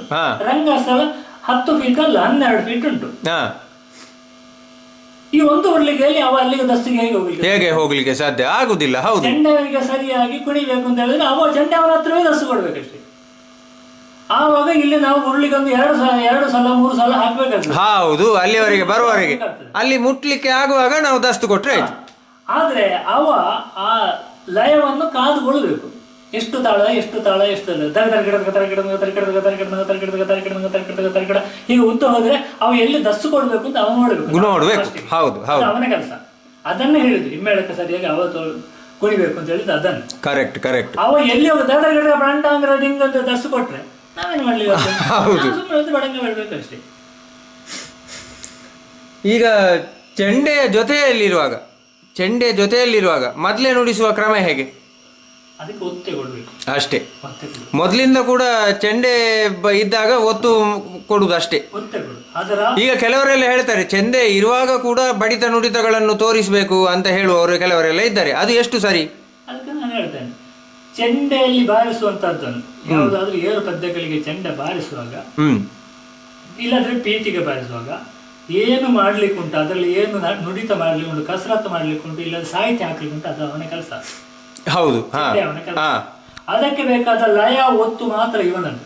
ಪೆಟ್ಟಿಗೆಲ್ಲ ದೋಮ್ ಬೇಕೇ ಬೇಕು. ಹೌದು, ಯಾಕಂದ್ರೆ ಲಾಸ್ಟಿಗೆ ಪ್ರಾಂಡಾಂಗ್ ಡಿಂಗ್ ಬರೆಯುವಾಗ ದೋಮ್ ನಲ್ಲಿ ನಿಲ್ಲಿಸಬೇಕು. ಹೌದು, ಬಡಗಿನವರೆಲ್ಲ ಎಡದಲ್ಲೇ ನಿಲ್ಲಿಸೋದು, ದಿಯಲ್ಲಿ ನಿಲ್ಲಿಸೋದು. ನಾವು ಬಾಕಿ ಬೇರೆ ಹೊತ್ತಿನಲ್ಲಿ ತಗ್ದಿ ನದಿ ದಿಯಲ್ಲಿ ಹೌದು ಹೌದು ಅದು ಚೆಂಡೆಗೆ ಎಡಗೊಳಗೆ ದಿಯಲ್ಲಿ ನಿಲ್ಲಿಸಿ ಅದ್ರ ಫೋರ್ಸೇ ಹೋಯ್ತು. ಹೌದು, ಅದು ದೋನಲ್ಲೇ ನಿಲ್ಲಿಸಬೇಕಾದ್ರೆ ಅದಕ್ಕೆ ಚೆಂಡೆಗೆ ಹೊಂದಿಕೊಂಡೇ ಹೋಗುದು. ಚೆಂಡೆ ಬಾರಿಸುವಾಗ ಅವ ಏನು ಕುಣಿತಾನೆ ಅದಕ್ಕೆ ಎಲ್ಲ ಬಾರಿಸುವಂತ ಜವಾಬ್ದಾರಿ ಅವನದು. ಅಲ್ಲಲ್ಲ, ನಾನು ಕೇಳುದೇನು ಅಂತಂದ್ರೆ, ಈಗ ನಿಧಾನ ಪದ್ಯದ್ದೊಂದು ಉಂಟು ಅಥವಾ ಏರು ಪದ್ಯದ್ದೇ ಉಂಟು. ಚೆಂಡೆ ಅವರು ಅದರಲ್ಲಿ ಉರುಳಿಕೆ ಅದೆಲ್ಲ ಕೊಡ್ತಾರೆ. ಈಗ ಕೆಲವರೆಲ್ಲ ಏನು ಹೇಳ್ತಾ ಇದ್ದಾರೆ ಅಂತಂದ್ರೆ, ಮೊದಲೇ ಕೂಡ ಚೆಂಡೆ ಬಾರಿಸ್ತಿದ್ರು, ಒತ್ತು ಮೊದಲೇ ಕೊಡದೆ ಇವನು ಮೊದಲೇ ಅವರು ಸಾಹಿತ್ಯ ಎಲ್ಲ ಬಡಿತಾ ಕೂತ್ಕೊಳ್ತಾರೆ. ನಾನು ಯಾರು ಹೇಳಿದ್ರು ಹೇಳ್ತೇನೆ, ತಪ್ಪೇ ಅದು. ನನಗೆ ಆಗ್ಲಿಕ್ಕೆ ಇಲ್ಲ. ಯಾಕೆ ಹೇಳ್ತೇನೆ ಹೇಳಿ, ಈಗ ಒಂದು ದಿಂಗದಲ್ಲಿ ಬರ್ತಾನೆ ಪ್ರಾಂಟಾಂಗ್ ಡಿಂಗ್ ಡಿಂಗ್ ಡಿಂಗ್ ತಗಡಿಂದ ಅವ ಚೆಂಡೆಯಲ್ಲಿ ಬಾರಿಸ್ತಾನೆ. ಹೌದು, ದಿದ್ದು ಅಷ್ಟೇ ಕೊಡ್ಬೇಕು ಇವ, ಅದು ಕಾಣ್ತದೆ. ಅವ ಡಿಂಗ್ ತಗಡಿಂದ ಅವ ಬಾರಿಸುವಾಗ ನಾನು ಮಧ್ಯದಲ್ಲಿ ತಗದಿನ ದಿಮ್ ತಂದ್ರೆ ಇದರಲ್ಲಿ ಯಾವ್ದು ಕೇಳ್ತದೆ ಸರ್? ಎರಡು ಕೇಳುದಿಲ್ಲ, ಯಾವ್ದು ಕೇಳುದಿಲ್ಲ. ಹೌದು, ಅವ ಅದನ್ನೇ ಬಾರಿಸುವಾಗ ಡಿಂಗ್ ತಗಡಿ ಬಾರಿಸುವಾಗ ನಾನು ಇಲ್ಲಿ ಡಿಂಗ್ ತಗಿಸ ಮೊದ್ಲೇ ಬಾರಿಸಿದ್ರೆ ಹೌದು, ಅದನ್ನು ಮಾತಾಡ್ಕೊಂಡಿರ್ತಾರ. ಮಾತಾಡ್ಕೊಳ್ಳಿಕ್ಕೆ ಸಾಧ್ಯ ಉಂಟಾ? ಹೌದು, ಹೊತ್ತಿಗೆ ಅವನಿಗೆ ಬಿಡ್ಬೇಕಾಗ್ತದೆ. ಈಗ ಬೀಟಿಗೆ ಬಾರಿಸುವಾಗ ಅವನು ಬೇಕಾದಷ್ಟು ಸಾಹಿತ್ಯಗಳನ್ನು ಬಾರಿಸ್ತಾನೆ. ತರಗಡಿ ಇಂತ ಚೆಂಡೆ ಬಾರಿಸ್ತಾನೆ. ನಾನು ಆಗ ಮೊದಲೇ ಅವನು ತರಗಡಿ ಬಾರಿಸಿದ್ರೆ ಅದು ಹೊಂದಿ. ಹೌದು, ಚೆಂಡೆ ಬಾರಿಸುವಾಗ ಮೊದಲೇ ಬಾರಿಸಬಹುದು ಅಂತ ಹೇಳಿ ಅವ ತರಗಡಿ ಬಾರಿಸೋದು ನಾನು ಇಲ್ಲಿ ಬಾರಿಸಿದ್ದೆ, ಅದು ಹೊಂದಿಗೆ ಆಗ್ತದೆ. ಅದು ಅದರಷ್ಟು ಹಾರಾಟ ಬೇರೆ ಇಲ್ಲ. ಹೌದು, ಚೆಂಡೆ ಬಾರಿಸುವಾಗ ಮೊದಲೇ ಬಾರಿಸಲೇಬಾರದು. ಅವ ಒತ್ತು ಮಾತ್ರ ಕೊಡ್ಬೇಕು, ಒತ್ತು ಕೊಟ್ಟುಕೊಂಡು ಇರ್ಬೇಕು. ಅದು ದೊಡ್ಡ ಮೊದಲೆಗಾರಗಳು ಮೊದಲಿಗೆ ಕೂತ್ರೆ, ಇದು ನಾನು ಎಲ್ಲ ಅನುಭವಿಸಿದೆ. ದೊಡ್ಡ ಮೊದಲೆಗಾರರು ಒತ್ತು ಮೊದಲೇ ಕೂತು ಒಬ್ಬ ಪಾಪದವ ಚೆಂಡೆ ಕೂತ್ರೆ ಅವ ಅನುಭವಿಸುವ ಕಷ್ಟ ಎಷ್ಟು ಅಂತ ಹೇಳಿ ಅವನಿಗೆ ಮಾತ್ರ ಗೊತ್ತಲ್ಲದೆ ಊರಿನಲ್ಲಿದ್ದ ಯಾರಿಗೂ ಗೊತ್ತಾಗಲಿಲ್ಲ. ಯಾಕಂದ್ರೆ ನೀವೀಗ ಒಂದು ಮೊದಲೇ ಬಾರಿಸಿದ್ರೆ ಗೊತ್ತಿದ್ದ ಕಾರಣ ಹೇಳುದು. ಯಾಕಂದ್ರೆ ಇವ ಸರಿಯಾಗಿ ಒತ್ತು ಕೊಡ್ಲಿಕ್ಕಿಲ್ಲ ಒಂದು. ಹೌದು, ಮತ್ತೊಂದನ್ನು ಯುವ ಸಾಹಿತ್ಯ ಬಾರಿಸಲಿಕ್ಕೆ ಮಾಡ್ತಾನೆ. ಯುವ ಸಾಹಿತ್ಯ ಬಾರಿಸಲಿಕ್ಕೆ ಮಾಡಿದ್ರೆ ಅವ ಎಂತ ಮಾಡ್ಬೇಕಲ್ಲಿ? ಪೀಠಿಗೆಯಲ್ಲಿ ಅವನೇ ಸಾಹಿತ್ಯ ಬಾರಿಸಬೇಕಾದ್ರೆ ಚಕ್ಕತಾಳ ಸಾಹಿತ್ಯ ಬಾರಿಸಲಿಕ್ಕಿಲ್ಲ, ಮೊದಲೇ ಬಾರಿಸಲಿಕ್ಕಿಲ್ಲ, ಭಾಗವತರು ಸಾಹಿತ್ಯ ಬಾರಿಸಲಿಕ್ಕಿಲ್ಲ. ಈಗ ಕೆಲವು ಬಾರಿಸ್ತಾರೆ ತತ್ತ ಗಿಡ ನಿಮ್ಮಿಂದ ಅವಳು ಚೆಂಡೆ ಬಾರಿಸುವಾಗ ಇವ ಟನ್ ಟನ್ ಟನ್ ಜಾಗಟಿದ್ರೆ ಮಾತ್ರ ಅದು ಚಂದ ಕೇಳ್ತದೆ. ಇವನು ಜಾಗಟಲ್ಲಿ ಟಟ್ಟ ಅಂತ ಬಾರಿಸಿದ್ರೆ ಏನು ಕೇಳ್ತದೆ ಅದು? ಅದಕ್ಕೆ ಇದಕ್ಕೆ ವ್ಯತ್ಯಾಸ ಬೇಕಲ್ಲ. ಹೌದು ಹೌದು. ಈಗ ಒಡ್ಡೋಲಗ ಕ್ರಮಗಳು ನಮ್ಮಲ್ಲಿ ಮಾಯವಾಗ್ತಾ ಇರುವುದರ ಬಗ್ಗೆ ನಿಮ್ಮ ಅಭಿಪ್ರಾಯ ಏನು? ಅದನ್ನು ಉಳಿಸಬೇಕು ಅಂತಾದ್ರೆ ನಾವು ಏನಾದರೂ ಮಾಡಬಹುದಾ? ಉಳಿಸಬೇಕು ಅಂದ್ರೆ ಒಂದು ಒಡ್ಡೋಲಗ, ಯಾವುದೇ ಒಂದು ಒಡ್ಡೋಲಗ ಕ್ರಮ ಪ್ರಕಾರವಾಗಿ ಲಯವಾಗಿ ಲಯ ಇದ್ದು ಅದು ಮುಗಿಬೇಕು ಅಂತಂದ್ರೆ ಅರ್ಧ ಗಂಟೆ ಮುಕ್ಕಾಲು ಗಂಟೆ ಬೇಕು. ಹೌದು, 3 ಗಂಟೆದೊಂದು ನಮಗೆ ಒಂದು ಕಾಲ ನಿರ್ಣಯ ತಗೊಂಡು 4 ಗಂಟೆ ಕಾಲ ನಿರ್ಣಯ ತಗೊಂಡು ಒಂದು ಒಡ್ಡೋಲಗವನ್ನು ಕಾಲಮಿತಿಗೆ ಸಂಬಂಧಪಟ್ಟು ಯಕ್ಷಗಾನದ ಕೆಲವನ್ನೆಲ್ಲ ಬಿಡ್ಲೇಬೇಕಾಗ್ತದೆ. ಯಾಕೆಂತೇಳಿದ್ರೆ ಒಂದು ರಕ್ಕಸನ ಒಡ್ಡೋಲಗ ತಗೊಳ್ಳಿ, ಅದು 3 ಆರ್ಭಟ ಹೊಡೆದು ಬಂದು ಇಲ್ಲಿ ತೆರೆಪಾಟ್ ಹಾಕಿ ಸಭಾ ಕ್ಲಾಸ್ ಆಗಿ ಈ ಹಲ್ಲು ತೊಳೆಯೋದು ಅದು ಇದು ಎಲ್ಲ ಆಗಿ ಆಗುವುದು 3/4 ಗಂಟೆ ಬೇಕಾಗ್ತದೆ. ಮತ್ತೆ 3/4 ಗಂಟೆ ಒಂದು ಬರೀ ರಕ್ಕಸಿಂದ ಬಿಟ್ಟು ಕೊಡ್ತದೆ. ಮತ್ತೆ ಅಲ್ಲಿ ಒತ್ತು ಎಷ್ಟುಂಟು? ಅದಕ್ಕೆ ಅದನ್ನು ಪುಸ್ತಕದೊಂದು ಎಲ್ಲರೂ ಪುಸ್ತಕ ಇಂಥದ್ದೆಲ್ಲ ಪರಿಸ್ಥಿತಿ. ಅದಕ್ಕೆ ಕಾರಣ ಒಂದೇ, ಅದನ್ನು ಮಾಡುವಾಗಲೇ ಮೊದಲಿನವರು ಆಲೋಚನೆ ಮಾಡಿಕೊಂಡಿದ್ದಾರೆ. ರಾತ್ರಿಯಿಂದ ಬೆಳಿಗ್ಗಿನವರೆಗಿನ ಕಾರ್ಯಕ್ರಮದಲ್ಲಿ ಇದು ಇಷ್ಟನ್ನು ಅಳವಡಿಸಬಹುದು ಅಂತೇಳಿ ಅದನ್ನು ಹಠ ಮಾಡಿಕೊಂಡು ನಾವು ಅದನ್ನೆಲ್ಲ ಈಗಲೂ ಮಾಡಬೇಕು ಅಂತ ಗೊತ್ತಿರಲ್ಲ, ಅದು ಸಾಧ್ಯ ಇಲ್ಲ. ಅಷ್ಟು ಪರ್ಫೆಕ್ಟ್ ಆಗಿ ತಯಾರಾದವರು ಇಲ್ಲ. ಓದೇವ ಅಂತ ಹೇಳುವಂಥದ್ದನ್ನು ನಮಗೆ ಮಾಡಲೇಬೇಕು. 4 ಗಂಟೆ ಪ್ರೋಗ್ರಾಮಲ್ಲಿ ಓದೇವ ಮಾಡಲೇಬೇಕು ಅಂತ ಹೇಳಿ ಓದೇವನ ಸ್ಪೀಡ್ ಹೇಳಿದ್ರೆ ಅದು ಚಂದವೇ ಹೋಯ್ತು. ಹೌದು, ಅದನ್ನು ಮಾಡುವುದಕ್ಕಿಂತ ಸುಮ್ಮನೆ ಕೂತ್ಕೊಳ್ಳೋದು ಒಳ್ಳೇದು ಅಂತ ಖಂಡಿತ. ಅದಕ್ಕಿಂತಲೇ ಬೇರೆ ದಿವಸ ಇಡುವುದು ಒಳ್ಳೇದು. ಅದನ್ನು ಮಾಡಿದ್ದು ಅದಕ್ಕೆ ನ್ಯಾಯ ಒದಗಿಸ್ಬೇಕು. ಅಂದ್ರೆ ಈಗ ನಮಗೆ 2 ಸಮಸ್ಯೆ. ಒಂದು, ಈ ಒಡ್ಡೋಲಗ ಕ್ರಮಗಳು ತಿಳಿದಿರುವ ಕಲಾವಿದರು ಈಗ ಇಲ್ಲ, ತುಂಬಾ ಕಡಿಮೆ. ಇನ್ನೊಂದು ಸಮಯದ ಅಭಾವ. ಇದನ್ನು ಉಳಿಸಬೇಕು ಅಂತಾದ್ರೆ ನಾವು ಒಡ್ಡೋಲಗಕ್ಕೆ ಒಂದು ಬೇರೆ ಕಾರ್ಯಕ್ರಮ ಮಾಡ್ಬೇಕಷ್ಟೇ. ಯಾಕಂದ್ರೆ ಯಾವ್ದಕ್ಕಾದ್ರೂ ನ್ಯಾಯ ಒದಗಿಸ್ಬೇಕು. ಒಂದು ಸ್ಪೀಡ್ ಹೇಳಿದ್ರೆ ಎಂತ ಚಂದ ಉಂಟು. ಹೌದು, ಸಭಾ ಕ್ಲಾಸ್ ಅನ್ನೆಲ್ಲ ಉಂಟಲ್ಲ, ಅದನ್ನು ಹೈ ಸ್ಪೀಡ್ ಅಲ್ಲಿ ಕೊಂಡೋದ್ರೆ ಎಂತ ಚಂದ ಉಂಟು. ಅದು ಹೌದು, ನಿಧಾನದಲ್ಲಿ ಇದ್ರೆ ಮಾತ್ರ. ಹೌದು ಹೌದು. ಆದ ಕಾರಣ ಅದಕ್ಕೆ ಎಂತ ಹೇಳಿದ್ರೆ ಸಾಧ್ಯ ಇಲ್ಲ. ರಂಗ ನಿರ್ದೇಶನದ ಜವಾಬ್ದಾರಿಯಲ್ಲಿ ಹಿಮ್ಮೇಳ ವಾದಕರ ಪಾಲು ಉಂಟಾ? ಖಂಡಿತ ಉಂಟು. ಎಷ್ಟು ಉಂಟು? ಖಂಡಿತ ಉಂಟು. ಅದು ಹಿಮ್ಮೇಳ ವಾದಕರ ಪಾಲು ಉಂಟು. ಹೇಗೆ ಅಂತ ಹೇಳಿದ್ರೆ, ಅದು ಭಾಗವತ ಸ್ವಲ್ಪ ಅಡ್ಜಸ್ಟ್ಮೆಂಟ್ ಮಾಡಿದ್ರೆ, ಭಾಗವತ ಸ್ವಲ್ಪ ಕೊಟ್ರೆ, ನಾನೇ ದೊಡ್ಡ ಸಂಗತಿಯಿಂದ ಕೂತ್ರೆ ಇವ ಏನು ಮಾಡ್ಲಿಕ್ಕಿಲ್ಲ, ಎಲ್ಲ ಅವನೇ ಮಾಡಿಕೊಂಡು. ಯಾಕೆಂತ ಹೇಳಿದ್ರೆ ತಿಳುವಳಿಕೆಯಲ್ಲಿ ತುಂಬಾ ವ್ಯತ್ಯಾಸ ಉಂಟು. ಹೌದು, ಪ್ರಸಂಗದ ತಿಳುವಳಿಕೆ, ಪ್ರಸಂಗದ ನಡೆಯಲ್ಲಿ ತುಂಬಾ ವ್ಯತ್ಯಾಸ ಉಂಟು. ಒಬ್ಬರ ನಡೆಗೆ, ಒಂದು ಮೇಳದ ನಡೆಗೆ ಮತ್ತೊಂದು ಮೇಳದ ನಡೆಗೂ, ಒಂದು ಕಲಾವಿದನ ನಡೆಗೂ ಮತ್ತೊಂದು ಕಲಾವಿದನ ನಡೆಗೂ. ಈ ಚೆಂಡೆಯವನಿಗೆ ಯಾವುದೋ ಒಂದು ಮೇಳದಲ್ಲಿ ಇಂಥ ಪ್ರಸಂಗದ ಒಂದು ನಡೆಯಿಂದ ಅಭ್ಯಾಸ ಆಗಿರ್ತದೆ. ಈ ಭಾಗವತರದ್ದು ಮತ್ತೊಂದು ಮೇಳ ಇರ್ತದೆ, ನನ್ನದೇ ಪರಂಪರೆ ಅಂತ ಅವರು ಹೇಳಿಕೊಂಡಿರ್ತಾರೆ. ಆದ ಕಾರಣ ಅದು ಯಾವ ರೀತಿ ಅಂತ ಹೇಳಿ ಅದು ಕಡೆಗೆ ನಾವು ಹೊಂದಿಕೆ ಆಗುದು ಭಾಗವತರಿಗೆ. ಹೌದು, ಯಾಕಂದ್ರೆ ಅವರತ್ತೊಂದು ಜಾಕೆಟ್ ಉಂಟು, ನಾಲಿಗೆ ಉಂಟು, ಹಿಮ್ಮೇಳದವರಿಗೆ ನಾಲಿಗೆ ಇಲ್ಲ, ಅಲ್ಲಿ ಅವು ಸರಿಯಲ್ಲ ಅಂತ ಹೇಳಲಿಕ್ಕೆ ಅದು ಗೊತ್ತಿಲ್ಲ ಅವರಿಗೆ ಅಲ್ಲಿ. ಹೌದು, ಆದ ಕಾರಣ ಅದು ಅಡ್ಜಸ್ಟ್ಮೆಂಟ್ ಅಲ್ಲೇ ಹೇಳುದು. ಮತ್ತೆ ಯುದ್ಧ ಹೋಗುದು ಬರುದು ಇದೆಲ್ಲ ಮುಖ್ಯವಾಗಿ ಹಿಮ್ಮೇಳದವರ ಕೈಗೆ. ಅದು ಅತ್ಯುತ್ತಮ ನಮ್ಮ ಶಂಕರ ಭಟ್ರು ಅಂತ ಚೆಂಡೆಯವರು ಇದ್ರೆ ಅವರು ಯಾವ ಸಾಮಾನ್ಯ ಭಾಗವತರಾದ್ರೂ ತಗೊಂಡು ಹೋಗ್ತಾರೆ. ಮತ್ತೊಂದು ನಾನು ಹೇಳುವುದಾದ್ರೆ, ಉತ್ತಮ ಚೆಂಡೆ ಯಾವ ಮೊದಲೇ ಯಾವ ಸಿಕ್ಕಿದ್ರೆ ಸಾಮಾನ್ಯ ಭಾಗವತ ಆಗಿದ್ರೆ, ಸಾಮಾನ್ಯ ಕಲಾವಿದ ಆಗಿದ್ರೆ ಆಟವನ್ನು ಮೇಲೆ ಹಾಕ್ಲಿಕ್ಕೆ ಆಗ್ತದೆ. ಅಂದ್ರೆ ಹಿಮ್ಮೇಳ ಗಟ್ಟಿಬೇಕು, ಖಂಡಿತ ಮೇಲೆ ಹಾಕ್ಲಿಕ್ಕೆ ಆಗ್ತದೆ. ಉತ್ತಮ ವೇಷಧಾರಿಗಳೆಲ್ಲ ಇತ್ತು, ಉತ್ತಮ ಭಾಗವತರಿದ್ದು, ಹಿಮ್ಮೇಳಕ್ಕೆ ಚೆಂಡೆಯ ಮೊದಲಾಗಿ 2 ವೀಕ್ ಅಲ್ಲಿ ಉಂಟು ಅಂತ ಆಟ ಪ್ರಸಂಗ ಹಾಳು. ಹೌದು ಹೌದು, ಇದನ್ನು ಯಾರು ಒಪ್ಪಿಕೊಳ್ಳಿಕ್ಕೆ ರೆಡಿ ಇಲ್ಲ ಮಾತ್ರ. ಇಲ್ಲ, ಅದು ಹಾಳಾಗಿದ್ದನ್ನು ನಾನು ನೋಡಿದ್ದೇನೆ. ಹಿಮ್ಮೇಳ ಇಲ್ಲದೆ ಎಂಥವರಿದ್ರು ಅವರಿಗೆ ಕಾಲು ಹಾಕಿದಲ್ಲಿ ಬೀಳ್ಬೇಕಲ್ಲ ಪೆಟ್ಟು. ಈಗ ಇತ್ತೀಚೆಗೆ ಯುವ ಪೀಳಿಗೆ ಯಕ್ಷಗಾನದತ್ತ ಮತ್ತೆ ಆಕರ್ಷಿಸಲ್ಪಟ್ಟಿದೆ. ಆದರೆ ಸ್ವಲ್ಪ ಹೊಸ ಆಯಾಮದೊಂದಿಗೆ ಅವರು ಆಕರ್ಷಣೆಗೆ ಒಳಗಾಗಿದ್ದಾರೆ. ಇದರ ಬಗ್ಗೆ ನಿಮ್ಮ ಅಭಿಪ್ರಾಯ ಏನು ಹೇಳ್ತೀರಿ? ಒಳ್ಳೆ ಬೆಳವಣಿಗೆ ಇದು. ಬಂದದ್ದು ಒಳ್ಳೆದಾಯ್ತು. ಯಾಕೆಂತ ಹೇಳಿದ್ರೆ ಹೊಸಬರಿಗೆ ಯಕ್ಷಗಾನದಲ್ಲಿ ಎಂತದ್ದು ಗೊತ್ತಿಲ್ಲ ಅಂತ ಪರಿಸ್ಥಿತಿಯಲ್ಲಿ ಇತ್ತು. ಹೌದು ಹೌದು, ಈಗ ಒಳ್ಳೆದಾಗಿದೆ. ಮತ್ತೆ ಹುಡುಗರಿಗೆ, ಸಣ್ಣ ಹುಡುಗರಿಗೆ ಲಯ ಅದೆಲ್ಲ ಸ್ವಲ್ಪ ಬೇಗ ಬರ್ತಾರೆ. ಆದ್ರೆ ಸಮಸ್ಯೆ ಅಂತ ಹೇಳಿದ್ರೆ ಅವ ಎಷ್ಟು ಕಲ್ತಿದ್ದಾನೆ, 6 ತಿಂಗಳು ಕಲ್ತು ಮತ್ತೆ 60 ವರ್ಷ ಅದನ್ನೇ ಮಾಡ್ತಾ ಇರ್ತಾನೆ. ಅದು ಕಷ್ಟ ಆಗಿದೆ. ಅದು ಅವರು ಹೊಸಬರು ಅಂತಲ್ಲ, ನಮ್ಮ ಹಳೆಬರು ಮಾಡಿದ್ದನ್ನೇ. ಹೌದು, ಹೆಚ್ಚಿನವರು. ಹೌದು, ಅಂದ್ರೆ ಕಲ್ತದ್ದನ್ನು ನಾವು ಬೆಳವಣಿಗೆ ಮಾಡ್ತಾ ಹೋಗ್ಬೇಕು ಅಂತ ನೀವು ಹೇಳುದು. ನಾನು ನೋಡಿದ 40 ವರ್ಷ ತಿರುಗಾಟ ಆದವನು ಜಂಪ ತಲಕ ತಿರುಗಿ ಕೊಡ್ತದ್ದು ಎಷ್ಟು ಉಂಟು, ಸಾವಿರ ಉಂಟು. ಎಂತ ಮಾಡಿಲ್ಲ. ಪ್ರದರ್ಶನಗಳಿಗೆ ಯಾವುದೇ ಒಂದು ಯಕ್ಷಗಾನ ಪ್ರದರ್ಶನ ಆಗಲಿ ಅಥವಾ ಒಂದು ತಾಳಮದ್ದಲೆ ಪ್ರದರ್ಶನ ಆಗಲಿ, ಇದಕ್ಕೆ ವಿಮರ್ಶೆ ಮಾಡಬೇಕಾ? ಖಂಡಿತ ಮಾಡಬೇಕು. ಆ ವಿಮರ್ಶೆಯ ಸ್ವರೂಪ ಹೇಗಿರಬೇಕು, ಮತ್ತೆ ವಿಮರ್ಶೆ ಯಾರು ಮಾಡಬೇಕು? ವಿಮರ್ಶೆ ತಿಳಿದವರು ಮಾಡಬೇಕು. ಯಾರಾದ್ರೂ ವಿಮರ್ಶೆ ಮಾಡಿ ಬೆಳೆದಿರಲ್ಲ, ವಿಮರ್ಶೆ ಮಾಡಿದವ ಹೇಗಿದ್ದಾನೆ ಅಂತ ನಾವು ನೋಡ್ಕೊಳ್ಬೇಕು. ಹೌದು, ಅಂದ್ರೆ ಒಬ್ಬ ವಿಮರ್ಶಕನಿಗೆ ಇರಬೇಕಾದ ಅರ್ಹತೆ ಏನು? ಇದ್ರ ಬಗ್ಗೆ ಪೂರ್ತಿ ಜ್ಞಾನ ಬೇಕು. ಜ್ಞಾನ ಅಂತ ಹೇಳಿದ್ರೆ ಬಾರಿಸಿಯೇ ಬೇಕು ಅಂತಿಲ್ಲ, ಮೊದಲೇ ಬಾರಿಸಿಯೇ ಬೇಕು ಅಂತಿಲ್ಲ, ಮೊದಲೇ ಬಾರಿಸಿಯೇ ಬೇಕು ಅಂತಿಲ್ಲ, ವೇಷ ಕುಣಿದ್ದೇ ಬೇಕು ಅಂತಿಲ್ಲ. ಆದ್ರೆ ನಮ್ಗೆ ತಪ್ಪು ಗೊತ್ತಿರಬೇಕು, ಎಲ್ಲಿ ತಪ್ಪು ನಡೀತಾ ಉಂಟು ಅಂತ ಅವನಿಗೆ ಅಂದಾಜಾಗಬೇಕು. ಎಲ್ಲರೂ ವಿಮರ್ಶಕರಾದ್ರೂ ಕಷ್ಟ, ನನ್ನಲ್ಲಿ ಎಲ್ಲರೂ ವಿಮರ್ಶಕರ ಆಗದಿದ್ರೂ ಈ ಕಲೆ ನಷ್ಟ. ಹೌದು ಅಲ್ವಾ?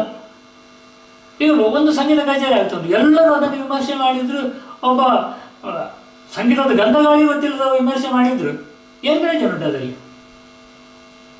ಕರೆಕ್ಟ್, ಏನು ಪ್ರಯೋಜನ ಇಲ್ಲ. ಸಂಗೀತ ನಾವು ಹೋಗಿದ್ದೆ ಒಂದು ಸಿನಿಮಾ ಹಾಡು ಹಾಡ್ಲಿಲ್ಲ ಅಂತ ಹೇಳುವ ಹೋದ್ರೆ ಏನು ಪ್ರಯೋಜನ ಇಲ್ಲ ಅದಕ್ಕೆ. ಆದ್ರೆ ಮತ್ತೆ ವಿಮರ್ಶೆಯ ಸ್ವರೂಪ ಹೇಗಿರಬೇಕು? ಸ್ವರೂಪ ನಿಜವಾಗಿ ಅದು ಹೇಗೆ ಇರ್ಬೇಕಿತ್ತು ಅದು ಅಂತ ಹೇಳಿ ತಿಳಿದವ ವಿಮರ್ಶೆ ಮಾಡಿದ್ರೆ ಮಾತ್ರ ಸ್ವರೂಪ ಹೇಗೆ ಇರ್ಬೋದು ಅಂತ ಹೇಳಬೇಕು. ಅಂದ್ರೆ ಈಗ ಕೆಲವರೆಲ್ಲ ವಿಮರ್ಶೆ ಅಂತಂದ್ರೆ ಒಂದು ಅವರು ಹಾಗೆ ಆಗಿದೆ ಹೀಗೆ ಆಗಿದೆ ಅದ್ಭುತ ಆಗಿದೆ ಅಂತ ಹೊಗಳುದು ಮಾತ್ರ. ಇನ್ನು ಕೆಲವರು ವಿಮರ್ಶೆ ಅಂತ ಹೇಳಿದ್ರೆ ಅಲ್ಲಿ ಏನು ದುರ್ಬೀನ್ ಹಿಡಿದು ಹುಡುಕಿ ಅದರಲ್ಲಿ ಏನು ನೆಗೆಟಿವ್ ಉಂಟು ಅಂತ ಹೇಳಿ ಅದನ್ನೇ ಹೇಳುವವರಿದ್ದಾರೆ. ಅಲ್ಲ, ಯಾಕೆ ಹೆಚ್ಚಿನ ಕೆಲವರು ಒಬ್ಬೊಬ್ಬ ಕಲಾವಿದನಿಯನ್ನು ಮನಸ್ಸಿನಲ್ಲಿ ಪ್ರತಿಷ್ಠಾಪನೆ ಮಾಡಿ ಇಟ್ಟುಕೊಂಡಿರ್ತಾರೆ. ಹೌದು, ನಾನು ಇದನ್ನು ತುಂಬಾ ನೋಡಿದ್ದೇನೆ. ಹೌದು, ಕೆಲವು ಭಾಗವತರು ಅಂತ ಹೇಳಿದ್ರೆ ಕೆಲವರಿಗೆ ದೇವರು. ಹೌದು, ಅವ ಎಂತದ್ದು ಮಾಡಿದ್ರು ಚಂದವೇ. ಹೌದು, ಅವನ ಕೆಮ್ಮಿದ್ರು ಚಂದವೇ. ಹೌದು, ಅವ ಭಾಗವತಿಗೊಟ್ಟಿಗೆ ಅರ್ಥ ಹೇಳುದು. ಹೌದು, ಅವನೇ ಅರ್ಥ ಹೇಳುದು, ಏನು ಬಂದ್ಯಾ ಹೋದ್ಯಾ ಈಗೆಲ್ಲ ಅವನೇ ಅರ್ಥ ಹೇಳುದು. ಮತ್ತೆ ಅರ್ಥದಲ್ಲಿ ಇದ್ದದ್ದು ಯಾಕೆ? ಇದು ಕಡತದವರು ಶುರು ಮಾಡಿದ್ರು ಒಂದು ಕಾಲದಲ್ಲಿ. ಆದ್ರೆ ಅವರೊಂದು ಅದಕ್ಕೊಂದು ಲಿಮಿಟೇಷನ್ ಇತ್ತು. ಹೌದು ಹೌದು, ಆಗ ಮಾಡಿದ್ರು ಚಂದವೇ. ಮತ್ತೆ ಭಾಗವತರಿಗೆ ಎಷ್ಟು ಬೊಬ್ಬೆ ಹೊಡೆದ್ರು. ಈಗ ಇಷ್ಟು ಒಳ್ಳೆ ಮೈಕ ಇರುವಾಗ ಯಾಕೆ ಆರ್ಭಟೆ? ಸುಮ್ಮನೆ ಅಗತ್ಯ ಉಂಟ? ಚಂದದಲ್ಲಿ ಹೇಳಿಕೊಂಡು ಹೋದ್ರೆ ಸಾಕು. ಈಗ ಬಲಿಪರ ಏರ್ ಮಧ್ಯದಲ್ಲಿ ಆರ್ಭಟೆ ಕೊಡುವುದಿಲ್ಲ. ಹೌದು ಹೌದು, ಖಂಡಿತ ಕೊಡುವುದಿಲ್ಲ.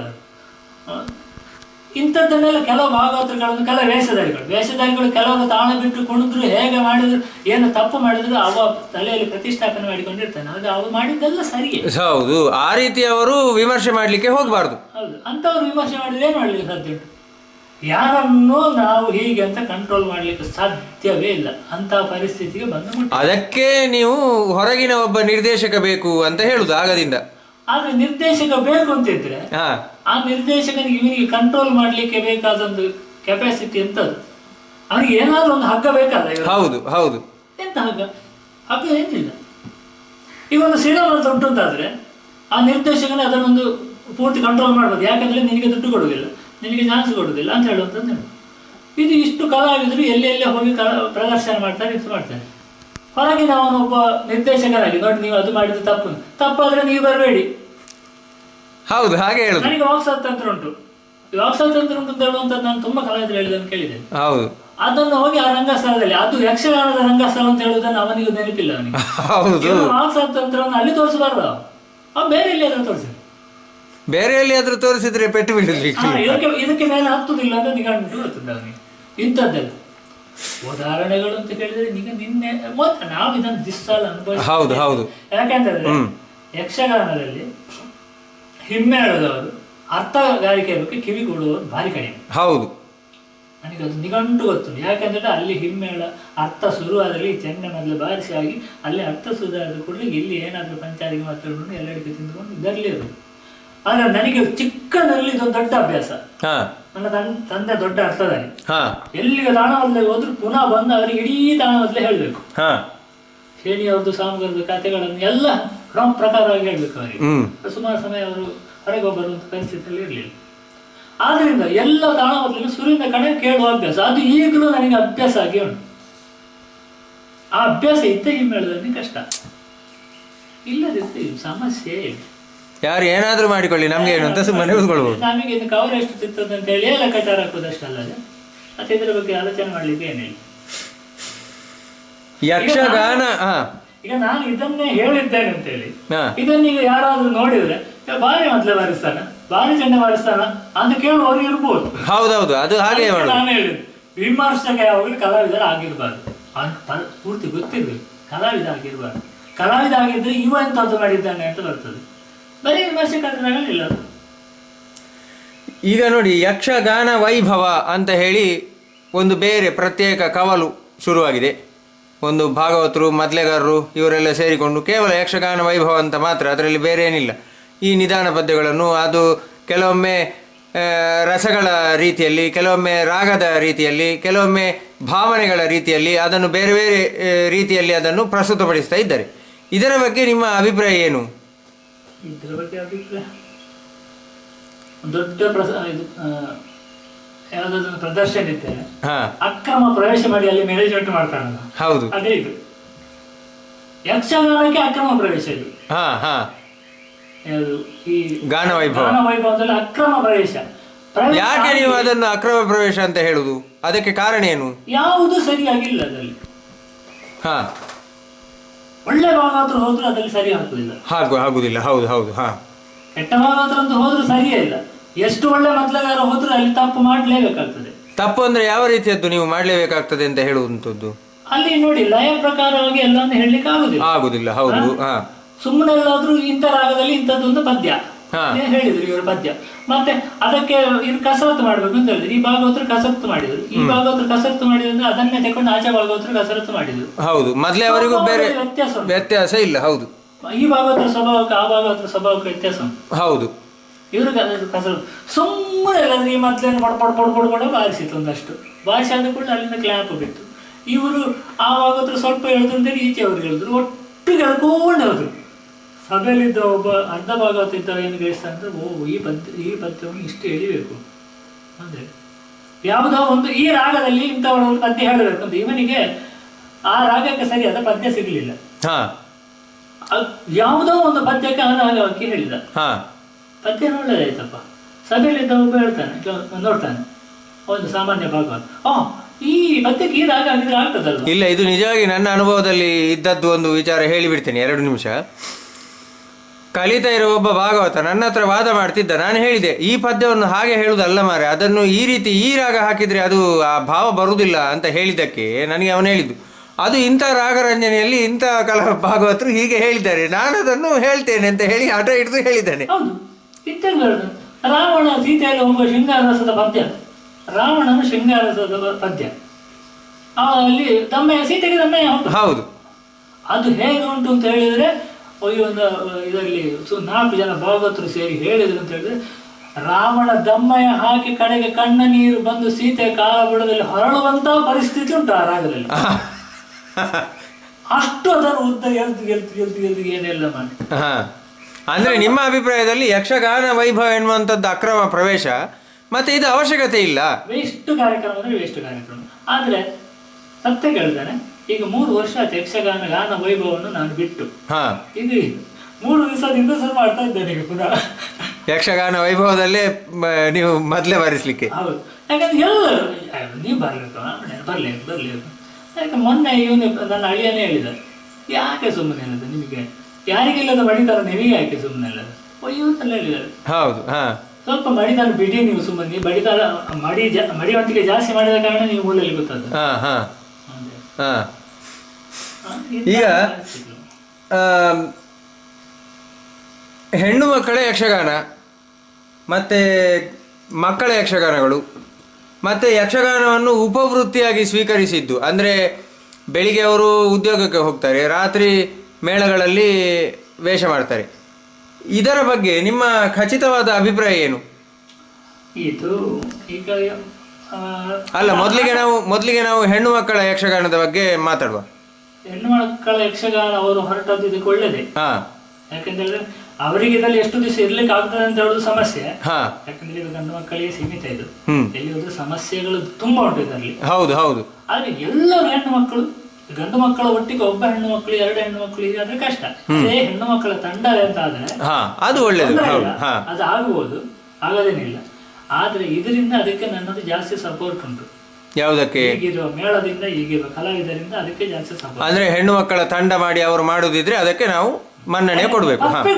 ಹೌದು, ನಾನೀಗ ಸುಮಾರು ನೋಡಿ ಆಯ್ತು, ಅವರಲ್ಲಿ ಇದ್ದದ್ದಷ್ಟು ತಾಳಕ್ಕೆ ಸರಿಯಾಗಿ ಚಂದ ಉಂಟು. ಕೆಲ ಭರತನಾಟ್ಯ ಕಲಿತ ಹುಡುಗಿಯರು, ಇಲ್ಲದ್ರೆ ಹೆಂಗಸರಿಗೆ ಯಾವತ್ತೂ ಅಷ್ಟೇ, ಯಾವ ಅಧಿಕಾರದಲ್ಲಿ ಹೆಂಗಸರು ನೋಡಿ ಅವ್ರಿಗೆ ಕೊಟ್ಟ ಉದ್ಯೋಗ ಪರ್ಫೆಕ್ಟ್ ಆಗಿ ಮಾಡ್ತಾರೆ. ಹೌದು, ಕವಲ ಮನಸ್ಸು ಇರುವುದಿಲ್ಲ, ಎಲ್ಲಿಗೆ ಆಚೆ ಹೋಗುವಂತ ಸಂಗತಿ ಇರುವುದಿಲ್ಲ, ಇದ್ದದ್ದನ್ನಷ್ಟು ಕರೆಕ್ಟ್ ಮಾಡ್ತಾರೆ ಅವರು, ಅದು ಪರ್ಫೆಕ್ಟ್ ಆಗಿ ಉಂಟು ನನಗೆ. ಆಮೇಲೆ ಈ ಮಕ್ಕಳ ಯಕ್ಷಗಾನದ ಬಗ್ಗೆ, ಸಣ್ಣ ಮಕ್ಕಳು ಇರ್ಲಿಯಪ್ಪ ಮಾಡ್ಲಿ, ಯಾಕೆಂತ ಹೇಳಿದ್ರೆ ಅನುಭವ ಬೇಕಲ್ಲ. ಆದ್ರೆ ಅವರನ್ನು ಸರಿಯಾಗಿ ತಯಾರು ಮಾಡುವವರೇ ಬೇಕಾದ್ದು. ಹೌದು, ಅವರನ್ನು ಸರಿಯಾಗಿ ತಯಾರು ಮಾಡದೇ ಇದ್ರೆ ಅದು ಮತ್ತೊಂದು ಸಮಸ್ಯೆ. ಯಾಕೆಂದ್ರೆ ಒಂದು ಮಗು ಒಂದು ಸ್ವಲ್ಪ ಜಂಡ ಬಾರಿಸ್ತದೆ, ಮೊದಲೇ ಬಾರಿಸ್ತದೆ, ವೇಷ ಮಾಡ್ತಾನೆ ಅಂತ ಹೇಳಿದ್ರೆ ಅವನನ್ನು ಹೊಗಾಳಿ ಗೋವಿಂದ ಭಟ್ರಿಗೆ, ಶ್ರೀಧರ ಭಂಡಾರಿಗೆ ಲೆವೆಲ್ಗೆ ತಂದಿಡ್ತಾರೆ. ಹೌದು, ತಂದ ತಾಯಿಗಳು, ಅವನಿಗೆ ಇದೇ ನನ್ನ ದೊಡ್ಡ ಸಂಗತಿ ಅಂತ ಆಗಿರ್ತದೆ ಅಂತ ಅಂದ್ರೆ ಸ್ವಲ್ಪ ಕಷ್ಟ. ಈಗ ಉಪವೃತ್ತಿಯಾಗಿ ಸ್ವೀಕರಿಸಿರೋರ ಬಗ್ಗೆ, ಬೆಳಿಗ್ಗೆ ಕೆಲಸ, ರಾತ್ರಿ ಆಟದಲ್ಲಿ ವೇಷ ಅಥವಾ ಮದ್ಲೆ ಅಥವಾ ಭಾಗವತಿಗೆ ಏನೇ ಇಲ್ಲಿ ಲೆಕ್ಕದಿಂದ ಜಾಸ್ತಿ ಆದ ಮೇಳ ಉಳಿಲಿಕ್ಕೆ ಬೇಕಾಗಿ ಏನ್ ಮಾಡ್ಲೇಬೇಕಷ್ಟೇ. ಇಲ್ಲದಿದ್ರೆ ಇದರಷ್ಟು ಇದು ದೊಡ್ಡ ಸಮಸ್ಯೆ. ಹೌದು, ಅವನಿಗೆ ಇದಕ್ಕೂ ನ್ಯಾಯ ಇಲ್ಲ, ಅದಕ್ಕೂ ನ್ಯಾಯ ಇಲ್ಲ. ಅವನಿಗೆ ಬೆಳಿಗ್ಗೆ ಹೋದ ಅವನ ಆಫೀಸಿನ ಕೆಲಸವು ದಂಡವೇ. ಈಗ ಆಟಕ್ಕೆ ಬಂದ ನಿದ್ದೆ ಬಿಟ್ಟು ನನಗೆ ಹಗಲಿನ ನಿದ್ದೆ ಆಗ್ಲಿಲ್ಲ ಅಂತ ಹೇಳಿ 3 ಗುತ್ತು ತೆಗೆದು ಏನೆಲ್ಲ ಮಾಡಿ ಪಕ್ಕ ಮುಗಿಸಿ ನನಗೆ ಹೋಗ್ಬೇಕು ಅಂತ ಹೇಳುವಂತ ಪರಿಸ್ಥಿತಿ. ಅಂದ್ರೆ ಒಂದು ವೇಳೆ ಎರಡಕ್ಕೂ ನ್ಯಾಯ ಒದಗಿಸ್ಲಿಕ್ಕೆ ಸಮರ್ಥತೆ ಇದ್ದು ಉಂಟು, ಸಾಮರ್ಥ್ಯ ಉಂಟು ಅಂತಾದ್ರೆ ಖಂಡಿತ ಮಾಡ್ಬೋದು. ಯಾರಿಗೆ ಇಲ್ಲ ಸಾಮರ್ಥ್ಯ, ಅದು ಅಪೂರ್ವಕ್ಕೆ ಒಂದೊಂದಾದ್ರೆ ಮಾತ್ರ ಸಾಮರ್ಥ್ಯ. ಅವನಿಗೆ ವಾರದ 1 ದಿವಸ ಆದಿತ್ಯವಾರ ಶನಿವಾರ ಇಂಥದ್ದಿದ್ರೆ ಮಾತ್ರ ಸಾಮರ್ಥ್ಯ. ಯಾಕಂದ್ರೆ ಇದನ್ನು ನಾನು ಅನುಭವಿಸಿದ್ದೇನೆ. ಒಂದು ಕಾಲದಲ್ಲಿ ತಂದೆಯವರು ಕೃಷಿ ಮಾಡ್ತಾ ಇದ್ರು, ಆಮೇಲೆ ತಂದೆ ತೀರೋದ ನಂತರ ಕೃಷಿ ಮತ್ತು ಆಟ ಎರಡನ್ನೂ ನಾನು ನಿಭಾಯಿಸಿದ್ದೇನೆ. ಆದ ಕಾರಣ ಈಗ 55 ವರ್ಷದಲ್ಲಿ 70 ವರ್ಷದ ಆಗಿದ್ದೇನೆ ನಾನು. ಆವಾಗ ರಾತ್ರಿ ಯಾವೊಬ್ಬನ ಚೆಂಡೆ, ರಾತ್ರಿಯಿಂದ ಬೆಳಿಗ್ಗೆ ತನಕ ಚೆಂಡೆ ಬಾರಿಸುದು, ಇಲ್ಲಿ ಬಂದುಕೊಂಡು ಗುಡ್ಡ ಕೊಡುದು, ರಬ್ಬರು, ತೋಟ, ಪಂಪ್ ಸೆಟ್ ಇದರದ್ದು ಸಮಸ್ಯೆ. ಅಲ್ಲಿಯೂ ಅದಕ್ಕೆ ಸರಿಯಾಗಿ ನ್ಯಾಯ ಒದಗಿಸ್ಲಿಕ್ಕೆ ಆಗುದಿಲ್ಲ. ಹೌದು, ಅಂದ್ರೆ ತಾಕತ್ತಿರುವುದಿಲ್ಲ. ಹೌದಪ್ಪ, ಇಲ್ಲಿಗೆ ಬಂದ ನಂತರ ಇಲ್ಲಿ ನಿಂತ ಆಗ್ಬೇಕು, ಬೇಗ ಹೋಗಿ ಇವತ್ತು ಆಟ ದೂರ ಅಂತ ಹೇಳುವಂತ ಟೆನ್ಷನ್. 2 ಇರಲೇಬಾರ್ದು. ಈಗ ಬಾಕಿ ಕಲಾವಿದರೆಲ್ಲ ಮನೆಯಲ್ಲಿ ಕೃಷಿ ಇಲ್ಲದವರು, ಇವರು ಮನೆಯಲ್ಲಿ ಏನು ವ್ಯವಸ್ಥೆ ಇಲ್ಲದ ಕಲಾವಿದರು ನಮಗಿಂತ ಚಂದ ಇದ್ದಾರೆ. ಯಾಕಂತ ಹೇಳಿದ್ರೆ ಅವರಿಗೆ ರಾತ್ರಿ ಈಗಿನ ಕಲಾವಿದರಿಗೆ ರಾತ್ರಿ 4 ಗಂಟೆ ಮಾತ್ರ, 2 ಗಂಟೆ ಅಷ್ಟೇ ಬಾಕಿ ಹೊತ್ತಿಗೆ ನಿದ್ದೆ. ಹೌದು, ಹಗಲು ಮನೆಗೆ ಫುಲ್ಲು ನಿದ್ದೆ ಮಾಡ್ತಾನೆ. ಅಂತೂ ಅವನಿಗೆ ನಿದ್ದೆ, ನಮಗೆಲ್ಲ 7 ಗಂಟೆ 6 ಗಂಟೆ ನಿದ್ದೆ ಆದ್ರೆ ಅವನಿಗೆ 12 ಗಂಟೆ ನಿದ್ದೆ ಆಗ್ತದೆ. ಹೌದಪ್ಪ, ಹಾಗಿದ್ರೆ ಸಮಸ್ಯೆ ಇಲ್ಲ. ನಾನು ಧರ್ಮಸ್ಥಳದಲ್ಲಿ ಅದೇ ರೀತಿ ಇದ್ದೆ. ಏನು ಜವಾಬ್ದಾರಿ ಇಲ್ಲ ನನಗೆ. ರಾತ್ರಿಯಿಂದ ಬೆಳಿಗ್ಗೆ ತನಕ ಜಂಡ ಬೆಳೆಸೋದು, ಮೊದಲೇ ಬರೋದು, ಮತ್ತೆ ಬೆಳಗ್ಗಿಂದ ಸಂಜೆ ತನಕ ನಿದ್ದೆ ಮಾಡೋದು, ಸಮಸ್ಯೆ ಇಲ್ಲ. ಇನ್ನೊಂದು ಏನಾದರೂ ಇದ್ರೆ ಅಲ್ಲ ಸಮಸ್ಯೆ. ಹೌದು, ಈಗಿನ ಕಲಾವಿದರಿಗೆ ಹಾಗಿನ ಕಲಾವಿದರಿಗೆ ತುಂಬ ಕಷ್ಟ. ಕಾಲಮಿತಿ ಯಕ್ಷಗಾನದ ಬಗ್ಗೆ ನಿಮ್ಮ ಖಚಿತ ಅಭಿಪ್ರಾಯ ಏನು? ಇದು ಒಳ್ಳೆಯದ, ಕೆಟ್ಟದ, ಇದು ಬೇಕಾ, ಇದು ಬೇಡವಾ? ಅದು ಹೇಳಲಿಕ್ಕೆ ಸಾಧ್ಯ ಇಲ್ಲ. ಹಾಂ, ಯಾಕಂತ ಹೇಳಿದ್ರೆ ಕೆಲವು ಸಲ ಒಳ್ಳೆದಂತ ಕಾಣ್ತದೆ, ಕೆಲವು ಸಲ ಹಾಡು ಅಂತ ಕಾಣ್ತದೆ. ಕೆಲವು ಇದಕ್ಕೆ ಒಳ್ಳೆಯದು. ಯಾಕಂತೇಳಿದ್ರೆ ಮನೆಯವರಿಗೆಲ್ಲ ಬಂದು ನೋಡಿಕೊಂಡು ಹೋಗಲಿಕ್ಕೆ, ಎಲ್ಲರಿಗೂ ನೋಡಿಕೊಂಡು ಹೋಗಲಿ ಹೊತ್ತಿಗೆ ಸರಿಯಾಗಿ ಮುಗಿತದೆ. ನಮ್ಮ ರೆಸ್ಟ್ ಕೂಡ ಆಗ್ತದೆ, ಮರು ದಿವಸ ನಮ್ಮ ಕೆಲಸಕ್ಕೂ ಹೋಗ್ಬೋದು. ಉಳಿವಿನ ಬಗ್ಗೆ, ಕಲೆ ಉಳಿಬೇಕಿನ ಬಗ್ಗೆ ಇದು ಖಂಡಿತ ಹಾಡೆ. ಕಲೆ ಇದರಿಂದ ಕ್ರಮ ಪ್ರಕಾರವಾಗಿ ಉಳಿಯುವುದಿಲ್ಲ. ಹಾಗೆ ಅಂತ ನೀವು ರಾತ್ರಿಯಿಂದ ಬೆಳಿಗ್ಗೆ ತನಕ ಆಟ ಮಾಡಿದ್ರೆ ಅದಕ್ಕೆ ಬರುವ ಕಲಾವಿದ ಪ್ರೇಕ್ಷಕರಿಲ್ಲ, ಆಗುದಿಲ್ಲ. ಯಾಕಂದ್ರೆ ಪ್ರೇಕ್ಷಕರಿಗೆ ಈಗ ಕೂಡು ಕುಟುಂಬ ಪದ್ಧತಿ ಇಲ್ಲ. ಗಂಡ ಹೆಂಡತಿ ಒಬ್ಬನಿಗೆ ಮದುವೆ ಆದ್ರೆ ಮತ್ತೊಂದು ಮನೆ, ಮದುವೆ ಆದ್ರೆ ಮನೆ, ಮತ್ತೊಂದು ಮದುವೆ ಆದ್ರೆ ಮನೆ ಆದ್ರೆ ಅವ ಮತ್ತೆ ಹೆಂಡತಿ ಮಕ್ಕಳನ್ನು ಸಾಗಲಿಕ್ಕೆ ಇಡೀ ವರ್ಷ ಇಡೀ ಹಗಲು ದುಡಿಬೇಕಾಗ್ತದೆ. ಹಗಲು ದುಡಿಯೋವನಿಗೆ ರಾತ್ರಿ ನಿದ್ದೆ ಬಿಡ್ಲಿಕ್ಕೆ ಆಗುದಿಲ್ಲ. ಅಂತೂ ನಿದ್ದೆ ಬಿಡ್ಬೇಕು ಅಂತ ಹೇಳೋ ಚಾಟಾಗೆ ಇದ್ದ ಹೆಂಡತಿ ಮಕ್ಕಳನ್ನು ಕರ್ಕೊಂಡು ಆಚೆ ಹೋದ್ರೆ ಇಲ್ಲಿ ಕಳೆದು ಬರ್ಲಿಕ್ಕೆ. ಮೊದಲಾದ್ರೆ ಕೂಡು ಕುಟುಂಬ ಪದ್ಧತಿ. 7-8 ಜನ ಮನೆಯಲ್ಲಿದ್ರು, 4 ಜನ ಆಟಕ್ಕೆ ತಿರುಗಾಡಿಕೊಂಡಿದ್ರು, 4 ಜನ ಕೃಷಿ ಮಾಡಿಕೊಂಡಿದ್ರು, ಅದು ನಡೀತಿತ್ತು. ಈಗಿನ ಪರಿಸ್ಥಿತಿಯಲ್ಲಿ ಫುಲ್ ನೈಟ್ಗೆ ಇಡೀ ರಾತ್ರಿ ಆಟ ಕಾರ್ಯಕ್ರಮವು ಸಮಸ್ಯೆ. ಹೌದು, ಕಾಲಮಿತಿಯು ಸಮಸ್ಯೆ. ಕಾಲಮಿತಿ ಯಕ್ಷಗಾನಕ್ಕೆ ಸಮಸ್ಯೆ. ಯಕ್ಷಗಾನ ಮುಖದ ಸಾಣದು ಕಾಲಮಿತಿ. ಹಾಗೆ ಅದಕ್ಕೆ ಪ್ರೇಕ್ಷಕರು ಬರಬೇಕಂದ್ರೆ ಕಾಲಮಿತಿ ಮಾಡಬೇಕು. ಹೌದು, ಈಗ ಭರವಸೆ ಕಲಾವಿದರು ಯಕ್ಷಗಾನದ ವಲಯದಲ್ಲಿ ರೂಪುಗೊಳ್ತಾ ಇದ್ದಾರೆ ಅಂತ ನಿಮ್ಗೆ ಅನ್ನಿಸ್ತದ, ಅಥವಾ ರೂಪುಗೊಳ್ತಾ ಇಲ್ಲ ಅಂತ ಅನ್ನಿಸ್ತದ? ಕೆಲವರಿದ್ದಾರೆ, ರೂಪುಗೊಳ್ತಾ ಇದ್ದಾರೆ, ಆದ್ರೆ ಇಲ್ಲ ಅಂತ ಹೇಳಿದ್ರೆ ತಪ್ಪಾಗ್ತದೆ. ಹೌದು, ಅಂದ್ರೆ ಮುಂಚಿನ ಹಾಗೆ ಇಲ್ಲ, ಏನೋ ತಕ್ಕ ಮಟ್ಟಿಗೆ ಅಂತ ಹೇಳ್ಬೋದು ಅಷ್ಟೇ. ಒಳ್ಳೊಳ್ಳೆ ಕಲಾವಿದರಿದ್ದಾರೆ, ಇದ್ದಾರೆ, ಗ್ಯಾರಂಟಿ ಇದ್ದಾರೆ. ಅದೇ ಆದ್ರೆ ಆದದ್ದು ಎಂತ ಅಂತಂದ್ರೆ ಅವನ ಒಳ್ಳೆ ಪ್ರತಿಭೆ ಉಂಟು. ಈ ಪ್ರತಿಭೆಯನ್ನು ಜನರನ್ನು ಮೆಚ್ಚಿಸ್ಲಿಕ್ಕೋಸ್ಕರ ಬೇಕಾಗಿ ಅವ ಸ್ವಲ್ಪ ಅಕ್ರಮದಲ್ಲಿ ಹೋಗ್ತಾ ಇದ್ದಾರೆ. ಹೌದು ಹೌದು, ಅದನ್ನು ಜನಗಳು ಅದೇ ಸಾರಿ ಅಂತೇಳಿ ಕ್ಲಾಪ್ ಹೊಡಿತಾ ಇದ್ದಾರೆ. ಆದ್ರಿಂದ ಅವರು ಹಾಳಾಗ್ತಾ ಇದ್ದಾರೆ. ಇದನ್ನು ಏನು ಮಾಡ್ಲಿಕ್ಕೆ ಸಾಧ್ಯ? ಈ ಯಕ್ಷಗಾನವನ್ನು ಉಳಿಸಿ ಬೆಳೆಸಬೇಕಾದ ಹೊಣೆ ಯಾರ್ದು? ಕಲಾವಿದರದ್ದ, ಮೇಳದ ಯಜಮಾನರುಗಳದ್ದ, ಸಂಘಟಕರುಗಳದ್ದ, ಪ್ರೇಕ್ಷಕರದ್ದ? ಎಲ್ಲರಿಗೂ ಸಂಬಂಧಪಟ್ಟದ್ದು. ಎಲ್ಲರಿಗಿಂತ ಜಾಸ್ತಿ ಕಲಾವಿದರು, ಅದು ನಾನು ಗ್ಯಾರಂಟಿ ಹೇಳ್ತೇನೆ. ಕಲಾವಿದರಿಗೆ ಮುಖ್ಯವಾಗಿ ಅದು ಮನಸ್ಸಿನಲ್ಲಿ ಇರಬೇಕು. ಆಮೇಲೆ ಸಂಘಟಕನಿಗೆ, ಆಮೇಲೆ ಪ್ರೇಕ್ಷಕರಿಗೆ. 3ನೇ ಸ್ಥಾನವೇ ಪ್ರೇಕ್ಷಕರಿಗೆ. ಯಾಕಂತ ಹೇಳಿದ್ರೆ ಈ ಕಲಾವಿದ ಅದನ್ನು ಕೊಡದೇ ಇದ್ರೆ ಅವು ಬೇಕು ಅಂತ ಹೇಳುದಿಲ್ಲ. ತಂದೆ ಬೆಲ್ಲವನ್ನೇ ಕೊಡದಿದ್ರೆ ಮಗು ನನಗೆ ಬೆಲ್ಲವೇ ಬೇಕು ಅಂತ ಹೇಳಲಿಕ್ಕಿಲ್ಲ. ಆ ಬೆಲ್ಲದ ರುಚಿ ತೋರಿಸಿ ತೋರಿಸಿ ತೋರಿಸಿ ತೋರಿಸಿ ಅಲ್ವಾ? ಹೌದು, ಈ ಬೆಲ್ಲದ ರುಚಿ ತೋರಿಸಲಿಕ್ಕೆ ಕಾರಣ ಬರೇ ಕಲಾವಿದ ಮಾತ್ರ ಅಲ್ಲ, ಅದೇ ಮಗು ಊಟ ಮಾಡುದಿಲ್ಲ, ಇನ್ನೆಂತ ಮಾಡುದು? ಮೇಳದ ಯಜಮಾನ ಅದನ್ನೇ ಮಾಡಿದ್ದು. ಯಾವುದೇ ಈಗ ತುಳಸಿ ಪ್ರಸಂಗ ಬಂದದ್ದಾಗಲಿ ಯಾವುದಕ್ಕೆ ಬಂದಾಗಲಿ ಒಬ್ಬರನ್ನೇ ಕಲಾವಿದರನ್ನು ಮಾತ್ರ ದೂರಿ ಪ್ರಯೋಜನ ಇಲ್ಲ. ಅಷ್ಟೇ ಕಲಾವಿದನಷ್ಟೇ ಪಾತ್ರ ಮೇಳದ ಯಜಮಾನದ್ದು ಉಂಟು. ಅದಕ್ಕೆ ಬೇಕಾದ ಪ್ರೇಕ್ಷಕರು ಎಲ್ಲವನ್ನು ತಗೊಳ್ತಾರೆ. ನೀವು ಚಡ್ಡಿ ಬಿಚ್ಚಿಕೊಂಡ್ರು ಪ್ರೇಕ್ಷಕ ತಗೊಳ್ತಾರೆ, ಜಾಸ್ತಿ ಬರ್ತದೆ. ಅದಕ್ಕೆ ಇದರಿಂದ ಜಾಸ್ತಿ ಬರ್ತದೆ, ಇದರಿಂದ ಜಾಸ್ತಿ ಬರ್ತದೆ ಅಂತ ಹೇಳಿ ಕಲಾವಿದ ಅದನ್ನೇ ಮಾಡ್ಲಿಕ್ಕೆ ಹೊರಟ್ರೆ ಮೇಳದ ಯಜಮಾನಿಗೆ ಸಂಪಾದನೆ ಆಗ್ತದೆ. ಹೌದು, ಎಲ್ಲರೂ ಅದಕ್ಕೆ ಪ್ರೋತ್ಸಾಹ. ಇದೀಗ ಪ್ರೋತ್ಸಾಹ ಅದೇ ರೀತಿಯಾಗಿದೆ. ಯಕ್ಷಗಾನದ ಮುಂದಿನ ಭವಿಷ್ಯದ ಬಗ್ಗೆ ನಿಮ್ಮ ಭಾವನೆ ಏನು? ಆಶಾಭಾವನೆ ಉಂಟಾ, ಅಥವಾ ಇನ್ನು ಹೇಗೋ ಒಂದು ನಡೀತದೆ ಅಂತ ನೀವು ಹೇಳ್ತೀರಾ? ನಡೀತದಪ್ಪ. ಯಾವುದೇ ಕಲೆ ಇದು ಅಂತಲ್ಲ, ಯಾವುದೇ ಕಲೆ ಆಗಲಿ ಒಮ್ಮೆ ಕೆಳಗೆ ಮೇಲೆ ಅದು ದೊಡ್ಡ ದೊಡ್ಡ ಸಂಸ್ಥಾನಗಳು, ಮನೆಗಳು, ಎಲ್ಲ ದೇವಸ್ಥಾನಗಳು ಎಲ್ಲ ಇದ್ದ ಹಾಗೆ ಇದು. ಹೌದು ಹೌದು, ಪ್ರಕೃತಿ ಇದ್ದ ಹಾಗೆ. ಗುಡ್ಡ ಇದ್ದಲ್ಲಿ ಅದು ಇದಾಗಿ ಮರುಭೂಮಿ ಆಗಿದೆ, ಮರುಭೂಮಿ ಇದ್ದಲ್ಲಿ ಗುಡ್ಡ ಆಗಿದೆ, ಹೌದು, ಕೃಷಿ ಆಗಿದೆ. ಅದೇ ರೀತಿ ಒಳ್ಳೊಳ್ಳೆ ರಾಜಮನೆತನಗಳೆಲ್ಲ ತುಂಬಾ ಮೆರೆದು ಕಡೆಗೆ ಹಾಳಾಗಿ ಹೋಗಿದೆ. ಹೌದು, ಎಷ್ಟೆಷ್ಟೋ ದೊಡ್ಡ ಸಂಸ್ಕೃತಿಗಳೇ ಅಳಿದು ಹೋಗಿದೆ. ಇನ್ನು ಯಕ್ಷಗಾನದ್ದು ಕತೆ ಅಂತದ್ದು ನಮ್ಮಲ್ಲಿ ಆಗಿದೆ. ನಾವು ಸಣ್ಣದಿರುವಾಗ ಯಕ್ಷಗಾನಕ್ಕೆ ಸೇರುವಾಗ ನಮ್ಮನ್ನೇ ಎಷ್ಟೋ ಜನ ಸ್ನಾನ ಮಾಡಿ ಬರಬೇಕು, ಆಟಕ್ಕೆ ಹೋಗಿ ಪುನಃ ಮನೆ ಒಳಗೆ ಬರಬೇಕಾದ್ರೆ ಸಾಂಪ್ರದಾಯಿಕ ಮನೆ ಅಂತ ಅಲ್ಲಿ ಅದೇ ರೀತಿ ಯಕ್ಷಗಾನ. ಹೌದು ಹೌದು, ಅಂತದ್ದು ಈಗ ಯಕ್ಷಗಾನ ಮನೆ ಮನೆಯಾಗಿ ಮಕ್ಕಳು ಕೂಡ ಇದಾಗುವಾಗಿದೆ. ಅಂದ್ರೆ ಅದು ಏರಿಳಿತಗಳು ಸಹಜ, ಅದರಿಂದಾಗಿ ಯಕ್ಷಗಾನಕ್ಕೆ ಅಳಿವಿಲ್ಲ ಅಂತ ನಿಮ್ಮ ಅಭಿಪ್ರಾಯ? ನೋಡಿ, ಅಳಿವು ಉಂಟು ಅಂತ ಅಂತಾದ್ರೆ ಚರ್ಮ ವಾದ್ಯಗಳನ್ನೆಲ್ಲ ಈಗ ಪುರೋಹಿತರುಗಳು ಬಾರಿಸಲಿಕ್ಕೆ ಶುರು ಮಾಡಿದ್ದಾರೆ. ಹೌದು, ಯಕ್ಷಗಾನದಲ್ಲಿ ಪುರೋಹಿತರುಗಳು ಚರ್ಮ ವಾದ್ಯಗಳನ್ನು ಇಲ್ಲಿ ಪುರೋಹಿತ ಮಾಡಿ ಅಲ್ಲಿ ಹೋಗಿ ಜಂಡೆ ಬಾರಿಸಿ ಮತ್ತೆ ಪುನಃ ಪುರೋಹಿತ ಬರುವುದು. ಆ ಪುರೋಹಿತನ ಮಕ್ಕಳು ಯಕ್ಷಗಾನ ಕಲಿಯುವುದು, ಹುಡುಗಿಯರು ಯಕ್ಷಗಾನ ಕಲಿಯುವುದು. ಇದು ಬೆಳವಣಿಗೆ ಅಲ್ವಾ? ಬೆಳವಣಿಗೆ ಉಂಟು. ಹಾಗಂತ ಬೆಳವಣಿಗೆಯಲ್ಲಿ ಸ್ವಲ್ಪ ಸಮಸ್ಯೆ ಉಂಟು. ಹೌದು ಹೌದು. ತಮ್ಮ ಈ ಎಲ್ಲ ರೀತಿಯ ಸಾಧನೆಗಳಿಗೆ ನಿಮ್ಮ ಕುಟುಂಬ ವರ್ಗದ ಸಹಕಾರದ ಬಗ್ಗೆ ಸ್ವಲ್ಪ? ಖಂಡಿತ ಎಲ್ಲರಿಗೂ ಸಹಕಾರ. ಎಲ್ಲರೂ ಕಲಾವಿದರ ಕುಟುಂಬ ಇದೆ ನಮ್ಮದು. ನಮ್ಮ ದೊಡ್ಡಪ್ಪ ಚಿಕ್ಕಪ್ಪ ಯಾರು ಇದ್ರು ಇಡೀ ಅಮ್ಮಣ್ಣ ಕುಟುಂಬದ ಎಲ್ಲರೂ ಕಲಾವಿದರು. ಜಾಬಿನಲ್ಲಿ ಇದ್ದವರು ಭಾರಿ ಕಡಿಮೆ. ಎಲ್ಲರೂ ಸಂಗೀತ ಮೃದಂಗ, ನನ್ನ ಒಬ್ಬ ಅಣ್ಣ ಸಂಗೀತ ಮೃದಂಗದ ವಯಲಿನ, ಅಕ್ಕನ ಸಂಗೀತದ, ಚಿಕ್ಕಪ್ಪನ ಮಕ್ಕಳಾಗಿ ದಿನೇಶ ಅಮ್ಮಣ್ಣ, ಮತ್ತೊಬ್ಬ ದೊಡ್ಡಪ್ಪನ ಮಗ ಇದ್ದಾರೆ ಪುರುಷೋತ್ತಮ ಅಮ್ಮಣ್ಣ ಅಂತ, ಒಳ್ಳೆ ಅರ್ಥದವರು. ಎಲ್ಲರೂ ಕಲಾವಿದರು, ಎಲ್ಲರದ್ದು ಪ್ರೋತ್ಸಾಹ ಉಂಟು. ಸರ್, ಇಷ್ಟು ಹೊತ್ತು ಯಕ್ಷಗಾನ, ತೆಂಗುತಿಟ್ಟು ಯಕ್ಷಗಾನದ ಹಿಮ್ಮೇಳದ ಬಗ್ಗೆ, ಮುಮ್ಮೇಳದ ಬಗ್ಗೆ ಬಹಳಷ್ಟು ವಿಚಾರಗಳನ್ನು ಬಹಳ ನೇರವಾಗಿ ಹಲವಾರು ಹೊಸ ರೀತಿಯ ಒಂದು ಚಿಂತನೆಗಳನ್ನು ಕೂಡ ನನ್ನಲ್ಲಿ ಹುಟ್ಟಿ ಹಾಕಿದ್ದೀರಿ. ಉದಾಹರಣೆಗೆ ಯಕ್ಷಗಾನಕ್ಕೆ ಹೊರಗಿನಿಂದ ಒಬ್ಬ ನಿರ್ದೇಶಕ ಬೇಕು ಎನ್ನುವಂಥ ವಿಚಾರ ನಿಜವಾಗಿಯೂ ಕೂಡ ಇದನ್ನು ಯಕ್ಷಗಾನ ಲೋಕದವರು ಎಲ್ಲರೂ, ಯಕ್ಷಗಾನ ಉಳಿಬೇಕು ಬೆಳಿಬೇಕು ಅಂತ ಇದ್ದವರೆಲ್ಲರೂ ಕೂಡ ಬಹಳ ಒಂದು ಮುತುವರ್ಜಿಯಿಂದ ಯೋಚನೆ ಮಾಡಿ ಇದರ ಬಗ್ಗೆ ತೀರ್ಮಾನ ತೆಗೆದುಕೊಳ್ಬೇಕಾದಂಥ ಒಂದು ಬಹಳ ಪ್ರಮುಖ ವಿಚಾರ ಇದು. ಇಂಥ ಹಲವಾರು ವಿಚಾರಗಳ ಬಗ್ಗೆ ಬಹಳ ಉತ್ತಮವಾಗಿ ಒಳ್ಳೆಯ ರೀತಿಯಿಂದ ನನಗೆ ಬಹಳ ಮಾಹಿತಿಯನ್ನು ಕೊಟ್ಟಿದ್ದೀರಿ. ಈ ಒಂದು ಸಂದರ್ಶನಕ್ಕೆ ನನಗೆ ಅನುಕೂಲ ಮಾಡಿಕೊಟ್ಟ ನಿಮಗೆ ಅನಂತ ಕೃತಜ್ಞತೆಗಳು ಸರ್. ಧನ್ಯವಾದಗಳು. ನಮಸ್ಕಾರ. ನಮಸ್ಕಾರ.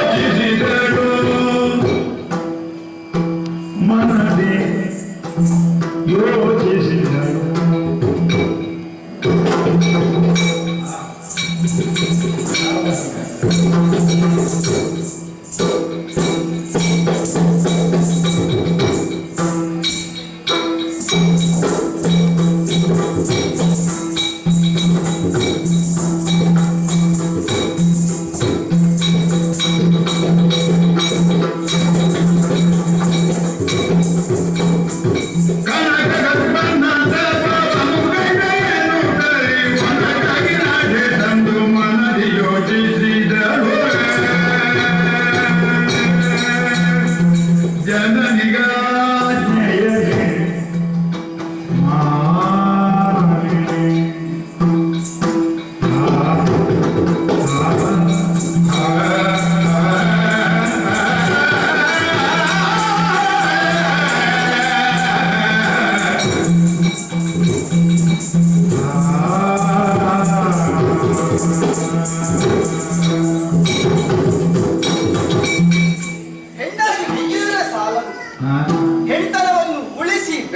ವಿಚಾರದಲ್ಲಿ ಹೆಣ್ಣಿನ ಪ್ರಯತ್ನವು ಬಹುಮುಖ್ಯವಾಗಿದೆ. ಈ ಕುರಿತಾಗಿ ನಾನೊಬ್ಬಳೇ ಆಲೋಚಿಸಿದ್ದಲ್ಲ, ಮಮತಾಮಯಿಯಾದಂತಹ ನನ್ನಮ್ಮ ದಿದೀದೇವಿಯೇ ಆಲೋಚಿಸಿದವಳು. ಹೌದು, ಸಾಮಾನ್ಯದವಳೇನಲ್ಲ. ಕಶ್ಯಪ ಬ್ರಹ್ಮರ ಮಡದೆಯರಲ್ಲಿ ಅವಳು ಒಬ್ಬನಾಕೆ. ಶೋಣಿತಾಪುರ ನಗರದಲ್ಲಿ ಚೆನ್ನಾದ ಜೀವನವನ್ನೇ ನಾವು ನಡೆಸುತ್ತಾ ಇದ್ದೇವೆ ಎನ್ನುವ ಹಾಗೆ ಎಲ್ಲವರು ಭಾವಿಸಿರಬಹುದು. ಆದರೆ ನಮ್ಮ ಬದುಕೆಷ್ಟು ಕಷ್ಟಕರವಾದುದು ಎನ್ನುವುದು ನಮ್ಮಮ್ಮ ಒಂದು ದಿವಸ ಚಿಂತಾಕ್ರಾಂತಳಾಗಿ ಕುಳಿತಿದ್ದಾಗಲೇ ನನಗೆ ಗೊತ್ತಾದದ್ದು. ದುಃಖಿಸುತ್ತಿರುವಂತಹ ಅವಳ ಬಳಿ ನಾನು ಹೋಗಿ ಕೇಳಿದೆ, ಯಾಕಮ್ಮ ಈ ರೀತಿಯಾದಂತಹ ಚಿಂತೆ ದುಃಖ ಎನ್ನುವ ಹಾಗೆ. ಆಗ ಕಂದಿದಾನವನ್ನು ಹೊತ್ತಂತಹ ನನ್ನಮ್ಮ ಆಡಿದಂತಹ ಮಾತುಗಳನ್ನು ಕೇಳಿದಾಗ ಬಹಳ ಬೇಸರವಾಯಿತು. ಜೊತೆಗೆ ಸಾಧನೆಯನ್ನು ಮಾಡಬೇಕೆನ್ನುವಂತಹ ಛಲ ನನ್ನ ಅಂತರಂಗದಲ್ಲಿ ಜಾಗೃತವಾಯಿತು. ಹೇಗೆ ಮಾತಾಡ ತುಂಬಾ ಹೈ ಕುಳಿತುಕೊಳ್ಬೇಕು, ಗೊತ್ತುಂಟಾ? ಗೊತ್ತಾಯ್ತಾ? ಹೇಗೆ ಹೌದಾ? ಹಾಗಾದ್ರೆ ಮಾತು ನನ್ನ ಜೊತೆಗೆ ನೀನು ಬಂದ್ರೆ ಸಾಕು. ಇಲ್ಲ ಮಾತು ಬಿಚ್ಚಬಾರ್ದು, ಹೀಗೆ ಮಾತಾಡಿದ ಹಾಗೆ ಅಲ್ಲಿ ಮಾತಾಡಬಾರ್ದು. ಹಾಗಾದ್ರೆ ಬಾ.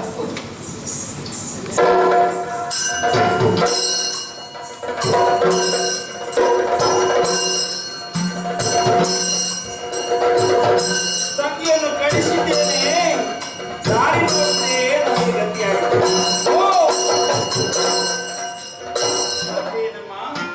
ದೇವರ ದೇವ ಮುಂದ ಲೋಕಕಾಲ ಕೊಟ್ಟನೆ ನಿತ್ಯ. ದೇವರ ದೇವ ಲೋಕಕಾಲ ಕೊಟ್ಟನೆ ನಿತ್ಯಾನಂದ. ನುಡಿದು ತಪ್ಪು ಮಾಡಲ್ಲದು, ಬಿಟ್ಟು ಕೊಡಲಿಲ್ಲ ಕವುತಿದನೆಂದು. ಬಡವರ ಮಾತ ಮುನ್ನಡೆಸಿ ಪಾಲಿಸೋ. ಕೈಯ ಬಿಡುವೆಯ ಶರಣರ ಜಗಗಳ ಮಗಳ. ದೇವರ ದೇವ ಮುಂದ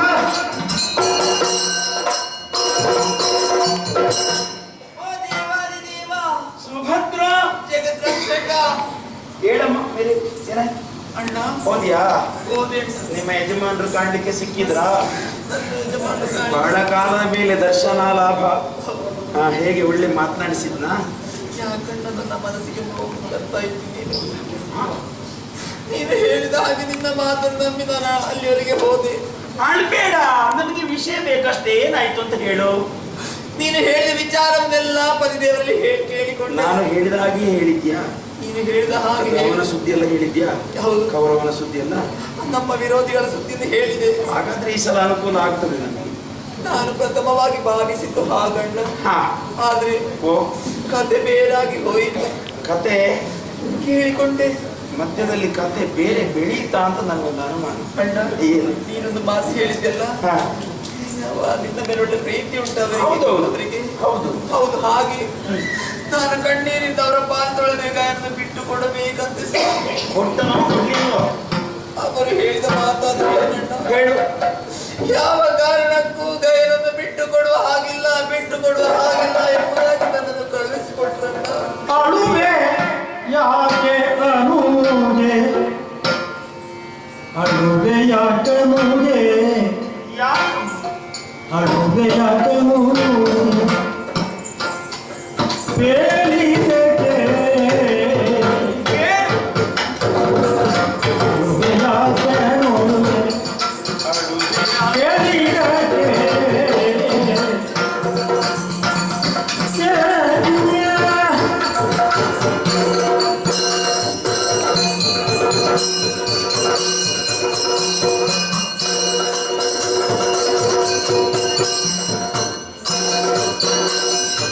ಅಳುವೆ ಯಾಕೆ ಮುಜೆ, ಬೇಲಿದೆ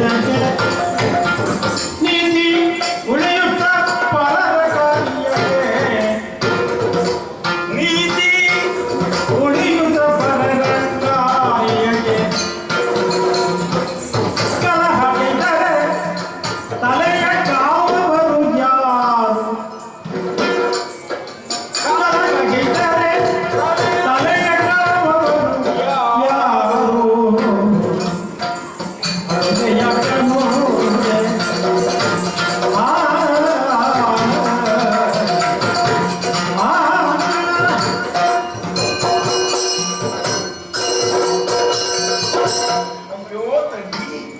ಇಷ್ಟು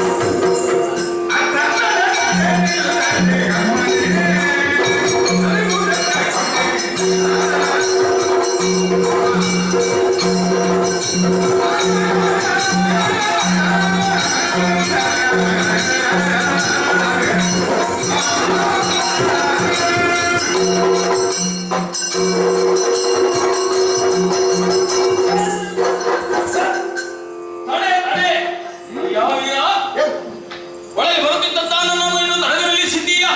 ಯಾರಯ್ಯ ನೀನು? ನನ್ನನ್ನು ಯಾಕೆ ತಡೆಯುತ್ತಾ ಇರುವೆ? ಹೋಗುವುದಕ್ಕೆ ದಾರಿಯನ್ನು ಬಿಡು. ನೀನು ಯಾರು? ನಿನ್ನ ಹೆಸರನ್ನು ಹೆತ್ತವರು ಯಾರು? ಎಲ್ಲ ವಿಚಾರವನ್ನು ಹೇಳಿ ಬಿಡು ಬಿಡು ಅಂತ ನಾನೇ ಬಿಡುವುದಕ್ಕಾಗುವುದಿಲ್ಲ.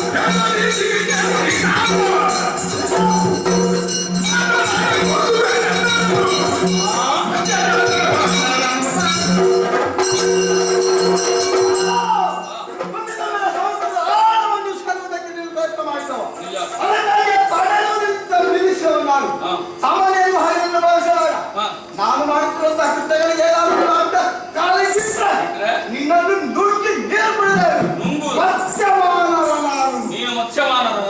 ನಿನ್ನ ಅಪ್ಪ ಯಾರು? ನಿನ್ನ ಅಪ್ಪ ಯಾರು? ನಿನಗೆ ಹೌದು.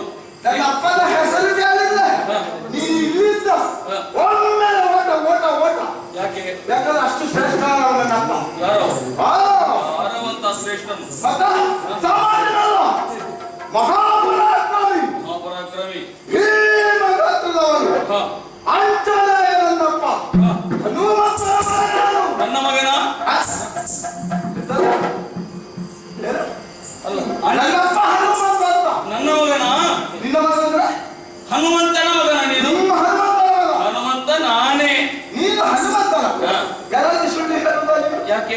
ಮತ್ತೆ ನಂಬಿಕೆ ಇಲ್ವ? ನನ್ನನ್ನು ಕಾಣುವಾಗ ಹಾಗೆ ಗೊತ್ತಾಗುವುದಿಲ್ವ? ನೀನು ಹನುಮಂತ. ಸ್ವಲ್ಪ ನಿನ್ನ ಮುಖ ನೋಡು, ಮತ್ತೆ ನನ್ನ ಮುಖ ನೋಡು. ಹೇಗೆ? ಸ್ವಲ್ಪ ಹೋಲಿಕೆ ಇಲ್ವಾ? ಹನುಮಂತನ ಗುಣ ಏನಾಗುತ್ತೆ? ಏನು ಗೊತ್ತಿದೆ? ವಿಶಿಷ್ಟವಾದಂತಹ ಸಾಮರ್ಥ್ಯವನ್ನು ಹೊಂದಿದವನು ನನ್ನಪ್ಪ. ನೀನು ಸಾಮಾನ್ಯ.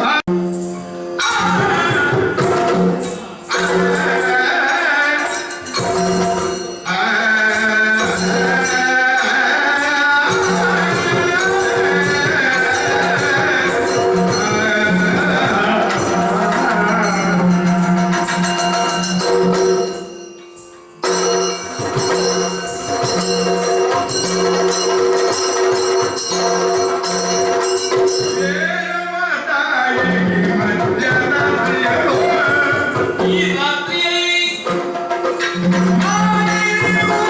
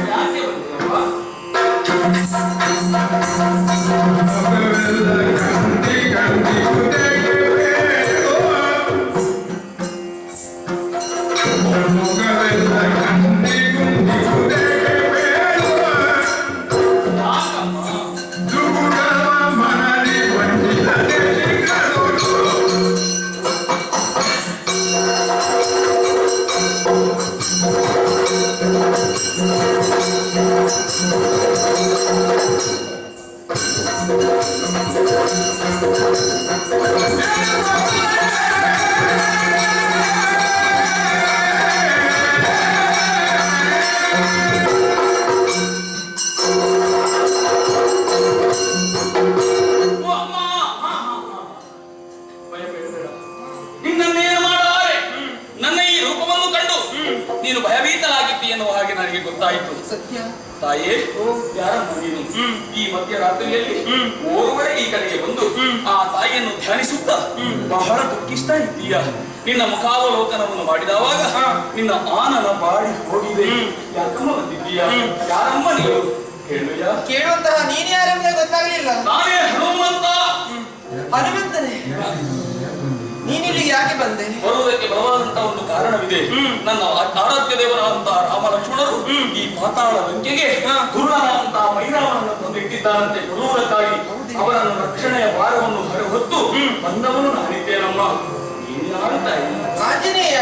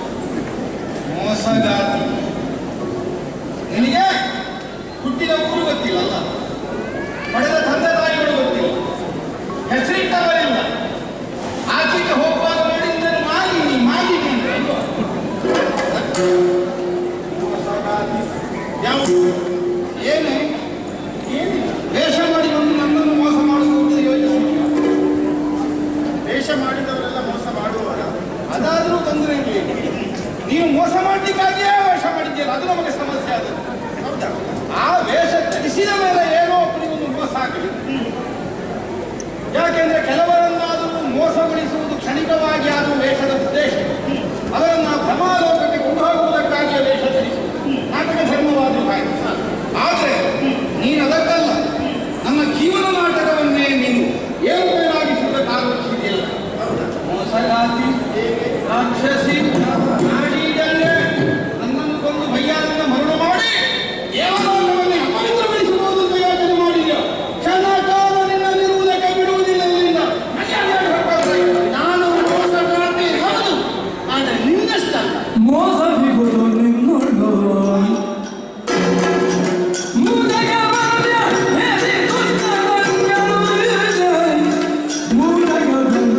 ಸೇರಿ ಪುಷ್ಪ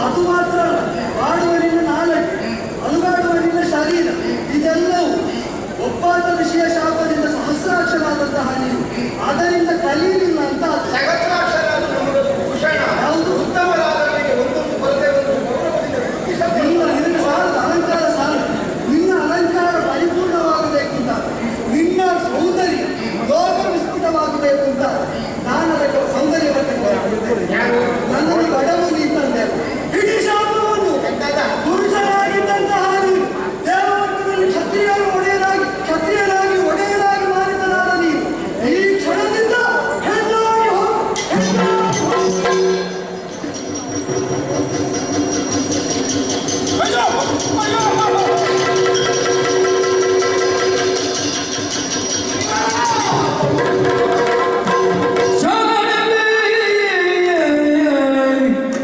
ಮುನಿರಾಯ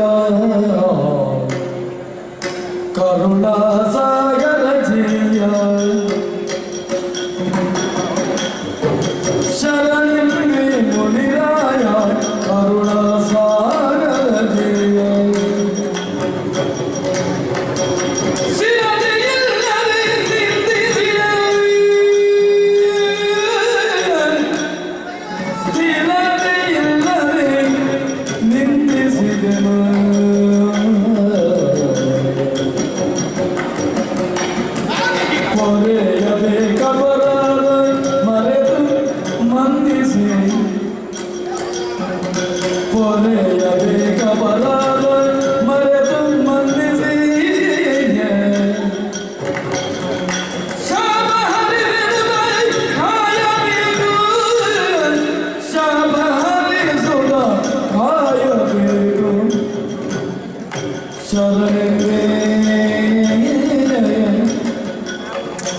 Murid